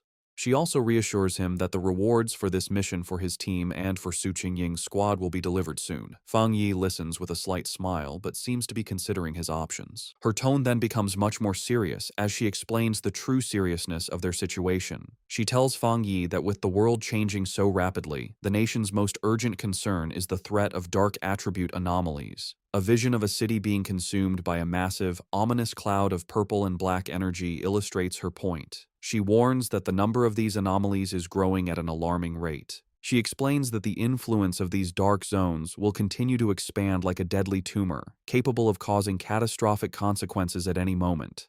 Because of this immense danger, she says, they have no choice but to establish forbidden zones and have organizations like the Spiritual Energy Association strictly guard them. She clarifies that she is not telling him this to pressure him into joining, but because she believes that an outstanding and powerful pioneer like him has earned the right to know the truth of the world's situation. Understanding her sincerity, Fang Yi smiles and gives her his assurance. He tells her that he understands, and that if he encounters any anomalies in the future, he will not stand by and do nothing. He tells her she can rest easy on that point. Hearing his promise, Jiaolan's stern and weary expression finally softens into a genuine, relieved smile. Formally introducing herself, she says it's a pleasure to meet him and offers him a small, dark token. Fang Yi takes it, revealing a black tablet with a dragon symbol and the characters for Star God War Zone. Jiaolan explains that this token will grant him unrestricted access to any forbidden zone for his cultivation, and that the gates of the Star God War Zone itself will always be open to him. She then makes one final, important request, asking if he would like to come and see Elder Wu. Fang Yi asks if she meant the Jing'an Realm Pioneer. She explains that this person is her teacher, and she thinks Fang Yi should meet him, though she says this is just a personal wish, as she would like to be his friend. Fang Yi accepts her offer and the token she gave him, putting it in his pocket. He agrees to go with her, saying it's always good to have more friends. As a gift to seal their new friendship, he holds out a hand crackling with blue lightning, telling her he has something for her. Jiaolan is confused, but Fang Yi explains that he thinks he can clean out the rest of the dark attribute poison in her body. Before she can react, he unleashes a flood of blue lightning that completely surrounds her, leaving her shocked. The energy flows through her, and she is amazed to find that the thunder attribute has a healing effect. The cold, deep pain she felt is replaced by a warm numbness, and she realizes the discomfort is completely gone. Internally, her old wounds from the dark attribute begin to heal as her body is cleansed by the energy. She feels like she is being reborn as the rare and powerful thunder attribute removes all the toxins from her body. When it's over, Fang Yi asks Jiaolan how she feels. Still surrounded by faint sparks of lightning, she confirms that she feels great and that the leftover dark energy has been completely removed. Su Qingying watches as paramedics take care of the unconscious, arrogant pioneer. Wondering if it's possible to save someone so badly injured, she turns and is surprised to see Fang Yi and Jiaolan still there, but she immediately notices that her aura seems different and her injuries appear to be gone. Jiaolan explains that Fang Yi used his rare, pure thunder attribute to completely clean the dark attribute poison from her system. Su Qingying is amazed by this, realizing that this is the true nature of our boy's power. It can be used to destroy enemies and to save people. She points at Fang Yi in amazement, who just asks her what she's looking at. A brilliant idea strikes Su Qingying, and she excitedly waves over the paramedics. She goes to Fang Yi and suggests a partnership, explaining that if they could combine his spiritual power with their advanced medical equipment, they could save many more pioneers suffering from dark attribute corruption. To show she is serious, she bows deeply, begging him to show his power just one more time.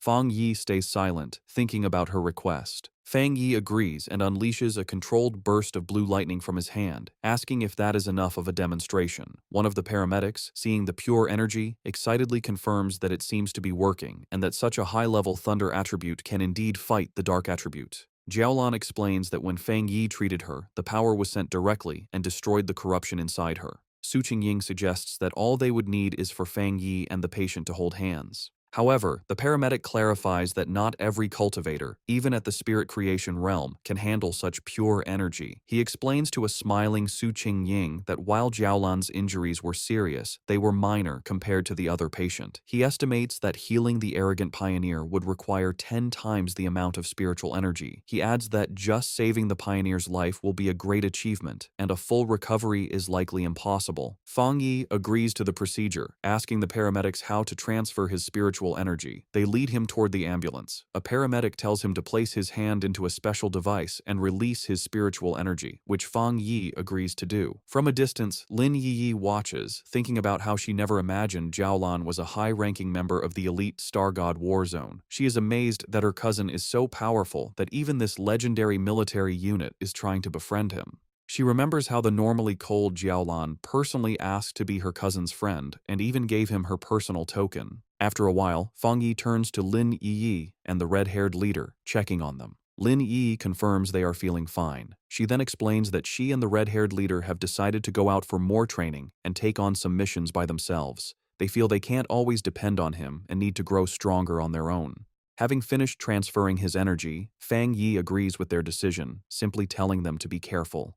He watches them with a small, proud smile, thinking that his cousin has grown up. Su Jingying and her team prepare to leave. She waves goodbye, telling Fang Yi and Jiaolan they will see each other on the next mission. Jiaolan then tells Fang Yi it is time for them to go visit Elder Wu. As their ambulance drives away, Su Qingying is visibly frustrated, complaining loudly that the military's Star God War Zone has stolen such a powerful person from them. Her teammates try to calm her down. A final thought reveals the internal problems within the Spiritual Energy Association, which is described as being too chaotic, and its top elite squads unwilling to cooperate. Fang Yi and Jiaolan arrive at a large, modern hospital, which is the highest security ward of the Star God War Zone's medical base. Fang Yi asks if this is where Elder Wu is. Inside the hospital room, they stand before the bed where Elder Wu lies unconscious, surrounded by medical equipment. Fang Yi comments on the strange sight, noting how odd it is that the ultimate powerhouse of the Jinggang realm is actually a shriveled old man. Fang Yi observes the elder's condition.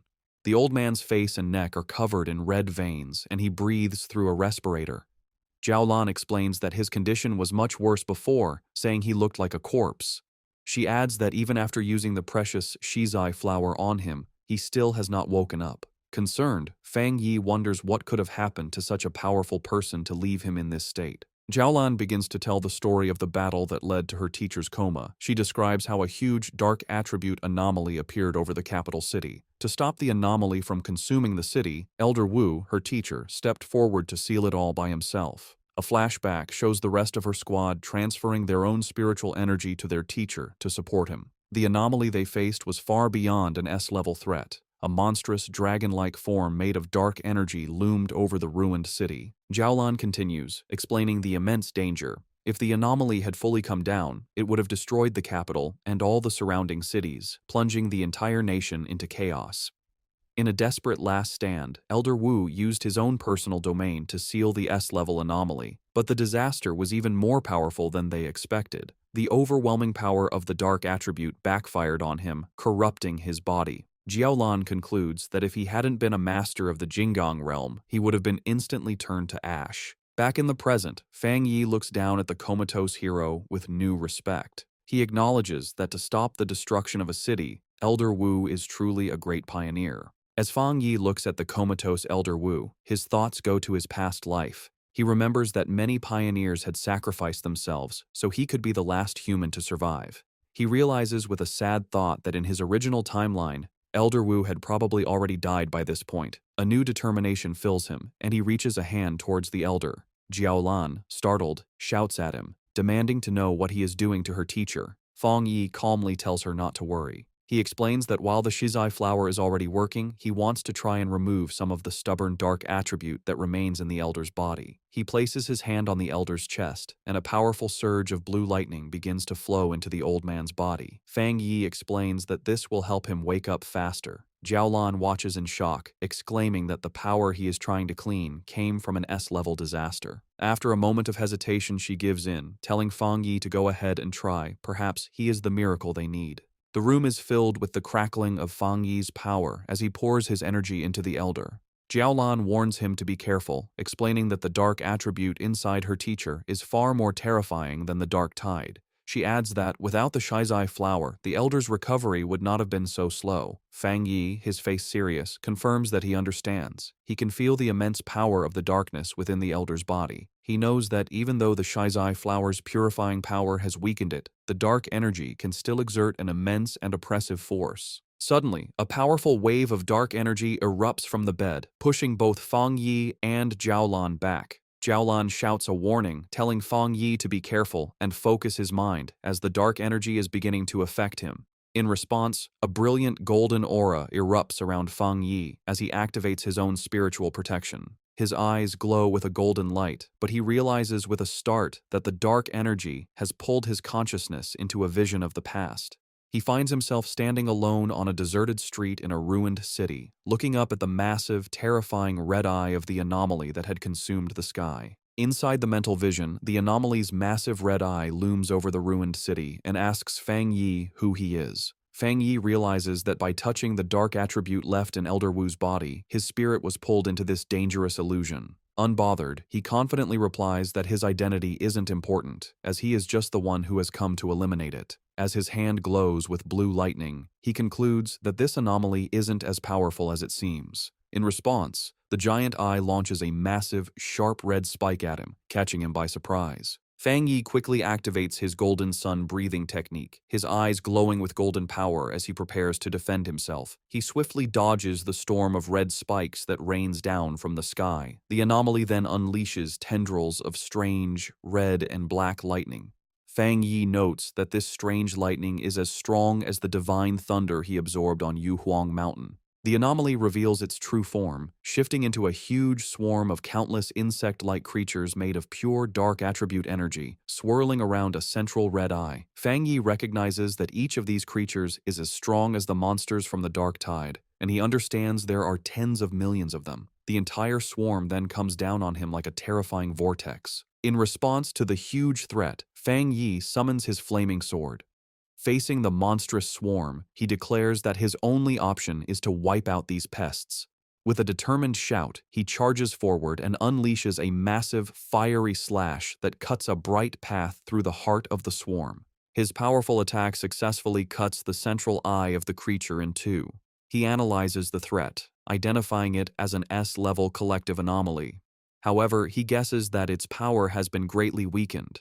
Maybe because it's an illusion, or because of the purifying effects of the Shizai flower that was already used on Elder Wu. The two halves of the swarm fall to the ruined city below, exploding on impact. Fang Yi lands on a rooftop, looking over the remains. He guesses its current power is around A level, and reflects with awe that this is the city-destroying disaster Elder Wu faced alone. Fang Yi realizes the threat is even greater than he first thought. Gathering dark, swirling energy in his hand, he unleashes his own dark attribute technique, the limitless dark world. A massive vortex of pure darkness erupts from him and begins to absorb the insect-like anomaly. The creature is shocked, realizing its opponent is not human. With a confident smirk, Fang Yi simply replies, "Guess so." He shouts a command to open, and his dark vortex fully absorbs the rest of the S-level anomaly. As the last of its energy fades, a final warning message echoes through the void. "We will be back soon." Fang Yi floats inside a sphere of his own dark energy, thinking the final message must have been a piece of the anomaly's consciousness. He considers the warning use of the word "we" and wonders if this means other similar disasters are waiting to appear. As the illusionary world roars and begins to fall apart around him, he decides it's best to leave and think about it later.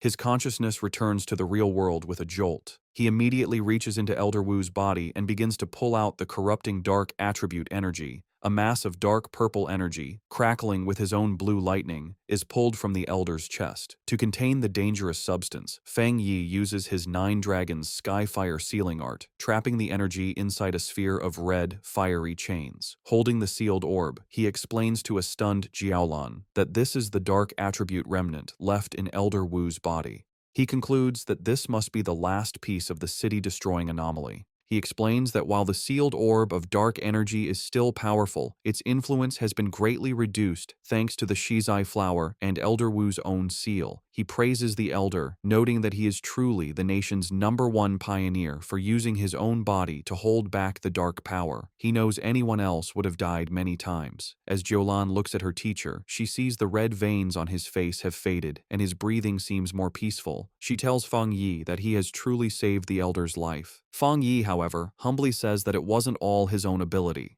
He explains that without the Shizai flower weakening the corruption first, he wouldn't have been able to remove the stubborn dark attribute. Jiaolan agrees, saying that while the flower saved the elder's life, Fang Yi's power has now given him a chance for a full recovery. With a final surge of power, Fang Yi clenches his fist and completely crushes the sealed orb of dark energy, turning it to dust. He announces that the remnant is now completely useless. He then tells Jiaolan he has one more thing to tell her. He reveals that in the mental illusion, the remnant of the dark attribute anomaly warned him that it would return. He concludes that they must always be prepared, as they can't let an old man who has just recovered from a serious illness fight on the front lines again. Jiaolan confirms that she knows, as she has heard the rumor before. When Fang Yi asks her what she means, she explains that the monitoring departments of the military and the association collect data on spiritual energy changes. She reveals a rumor based on this data. With the current power of the Xia nation, they might not survive the first year after the full spiritual energy revival. Of course, she adds, no one believed it. Feng Yi remarks that monitoring spiritual energy changes sounds very official. Jiaolan then asks if he also believes the rumor could be true. A shadow crosses Feng Yi's face as he wonders if his own rebirth has somehow changed the future. He recalls that in his original timeline, he lived for 3 years after the spiritual energy revival, and by that time, the entire planet had been nearly destroyed. Coming back to the present, he puts a comforting hand on Jiaolan's shoulder, telling her not to overthink things and that Elder Wu should wake up soon. He looks at her with a serious expression and makes a solemn promise. If the disaster does return, he will stand with them and fight. He knows that the final battle against the great disaster will come, sooner or later. He declares with fierce determination that this time he will change everything. Later that night, Fang Yi is back at his apartment. He sits meditating on his couch, surrounded by the swirling energy of his new dark attribute. He thinks about his recent battles, feeling that after his 2 fights with S-level anomalies, he is close to breaking through to the 2-star spirit creation realm. However, he knows the full spiritual energy revival is coming fast, and even with his new dark attribute, his current strength is not nearly enough. He thinks about the terrifying power of the anomaly he faced in the mental illusion, realizing that even when it was weakened, its true power was immense. His thoughts are interrupted when he notices the potted plant he had left on his table, the obedient little white flower. He speaks to the glowing flower, telling it that it's not easy to carry around and admitting it was his mistake for not bringing it with him on his last mission. Smiling, he picks up the plant, which seems to brighten up, and tells it that he regrets not giving it a chance to level up. He then decides to take it out for a walk. Fang Yi heads to the back mountain, his private training ground.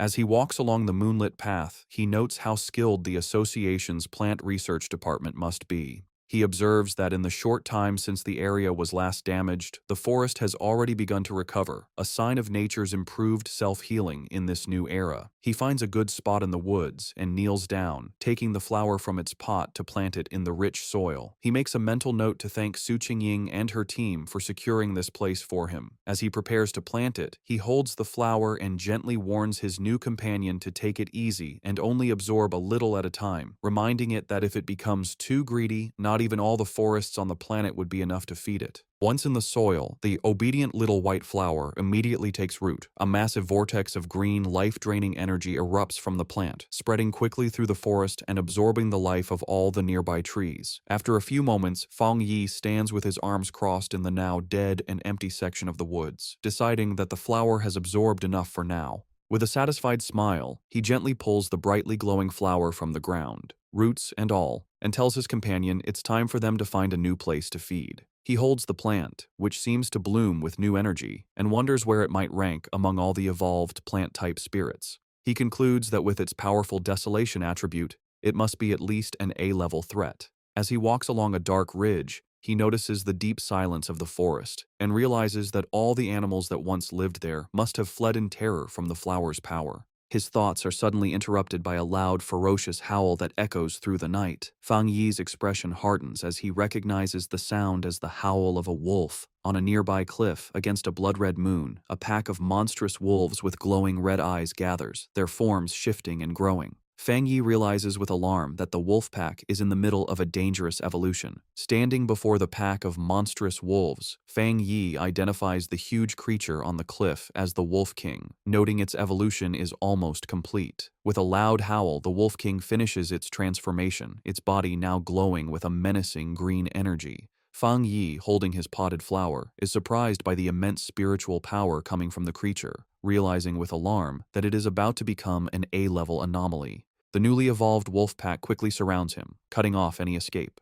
Fang Yi figures out that the Wolf King has evolved a new, powerful poison attribute from its original wood attribute, a change likely caused by absorbing the dark attribute energy in the area. Despite the danger, Fang Yi remains calm, dismissing the threat as only A-level in strength. He takes his obedient little white flower out of its pot, telling it that it's time for them to solve the problem. He kneels and plants the flower in the ground, thinking that while the anomaly is only A-level, the large number of wolves is a problem. More importantly, the city is just down the mountain, and letting them get there would cause a major disaster. As the Wolf King lunges to attack, Fang Yi tells his flower to begin, and a brilliant green energy starts to flow from the plant. He decides to test the flower's power, curious to see how much damage it can do on its own. A massive beam of green, life-draining energy shoots into the night sky, visible from far down the mountain where another group of pioneers is watching. This new squad observes the scene with concern. One of the men notes that the Wolf King has successfully evolved and is incredibly strong. He asks about the contamination level, and a cloaked figure replies that it has reached 90. The man and his companion are stunned by the dangerously high reading. The squad's blonde-haired leader grows tense, realizing the danger is still increasing. He identifies the Wolf King's wood attribute as being at least at the 3-star Ghost Axe realm, maybe even reaching the Spirit Creation realm, while the rest of the pack is also powerful. He worries that his team doesn't have enough people to handle the threat, admitting that even he has only recently broken through to the 3-star Ghost Axe realm. Suddenly, the leader notices the massive beam of green energy and the clear presence of the dark attribute. He now understands why the contamination level is so high. He shouts in alarm, explaining to his team that the Wolf King has evolved dual attributes, something he knows is extremely rare among anomalies. The contamination reading on the squad leader's watch suddenly spikes to 100. The leader grits his teeth, knowing they must stop the wolf pack's evolution before the area below is lost. He recognizes that the beasts, already cruel, will only become more terrifying with their new power. He decides to call the Spiritual Energy Association for backup. Just then, the ground begins to shake violently. One of his men asks if it's an earthquake, but the leader knows the wolf's evolution shouldn't cause such a tremor. He realizes with growing fear that another, different anomaly has appeared. His watch confirms his fear as the contamination reading skyrockets to an impossible 1,000. The pioneers look on in terror as a massive eruption of green desolation energy bursts from the mountaintop. The green-haired pioneer recognizes the power of desolation, wondering in disbelief why it would appear here. As the life-draining energy rushes toward them, the squad panics. One man cries out, asking if this is the giant vine from the sky that had disappeared, sad that there was no warning. The squad leader shouts for his team to retreat and get all nearby residents evacuated immediately. However, just as quickly as it appeared, the huge wave of desolation energy seems to stop. One of the men calls out to the leader, noting that the energy has stopped advancing. The squad watches as the massive vortex of green power pulls back, sinking back into the mountain. They wonder if the danger has passed. One asks if they should still report it, while another questions if they should go up the mountain. On the mountaintop where Fang Yi planted his flower, the ground is covered in a network of thick green roots. These roots sprout dozens of glowing white flowers, which then erupt in a massive burst of green energy, blooming into a huge, radiant flower-like structure. The energy then transforms into a sea of white petals that covers the entire area. The Wolf King howls in fury as the seemingly harmless petals turn into a deadly weapon, forming a sharp blade that slices through the air. Fang Yi stands calmly among the swirling petals and explains the terrifying nature of his flower's power. The sea of spiritual flowers will endlessly grow back and multiply, absorbing and purifying the enemy until nothing is left. Fang Yi stands on his flower's massive root system. As the wolf pack begins to fall to its power, he taunts the Wolf King, asking how its pack members will do without the same spiritual protection he has. The smaller wolves are quickly trapped by vines covered in white flowers, their life energy rapidly drained until only their skeletons remain, collapsing into dust. Having absorbed the life force of the entire pack, the flower and its petals turn a deep, menacing red. In a last, desperate attempt, the Wolf King gathers its energy and fires a powerful green blast from its mouth. The red flower, however, easily forms a protective barrier, absorbing the full force of the attack. Hidden among the swirling red petals and vines, Fang Yi tells the beast that its attack is useless. He explains that the desolation attribute of his spiritual flower has already taken root deep within the mountain itself. The Sea of Flowers, he says, draws its power from the mountain and uses it on the mountain, creating an endless cycle of power. The Wolf King, now smart after its evolution, seems to understand its hopeless situation, but still refuses to give up. It identifies the main red flower as the source of the power and charges directly at it. Fang Yi watches with a small smile, mockingly asking his little flower what it will do now that it has been discovered. In response, the central red flower grows to an immense size and lunges forward to meet the charging Wolf King. It opens its massive petals and traps the beast within its grasp. The Wolf King howls in agony as its life force is drained away by the powerful desolation attribute. The massive red flower continues to absorb the Wolf King, its green energy being eaten by the desolation attribute. Fang Yi watches with a serious expression, surprised that his flower is allowing the dark attribute to invade it. The Wolf King is completely consumed by the flower's pulsating red petals. Fang Yi is amazed by this development, marveling at the formidable power of the desolation attribute. He realizes that he never expected the flower to be able to create its own technique without his direct input after he implanted the attribute. As the giant flower shrinks back down, he understands the terrifying nature of its new ability. Once an enemy is trapped within the Sea of Flowers, there is no escape. The flower then spits out the clean, bleached skeleton of the Wolf King. Fang Yi concludes that even if the spiritual flowers are destroyed, they can endlessly grow back and use their desolation power to reduce any enemy to bones. Standing before the massive red flower, which is now surrounded by a field of smaller red flowers, he decides to give this new technique a name, the Endless Spiritual Sea. A system window appears, confirming his creation and announcing that the spiritual flower has successfully written the desolation attribute technique, Endless Spiritual Sea. Having finished its battle, the flower's petals close up, glowing brightly from within. Fang Yi looks on, a bit tired from the battle, as a single red petal gently brushes his cheek. The flower then erupts with a massive surge of energy, and Fang Yi realizes with surprise that his little flower is also about to evolve. In a high-tech control room, alarms blare as an analyst reports an A-level anomaly. He explains they are detecting two different spiritual powers in the same area. Just as the Wolf King was evolving and creating a dark attribute, a separate and powerful desolation attribute appeared. The Association Superior, listening with Su Qingying, demands to know the location. A technician points to a map, explaining it was an area Su Qingying's team was previously in charge of. The Superior questions this, asking if the destroyer squad wasn't already sent to deal with the wolf pack. His question is cut short by a call from the squad on the ground.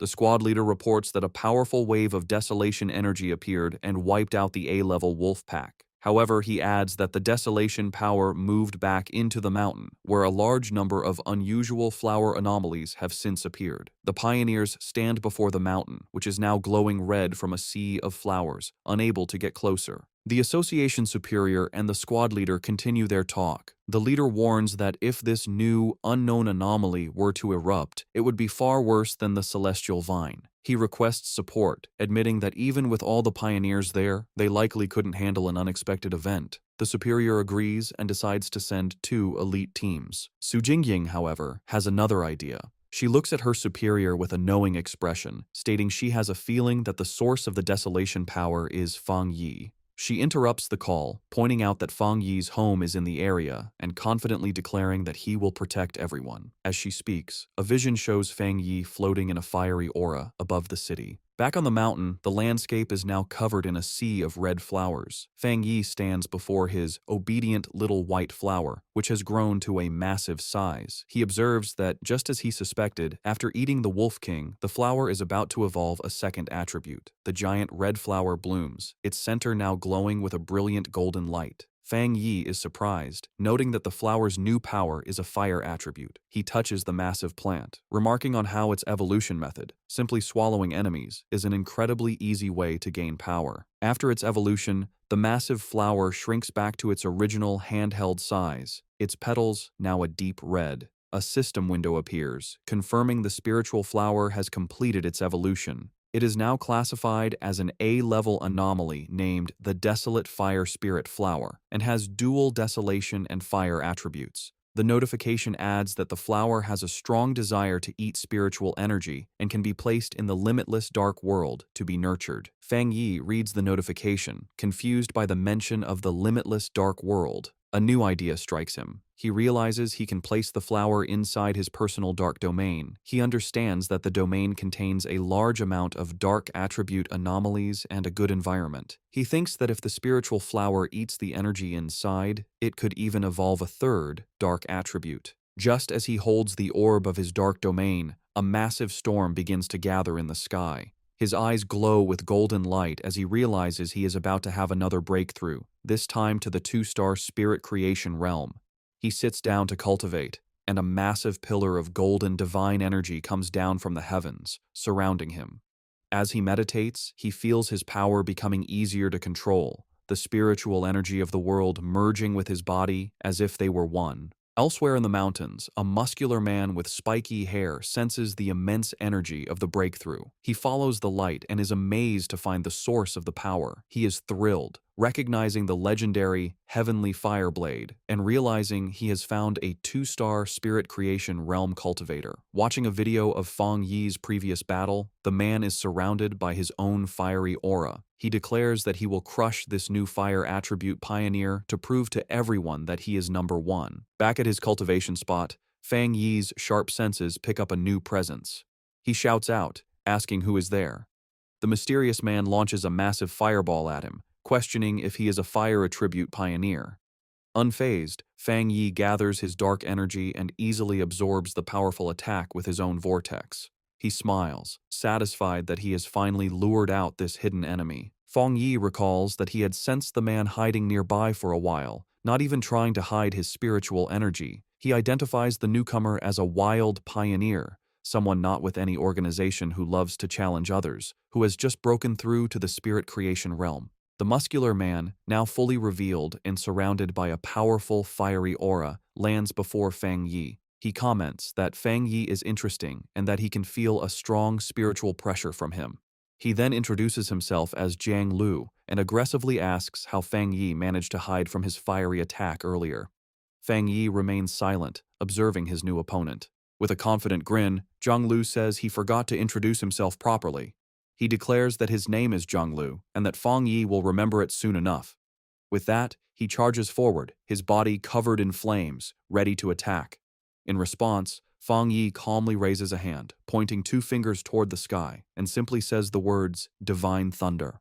A massive bolt of brilliant blue lightning comes down from the heavens, aimed directly at the charging Jiang Lu. Jiang Lu is caught completely by surprise, wondering what this new power is. The divine thunder strikes him head-on with immense force. He lets out a pained cough, smoke coming from his mouth after the powerful impact. He struggles to his feet, his body covered in crackling blue electricity and scorch marks. He wonders what just happened, questioning how his opponent could use a thunder attribute when he was supposed to be a fire pioneer. He grits his teeth, his body still shaking from the powerful electrical shock. Fang Yi stands over the defeated Jiang Lu, who is on his hands and knees, completely unable to move. Fang Yi grabs him by the hair and brutally smashes his head into the ground, causing the rock to shatter. With crackling blue lightning still surrounding him, Fang Yi mockingly asks his opponent to repeat his name, saying he didn't hear it the first time. Jiang Lu can only stare in silent shock, his face pressed against the broken ground. Jiang Lu is filled with disbelief, wondering how he could have been so easily defeated. He had just reached the 1-star spirit creation realm and had always been the fastest cultivator he knew. He couldn't understand how he lost. especially when he hadn't even had a chance to use his ultimate move. His mind flashes back to a time when he was celebrated by his peers, his rare and powerful fire attribute making him a true powerhouse. He had believed that everyone would eventually have to submit to him.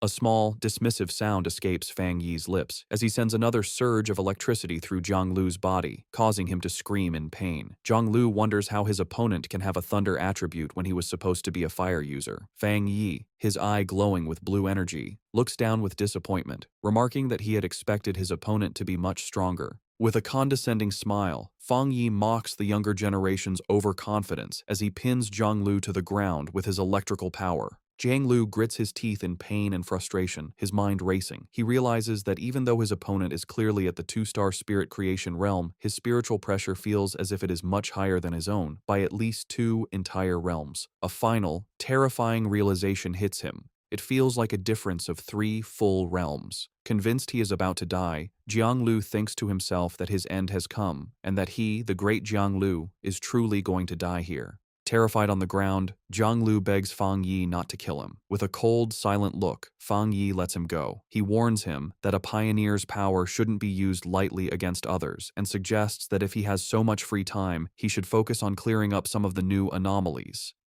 After a final, dismissive look, Fang Yi walks away, leaving a confused Zhang Lu on the ground.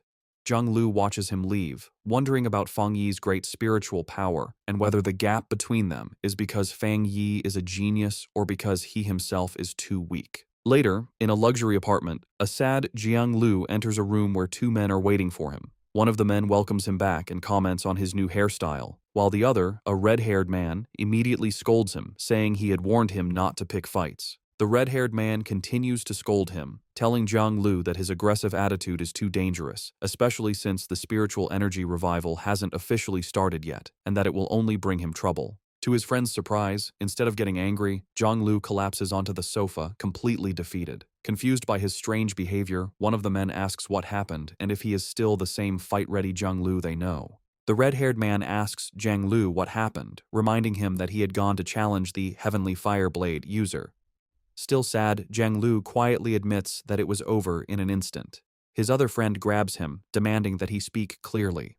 With tears on his face, Zhang Lu breaks down and confesses that he was the one who was defeated instantly. His friends are in total disbelief. Zhang Lu, in a frantic state, wishes he had realized something was wrong and backed down, which would have saved him from this shame. The seated man expresses his confusion, questioning how the Heavenly Fireblade could be so strong when Zhang Lu himself is a rare genius who broke through to the spirit creation realm in just a few months. Zhang Lu then remembers the fight, recalling how his best technique, the meteor flame, was shattered in a single moment by his opponent's powerful thunder attack. His friends try to make sense of the defeat. The seated man wonders if Jiang Lu simply fought the wrong person, arguing that with his pure firepower and his spirit creation realm level, it's almost impossible for anyone to beat him so easily. The red-haired man suggests that maybe this person wasn't a pioneer at all, and that their first guess about his strength was wrong. Zhang Lu furiously rejects their ideas, screaming that he couldn't have been mistaken and that the location was definitely his opponent's territory.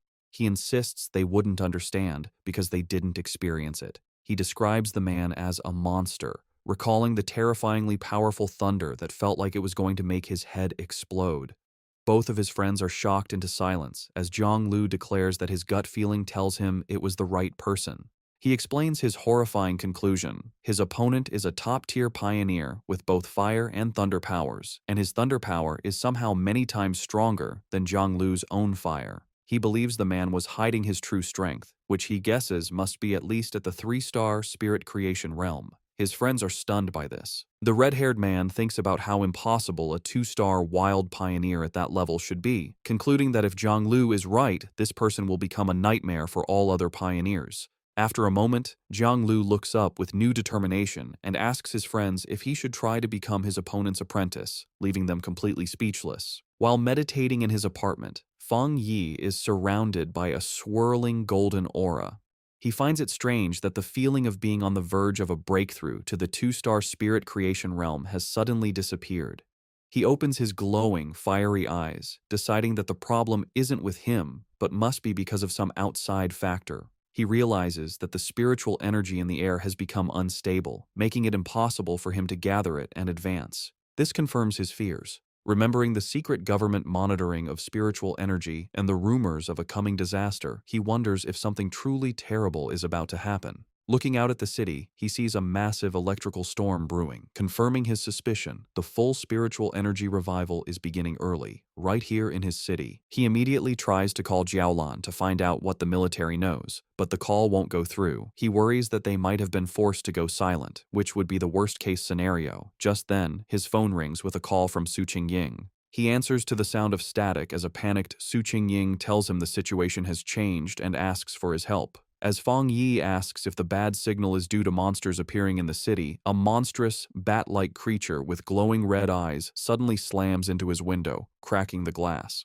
Through the static, Su Qingying confirms the problem is huge and that she is in the city. With a final crash, the creature wreathed in dark energy shatters the window and charges toward the still-seated Fang Yi. Unimpressed, he calmly remarks that the creature is overestimating its own strength. Reacting instantly, Fang Yi summons a blade of pure blue electrical energy from his hand. He leaps into the air and throws it at the charging beast, piercing it completely and destroying it in a flash of light. The noise brings Lin Yi rushing from her room, shouting a warning to her cousin about the bat-like monster that has just appeared. She stops, staring in shock at the destroyed window and her cousin, who stands calmly amidst leftover lightning. She asks him what's wrong. Looking through the shattered window, Fang Yi explains that while monsters usually appear randomly, it's worrying that they are now appearing directly in their home, and more than one. He believes the situation is still under control for now.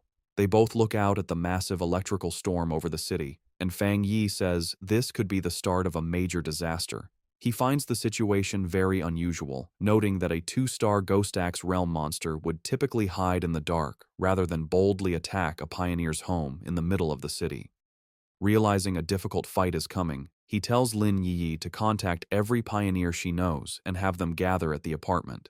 She agrees without hesitation. Fang Yi then steps onto the ledge of the broken window, telling his cousin that since she is about to have her own breakthrough, he is trusting her with the safety of their home. He tells her to guard the window while he is gone. Elsewhere, across the chaotic city, Su Qingying and her squad are on a rooftop, their communications already being affected by the intense storm. One of her teammates, Zhang Xiaoya, wonders if their equipment is just broken. Su Qingying grimly states that if a true disaster happens, they will have to handle it on their own. They look up at a massive, swirling vortex in the sky, and Su Qingying hopes it's just a false alarm. Acting as captain, she gets on her communicator, checking patrol statuses and ordering all units to stay on high alert. Her command is cut short as she, Zhang Xiaoya, and the other member of the group look up with expressions of pure shock and terror. A massive swarm of the dark, bat-like monsters begins to descend from the vortex, and a warning is shouted that a group of anomalies has appeared, signaling the start of an invasion.